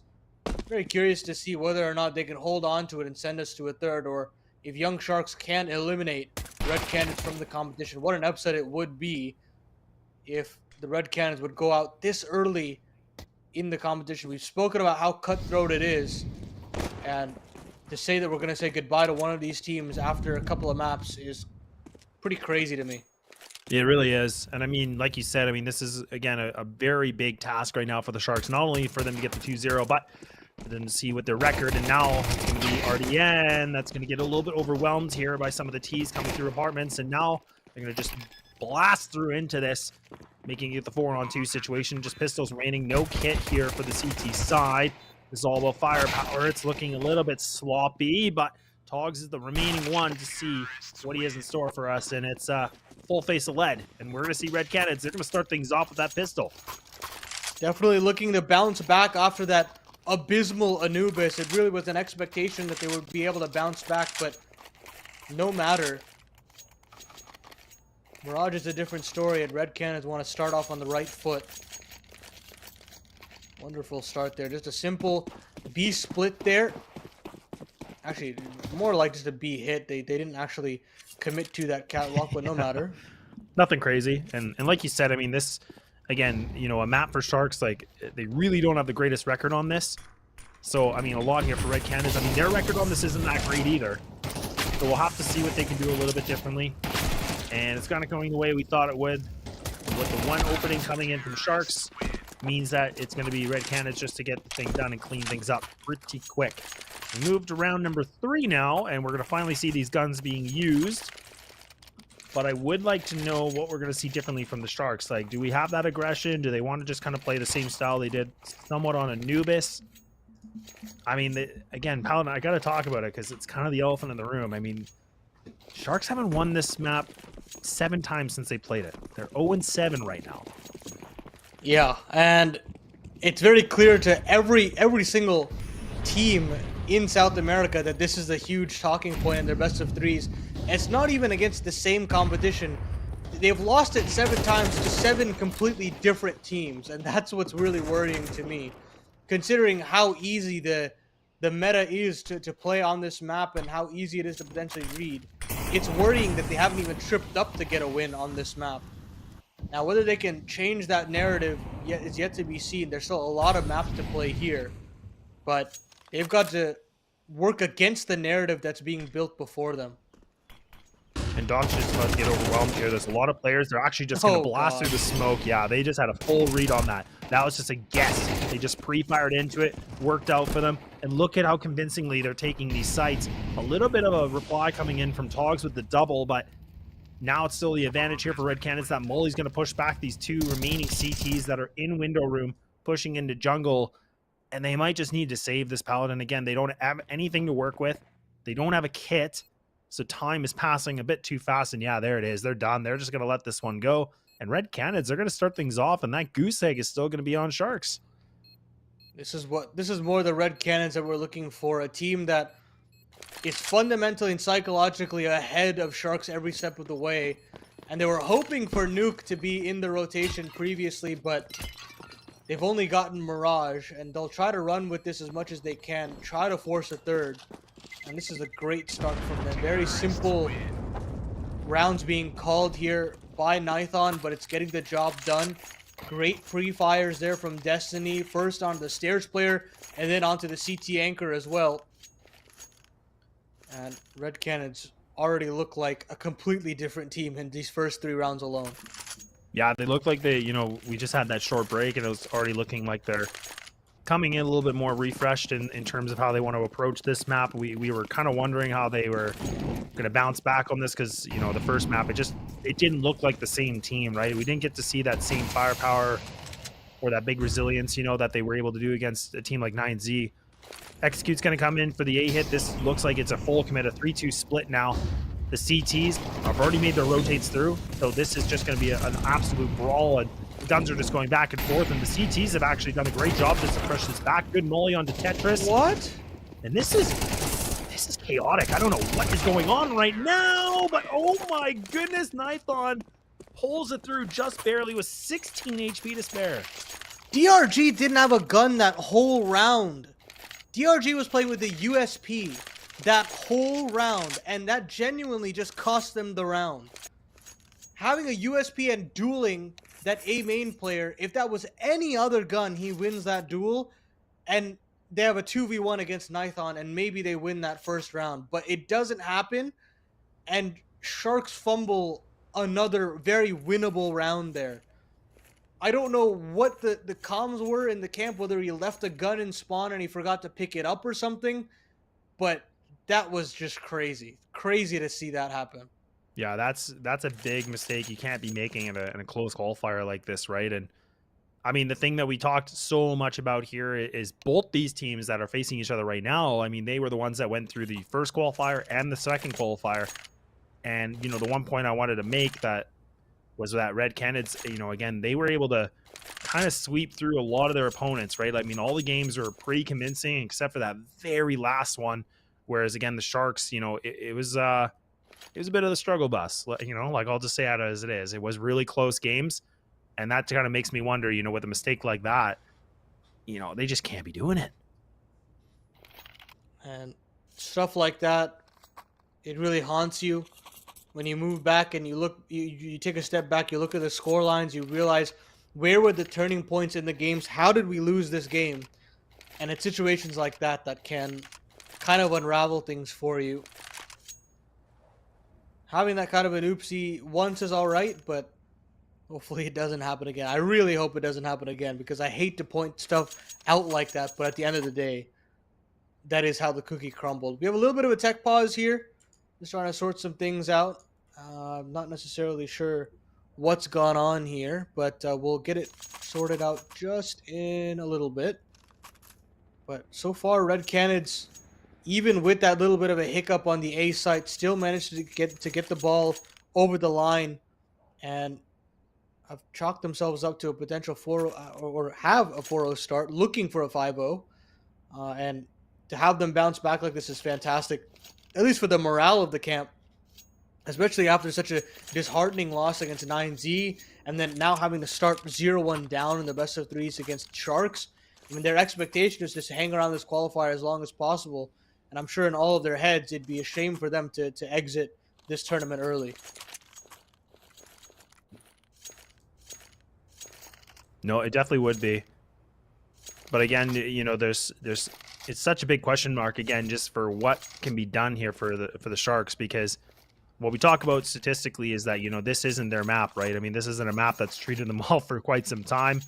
I mean, it's not the best for Red Canids either, but I mean, when you have, you know, 7 consecutive losses in this recently in comparison to Red Canids with 3, yeah, it's going to be a big thing for me. And right now we need to see this gun round coming through for the Sharks to get themselves back into this game. A really close round previously, but now we're going to have to see if this could be the round, and round number 5, if it can be the difference maker. Another A execute here for Red Canids. You have 2 players to essentially respond, and they're actually going to go ahead of the utility, and it works out nonetheless. A flurry of frags for the T side. And yet again, it's going to be another save for Sharks, and they'll just be rolling over for Red Canids 5th. And you just see how fast that was too, right? I mean, Red Canids, like you talked about, I mean, they were able to get themselves ahead of the utility. It still panned out well for them, and now let's put them in this 5-0 and making it pretty much an immediate save that came in from the Sharks. They lose an op. They don't have anything like that. A lot of investment, maybe some extra kills, but not going to make a difference at this point right now. but I wonder if they're going to call this timeout just to kind of slow things down a little bit.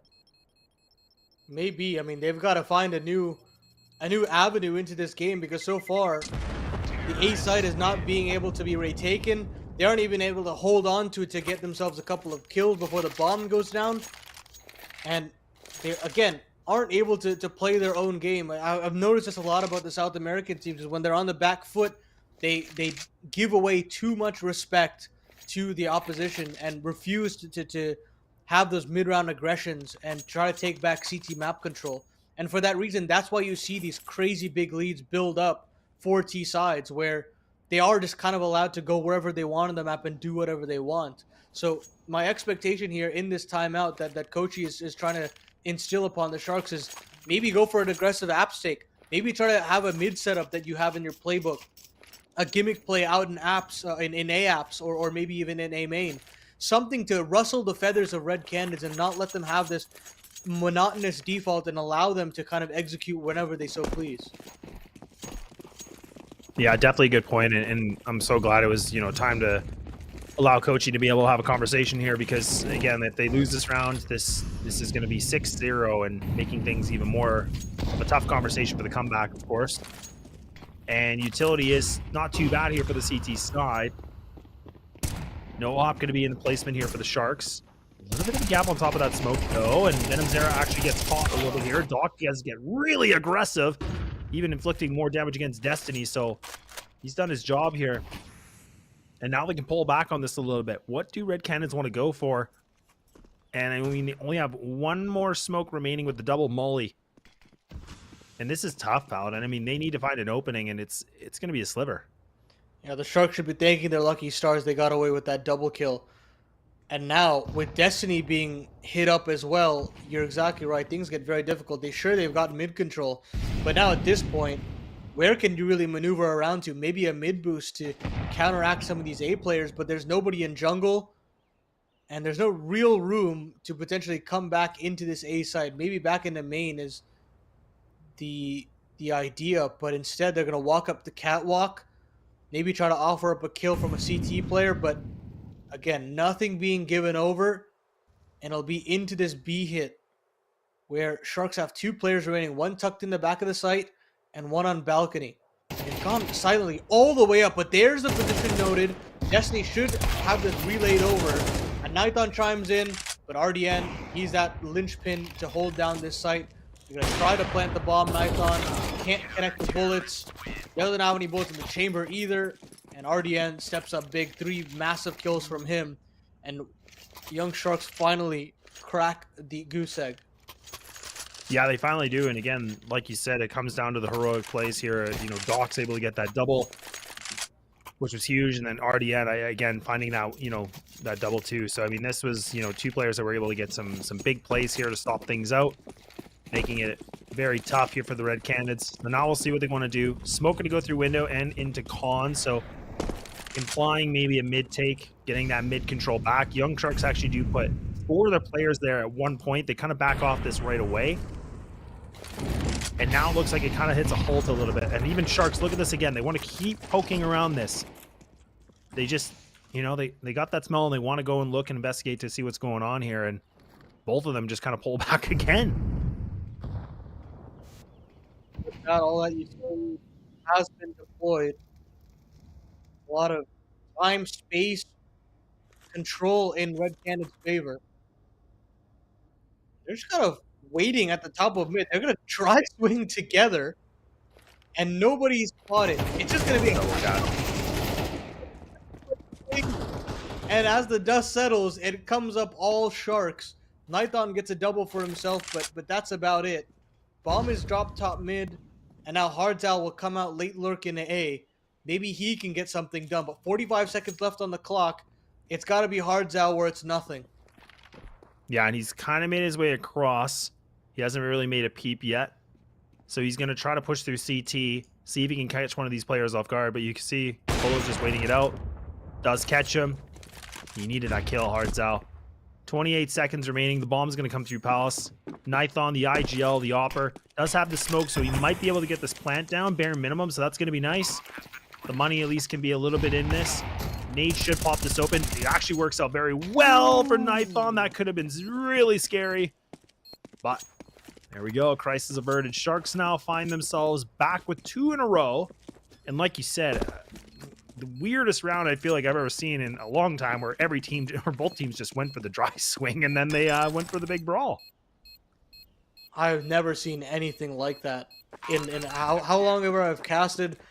I genuinely don't ever see that, where you just have 4 players swinging out mid and 4 players swinging up on the CTs as well.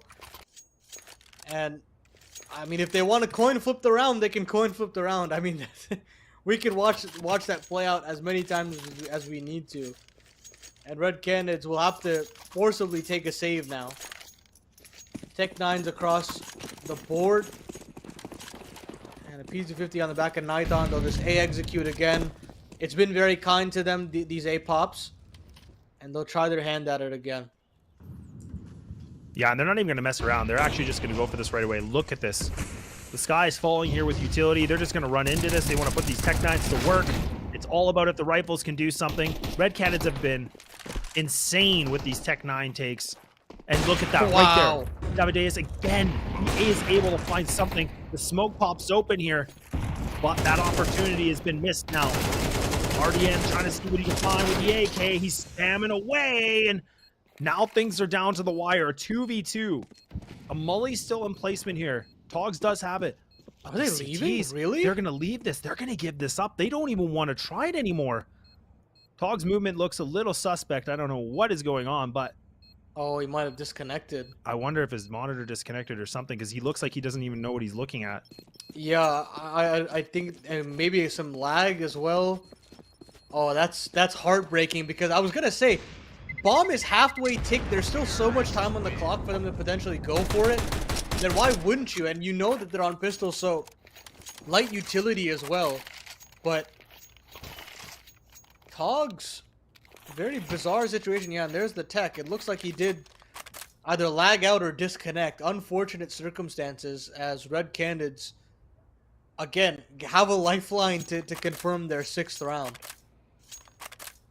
Yeah, and it's not even like there would be a medic or anything to fix that, because there was already damage inflicted and there was already so much that was going on. It's just such an unfortunate situation. Yeah, so it looks like he is going to just disconnect. We're not too sure, but yeah, it just looked a little bit weird, his movement and kind of how he was, you know, kind of gliding around at CT spawn. But that, you know, again, we've seen this so many times over and over, that Red Canids, they put these Tech 9s, they get really aggressive, and teams like shaking the boots a bit, right? And we saw a little bit of reply from Sharks. Really unfortunate on that situation, but yeah, they've guaranteed the half bare minimum, which is a really big thing, considering, you know, when we talked about map number 1, they were struggling to get anything moving, so they're looking like their strides better already.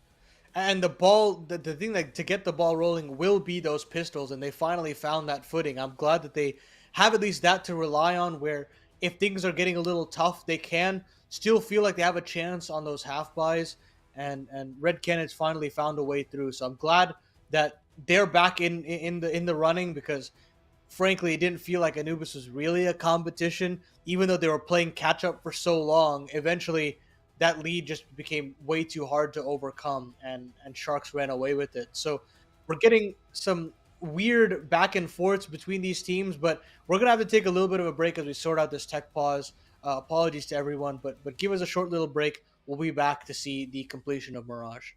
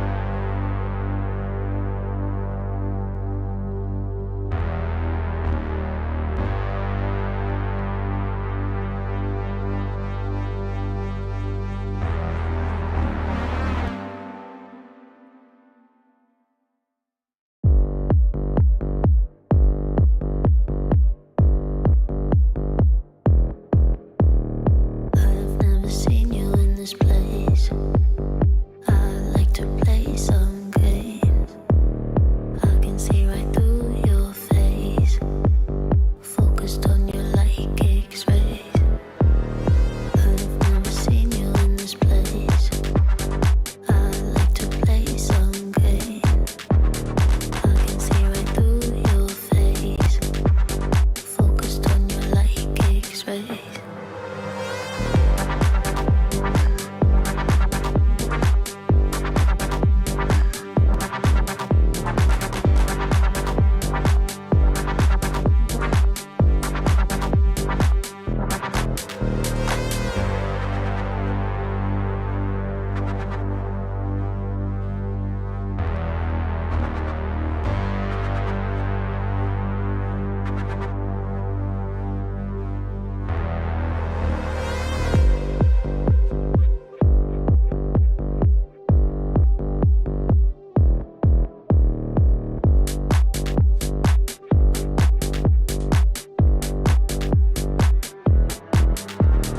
I've never seen you in this place.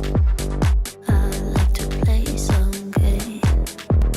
I can see right through your face, focused on you like X-rays.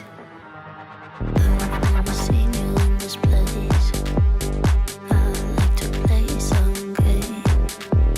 I can see right through your face, focused on you like X-rays.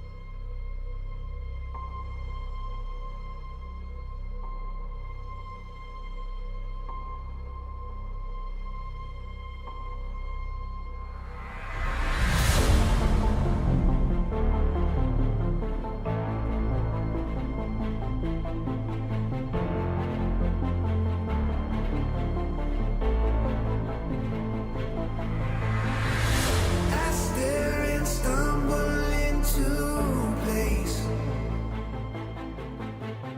I've tried to build a home.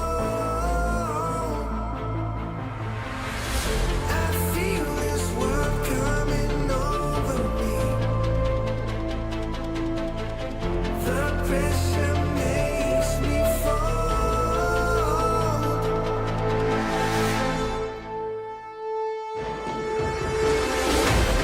If I stay locked in the half-life,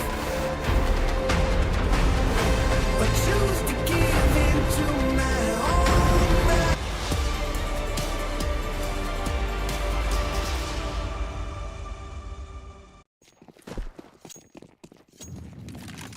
All right, we're finally back after that bit of a tech issue. Appreciate the patience on that, as now we're ready to go. All players ready to fight things out here for round number 9 on map 2, where we're gonna have to see the Sharks hopefully have been able to utilize this time to build a new gameplay. And they'll need it. 6-2 for the Red Canids, looking to storm their way to Ancient yet again. Hopefully that series would end in jubilation rather than heartbreak. And so far so good. Nithon taking down Dock and Connector leaves a lot of space for the Red Canids to start getting the ball rolling. Love the aggression from Sharks, but they're already up cat here. Yeah, good pick coming in with the op. Now they're going to switch things up. They're going to go through underpass, but they're still going to put a little bit more pressure, and this catwalk is just still got red. And it's all over it. A FAMAS and a dream right now for DRG. The 1-on-3 with a kit and an HE in hand, where dreams could come alive. Maybe not. He's just not going for it. Unfortunate, but we taking the B bomb side is just so difficult. At this point, Red Canids will be very happy with the offensive half they've had so far. 7 rounds total, looking to potentially balloon that to an 8-9. And things look good here for Red Canids to push us to a third. Fantastic work from him thus far, from Nython and crew thus far. Nython leading from the front as well, after having quite a tough route on Anubis. Now look like a completely different team here.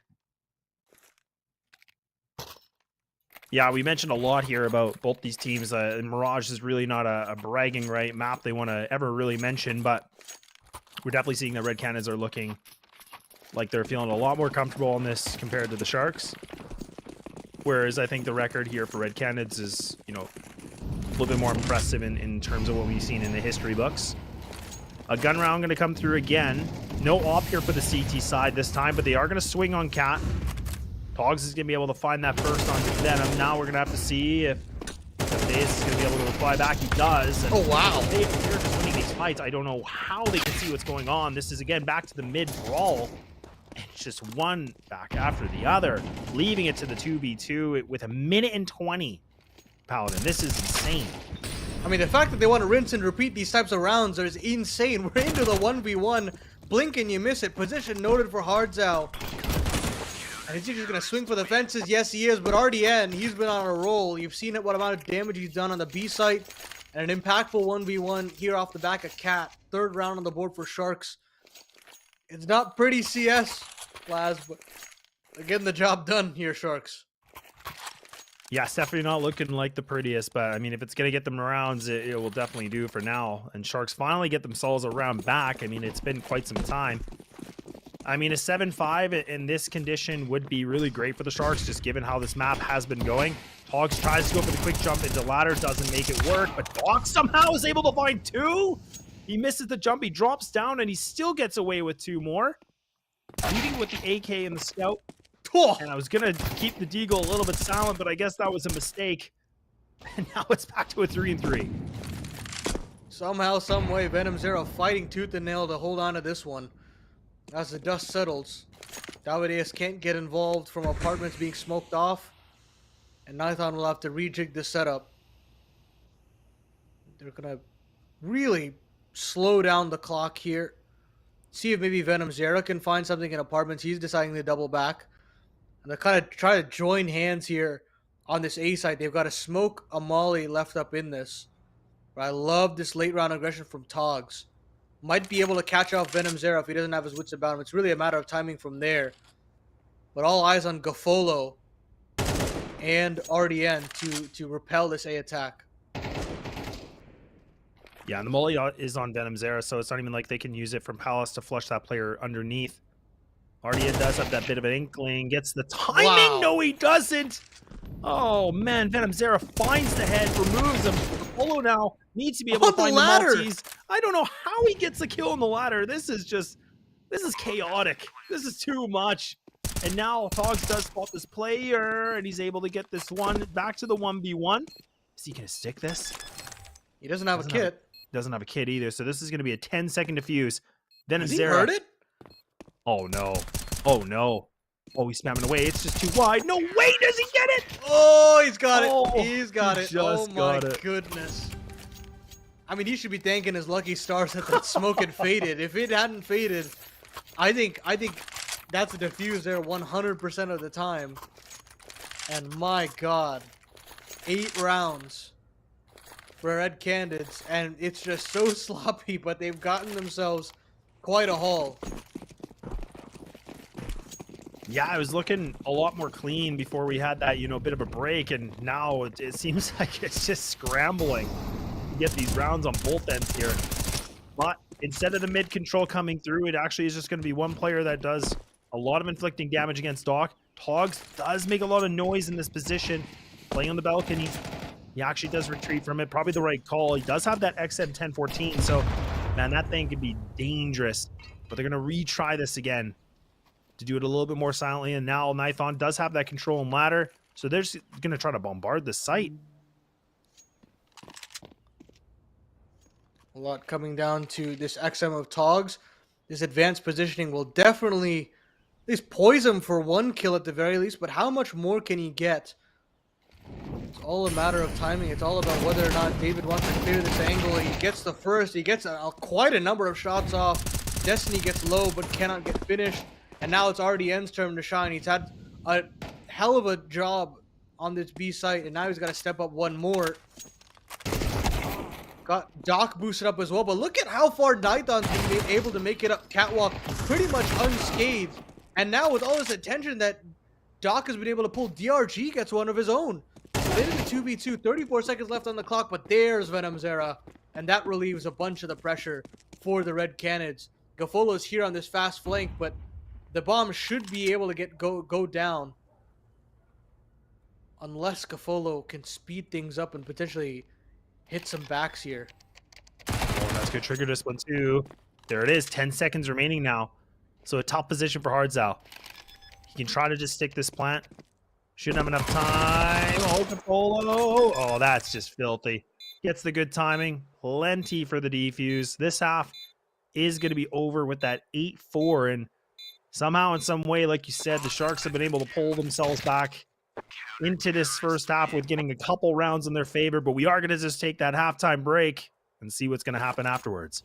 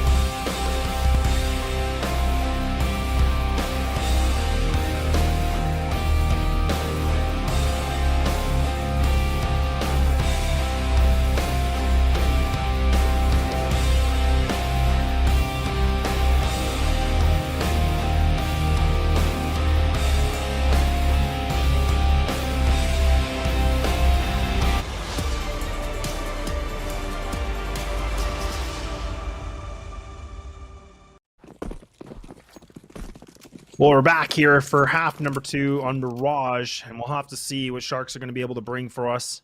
The CT side wasn't very generous to them, so now we'll have to see if the T side can do something better. Red Canids are poised to take us to that map number 3. And David just rips off RDN's head. He's had a hell of a map, but David a little too fast on the trigger. They're going to try to stop this cat play, and they can't. So into this B-side play where both Hardzao and Destiny are going to have their wits about them. Hardzao gets one before he goes down. Now it's all up to Destiny to potentially shut down and repel the T's. And it's not going to be possible. 2v2 as trades go down. Now Venom Zera trying to shut things down. He gets the kill on the dock. David is there as well. And Red Canids find a way to right the ship. They get themselves their 9th. And I think we're heading to Ancient here, Laz. Yeah, this is definitely starting to paint that picture a little bit that this could be. But, I mean, we're going to have to see something big from Sharks. And, I mean, this is going to be the tough round. This won't be necessarily the round. It's hard to see with Glocks. No investment here. They're going to save every single penny on this one. And now it's looking like they're just going to bombard into mid.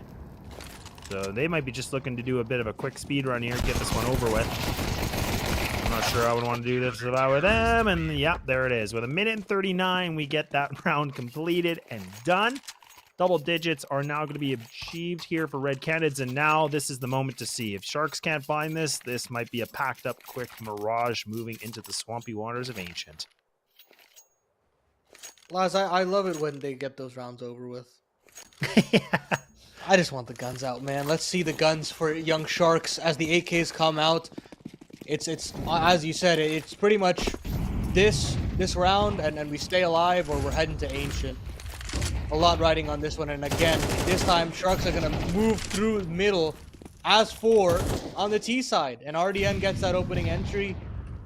Things look good for at least Sharks to stick around so far. And Destiny wants to get himself stuck into the action. Smokes himself off in short, dumps his utility entirely, and basically gives it up. So instead of doubling down as Sharks have had, they're very willing to give up that space. They triple up on this B site, hoping to gamble essentially that the Sharks will come here, but it's in a Venom Zera's open arms, and he only has 12 HP and an MP9. Not much for him to write home about.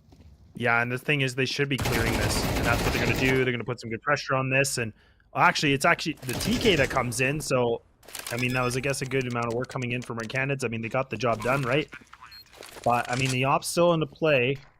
The AKs are here. These CTs, though, they're nowhere to be seen. So, I mean, a really nice take from Sharks. And, I mean, they're going to find that 5th, and pretty convincing, right? I mean, they only lost technically 1 person, which is a pretty good note considering, you know, the amount of money they would have lost here if they couldn't find this. Agreed. And I do really appreciate that they had that quick pivot. As soon as they lost that mid fight, they were very willing to dip out, move back into the A site from main, and the Sharks live to tell another tale. 5 rounds of the board for them, having to have this grueling comeback here on Mirage if they want to shut it out 2-0. And what a story it would be if they were able to make this gargantuan comeback and stay alive here in the Chengdu close qualifiers. But a lot of money to chew through here on the Red Candid side as well. So guns will be out, Hardzao will reinvest in an MP9, and the rest of those saved weaponry will be enough to have a pleasant enough buy here in round number 16. Looking like it is going to be the op going into connector, and actually a player's already getting aggressive going into window. I don't know. They must have heard this. They must have heard this early. Doc actually ducks out of this one, re-aggressing into connector, running through a smoke. Oh, but he somehow gets that kill. So takes down Nithon. That's a big pickup. That's a great thing you want to see right now to start things off here for the Sharks. Putting a really good pace on, getting in their face. And look at this now. The CTs are going to push back. Talk should be able to find this duel. Does. Finding a second through the smoke. The guy's on the gears, and he's able to find the multis. And these CTs, they're going to have to tuck tail, and they got to get out of here. That's masterful chemistry there from the Sharks. Togs chiming in with the double, but Doc with some brilliant movement to not only get out of dodge and window, but get swiftly ahead of that connector smoke, catching Nithon off guard. And the Sharks overwhelm the A fight. Red Canids, as you said, have to tuck tail, have to give away round number 6, and the Sharks continue to build momentum on this T-sided half. And with that, the money is snapped for the Red Canids. They'll be trying to hold on to this weaponry, and it's only Destiny left up in it. Hardzao can't retain his AK. And I don't think Destiny will be able to live much longer.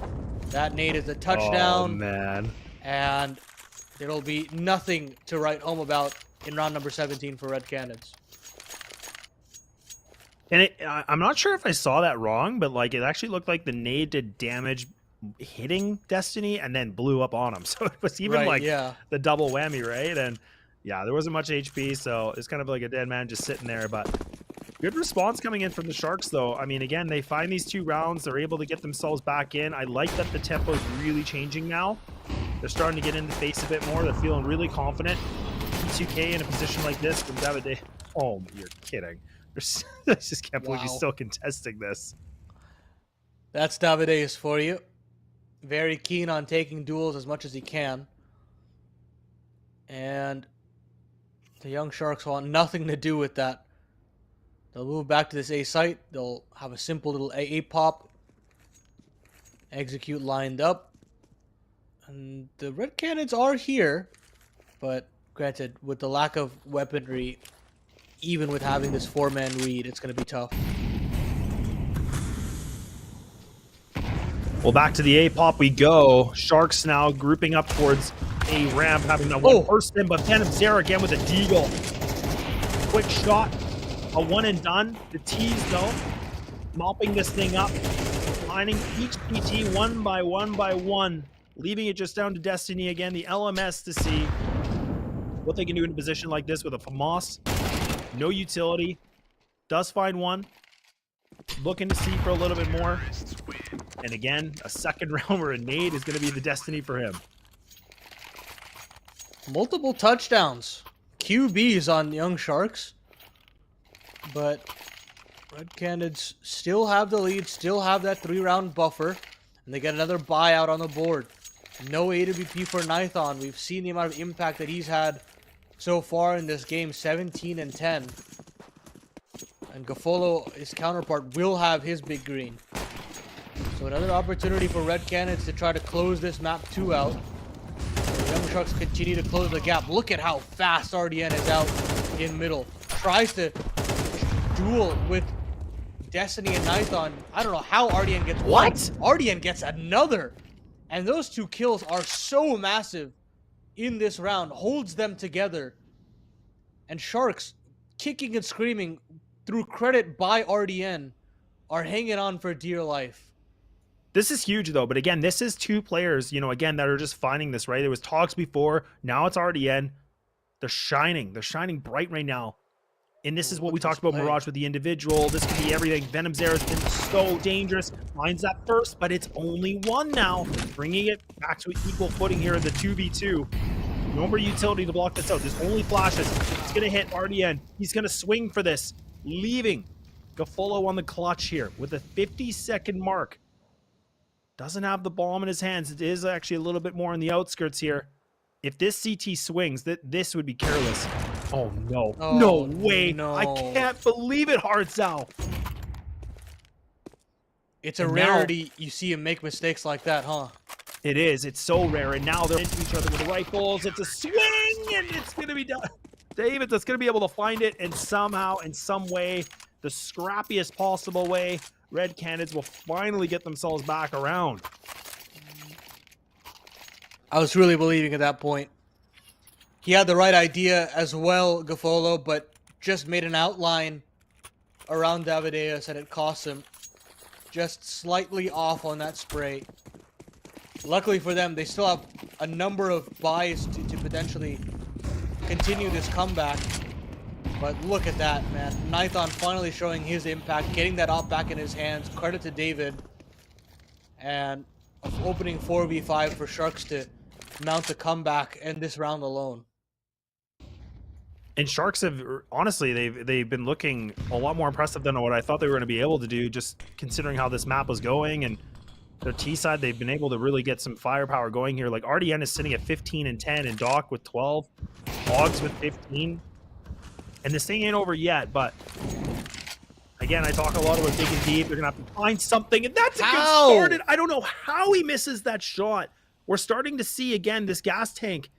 It's making me question if we can see anything more here. It looks like they're almost running on fumes right now. Oh no, and I looked as though Venom Zera had just missed the timing onto Doc. It's another free shot, and I don't know if DRG spotted the barrel there. It doesn't matter. Destiny goes down empty-handed, and a round has just been snatched from under the noses of Red Canids. And this time it's Doc to have the crazy round for the Sharks. And Paladin, this is what I made this comment before, but I'm going to say it again. Like, we talked about Mirage. We said that this is a map where if we're going to see, some crazy things, it's going to be more opportunity for those individuals to kind of give us that, what they want. You want to show us what they have the ability of, and that's what we're starting to see. Now Doc's done it. Togs has done it. Everybody from Sharks is starting to pull the weight when they need to. And now they're going to take these guns away. They took the op. Hardzau's close on by with a FAMAS, but he gets deleted. And they pick up an op, and well, they're going to get rid of the double ops. But either way, they've just squashed the money situation here for Red Canids, and they must be shaking. This is getting to be a little bit scary for them. Yeah, this is where the pressure starts to build, especially considering young Sharks are poised for the 9th here. And with that, only 2 rounds to separate them. Of course, only if everything goes according to plan. We've seen the kind of heroics Red Canids have been able to pull off with the pistols. But to me, with the lack of armor, with frankly the lack of upgrades as well, it's only Hardzau with the upgraded Deagle. I have high expectations that we'll see a scoreline of 9-11. Unless, again, I was thinking Venom Zero was maybe going to get that Deagle back out. Doesn't. I was a little surprised, if I'm going to be honest, but I know the money's tight. So not the best situation, but oh, look at this. I like this one. Oh, this is good. I really, That's funny. We got to keep this on Destiny. This could be sick. Even getting a night kill, that'll just add more value to the money situation. Oh, Destiny. Oh, he actually goes away from it. Oh my goodness. What? With the P2K! It's a default pistol and it's winning these situations. Oh, this is just not what you want to see. Good recovery coming back from Togs.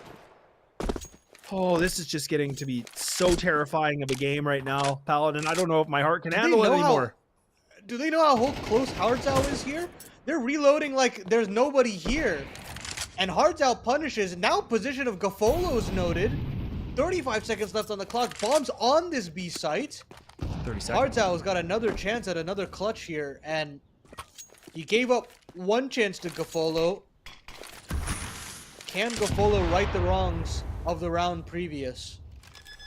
15 seconds left here, and I think Hardzau just going to respect the plant. Yeah, and I think that's the right call, because again, this is more of a guessing game here for Gaffolo, because he's terrified. He has to look at so many different angles. Where could Hardzau be?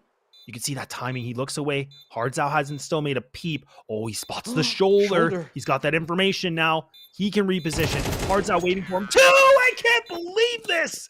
Gaffolo pulls it up when he needs it the most. A round that should have been theirs more convincingly, but they just scrape by on the 1v1. Oh, that heroic round was nearly there for Red Canids. Destiny gets 2 on the P2K. Togs was a little lackadaisical before the bomb goes down. But man, oh man, that's a huge 1v1 for Gaffolo to win. And sure, you know, Red Canids have the guns out, but it's getting real tight now here in the server as the Sharks pull together. Only a 2-round buffer between them and an even Steven situation in map number 2. It is that back to the gun round, and Utility's going to be a little more lackluster, but they got the smoke, so this is going to be good. Just again, just slow things down, and Doc's just going to be a smoke criminal, run right through it. CT's trembling a little bit now. This site is becoming full control here for the Sharks. They're in the deep waters now. Red Canids, we're going to have to see what they're going to be able to do. A nice kill coming in from Ticket, bringing it back to the 4v4. A lot of nades being used to blow open the smoke. DRG is just going to swing this still. The ops placed on it. Doc again able to find that secondary. Oh no. Red Canids are going to have to go. They have to retreat this. There's no way they have any more time for this. A good smoke being placed allows Hardzao to get out of this, but I don't know if his teammate can get it. Doc, he's still pushing the smoke paladin. He is trying to get out of it, but he gets stuck in the wall. Oh, man. We're talking a 1-round differential, though. Somehow, we have gone to a 1-round differential. Oh, my God! Nithon gets his head cut clean off, and nearly Hardzao going down as well. But I mean, it comes down to Doc getting that kill in the afterplant, shutting down Destiny in the connector. At that point, it's so difficult for the Red Canids to potentially split onto the A side in that retake. And the Sharks, man, these A pops are looking so clean. Red Canids don't have anything to really write home about. It's only Hardzao with the rifle in this one. I mean, sure, you've got these upgraded pistols, but are we really talking a huge run back like this on the T side of Mirage after seeing just the most abysmal win rate from this team and at these stages against this specific team of Red Canids?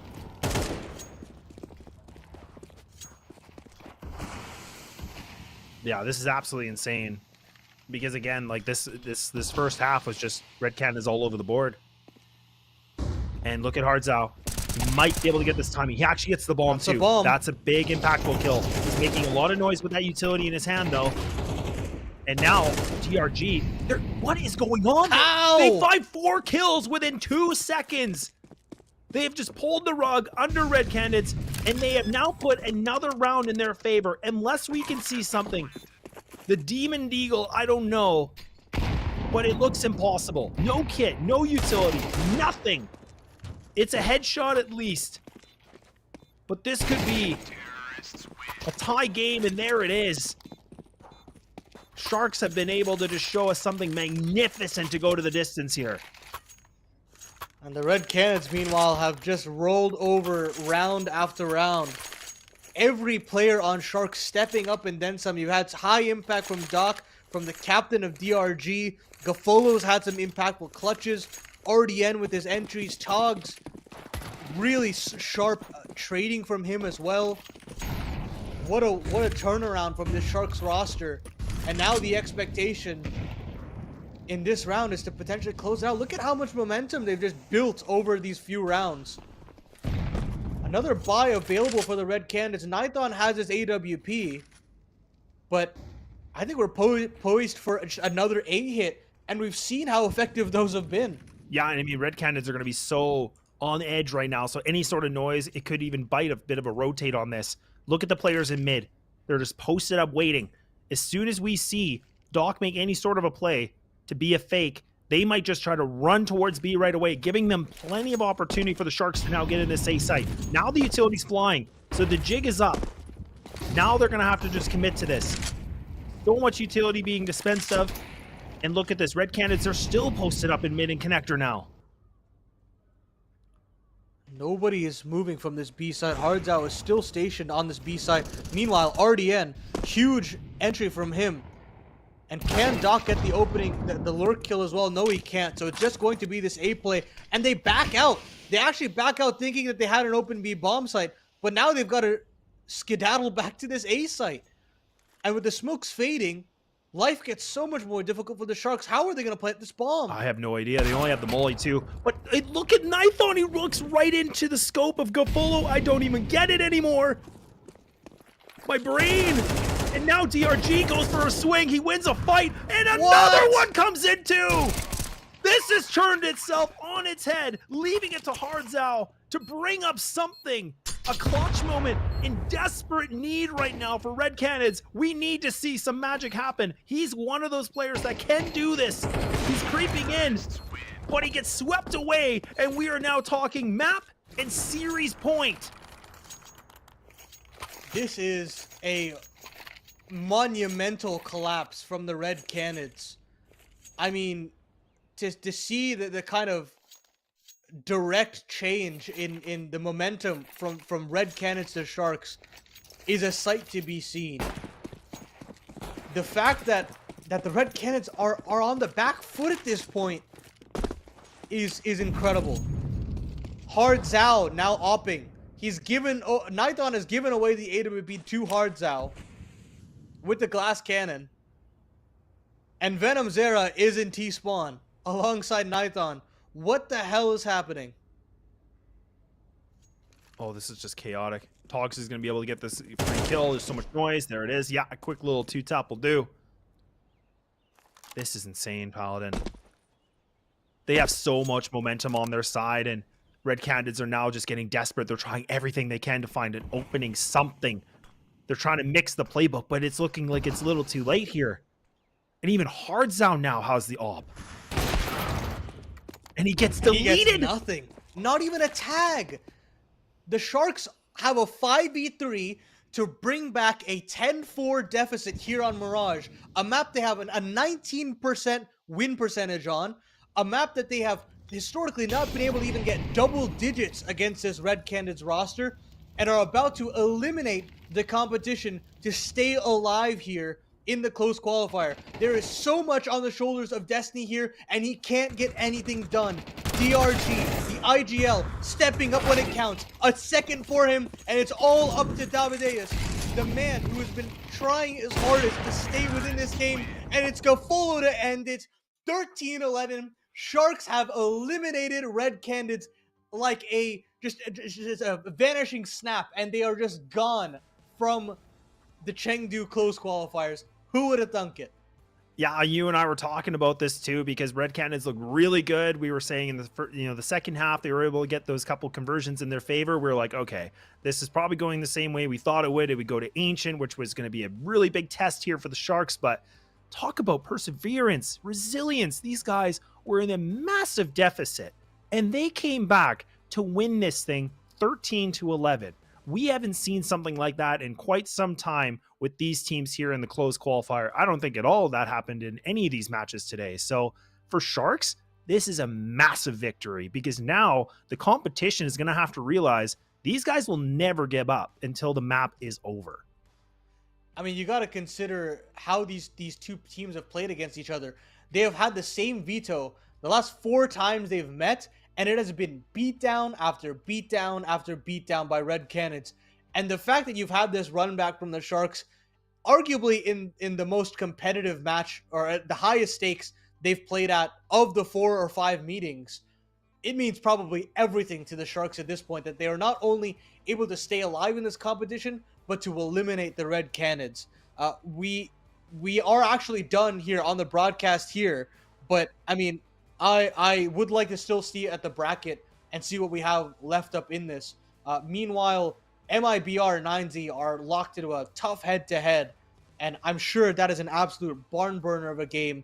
My good friends Cole and Fi are on the A stream. Definitely check that out as we wrap up the broadcast here. But the loser of that will have to take down Sharks one more time if they want to secure their place in the grand final. And I don't know about you, Laz, but now things really start to heat up. Yeah, really it does. And again, just for that context too, like as soon as we're done this, make sure to check out that other stream, like you said, because that is going to be the last match for the day. And then again, these teams will be playing tomorrow as well to see who kind of, finds that ticket to getting themselves in that grand final, right? And this is the thing. I mean, now Sharks have built a lot of momentum, but these are two strong teams. And this was, in my opinion, the 2 teams that probably were going to go in the grand final in some degree. And now Sharks have kind of mixed things up. And I mean, I think even all these teams, whoever makes it through, they're going to have to do a lot of, reviewing and some analysis of this, because this was a massive victory. Because like I said, perseverance is one thing, but some of those players came alive when they needed to. And I just can't believe it. Like, this was a map with 0-7. These guys couldn't taste a victory on Mirage, but somehow in some way they keep themselves alive in this lower bracket.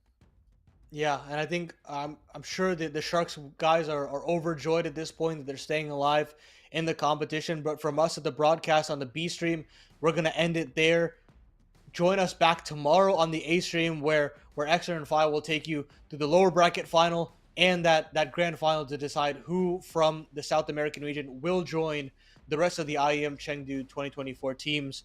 And I mean, I hope you guys enjoyed the series that we had on display for you today. They were fantastic games. I know, Laz, you and I, we thoroughly enjoyed casting today. Absolutely. And from us, from production, thank you guys for tuning in. And we'll see you guys tomorrow for that lower bracket final and the grand final. Take care. Have a good night.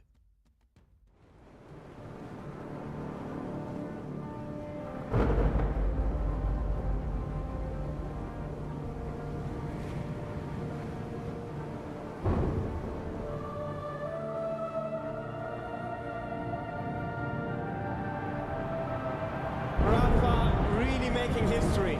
Absolutely phenomenal. And Ace is the champion of the Intel Extreme Masters World Finals. Storm still not quite done. MC is going to take this fight, though. 3 seconds left.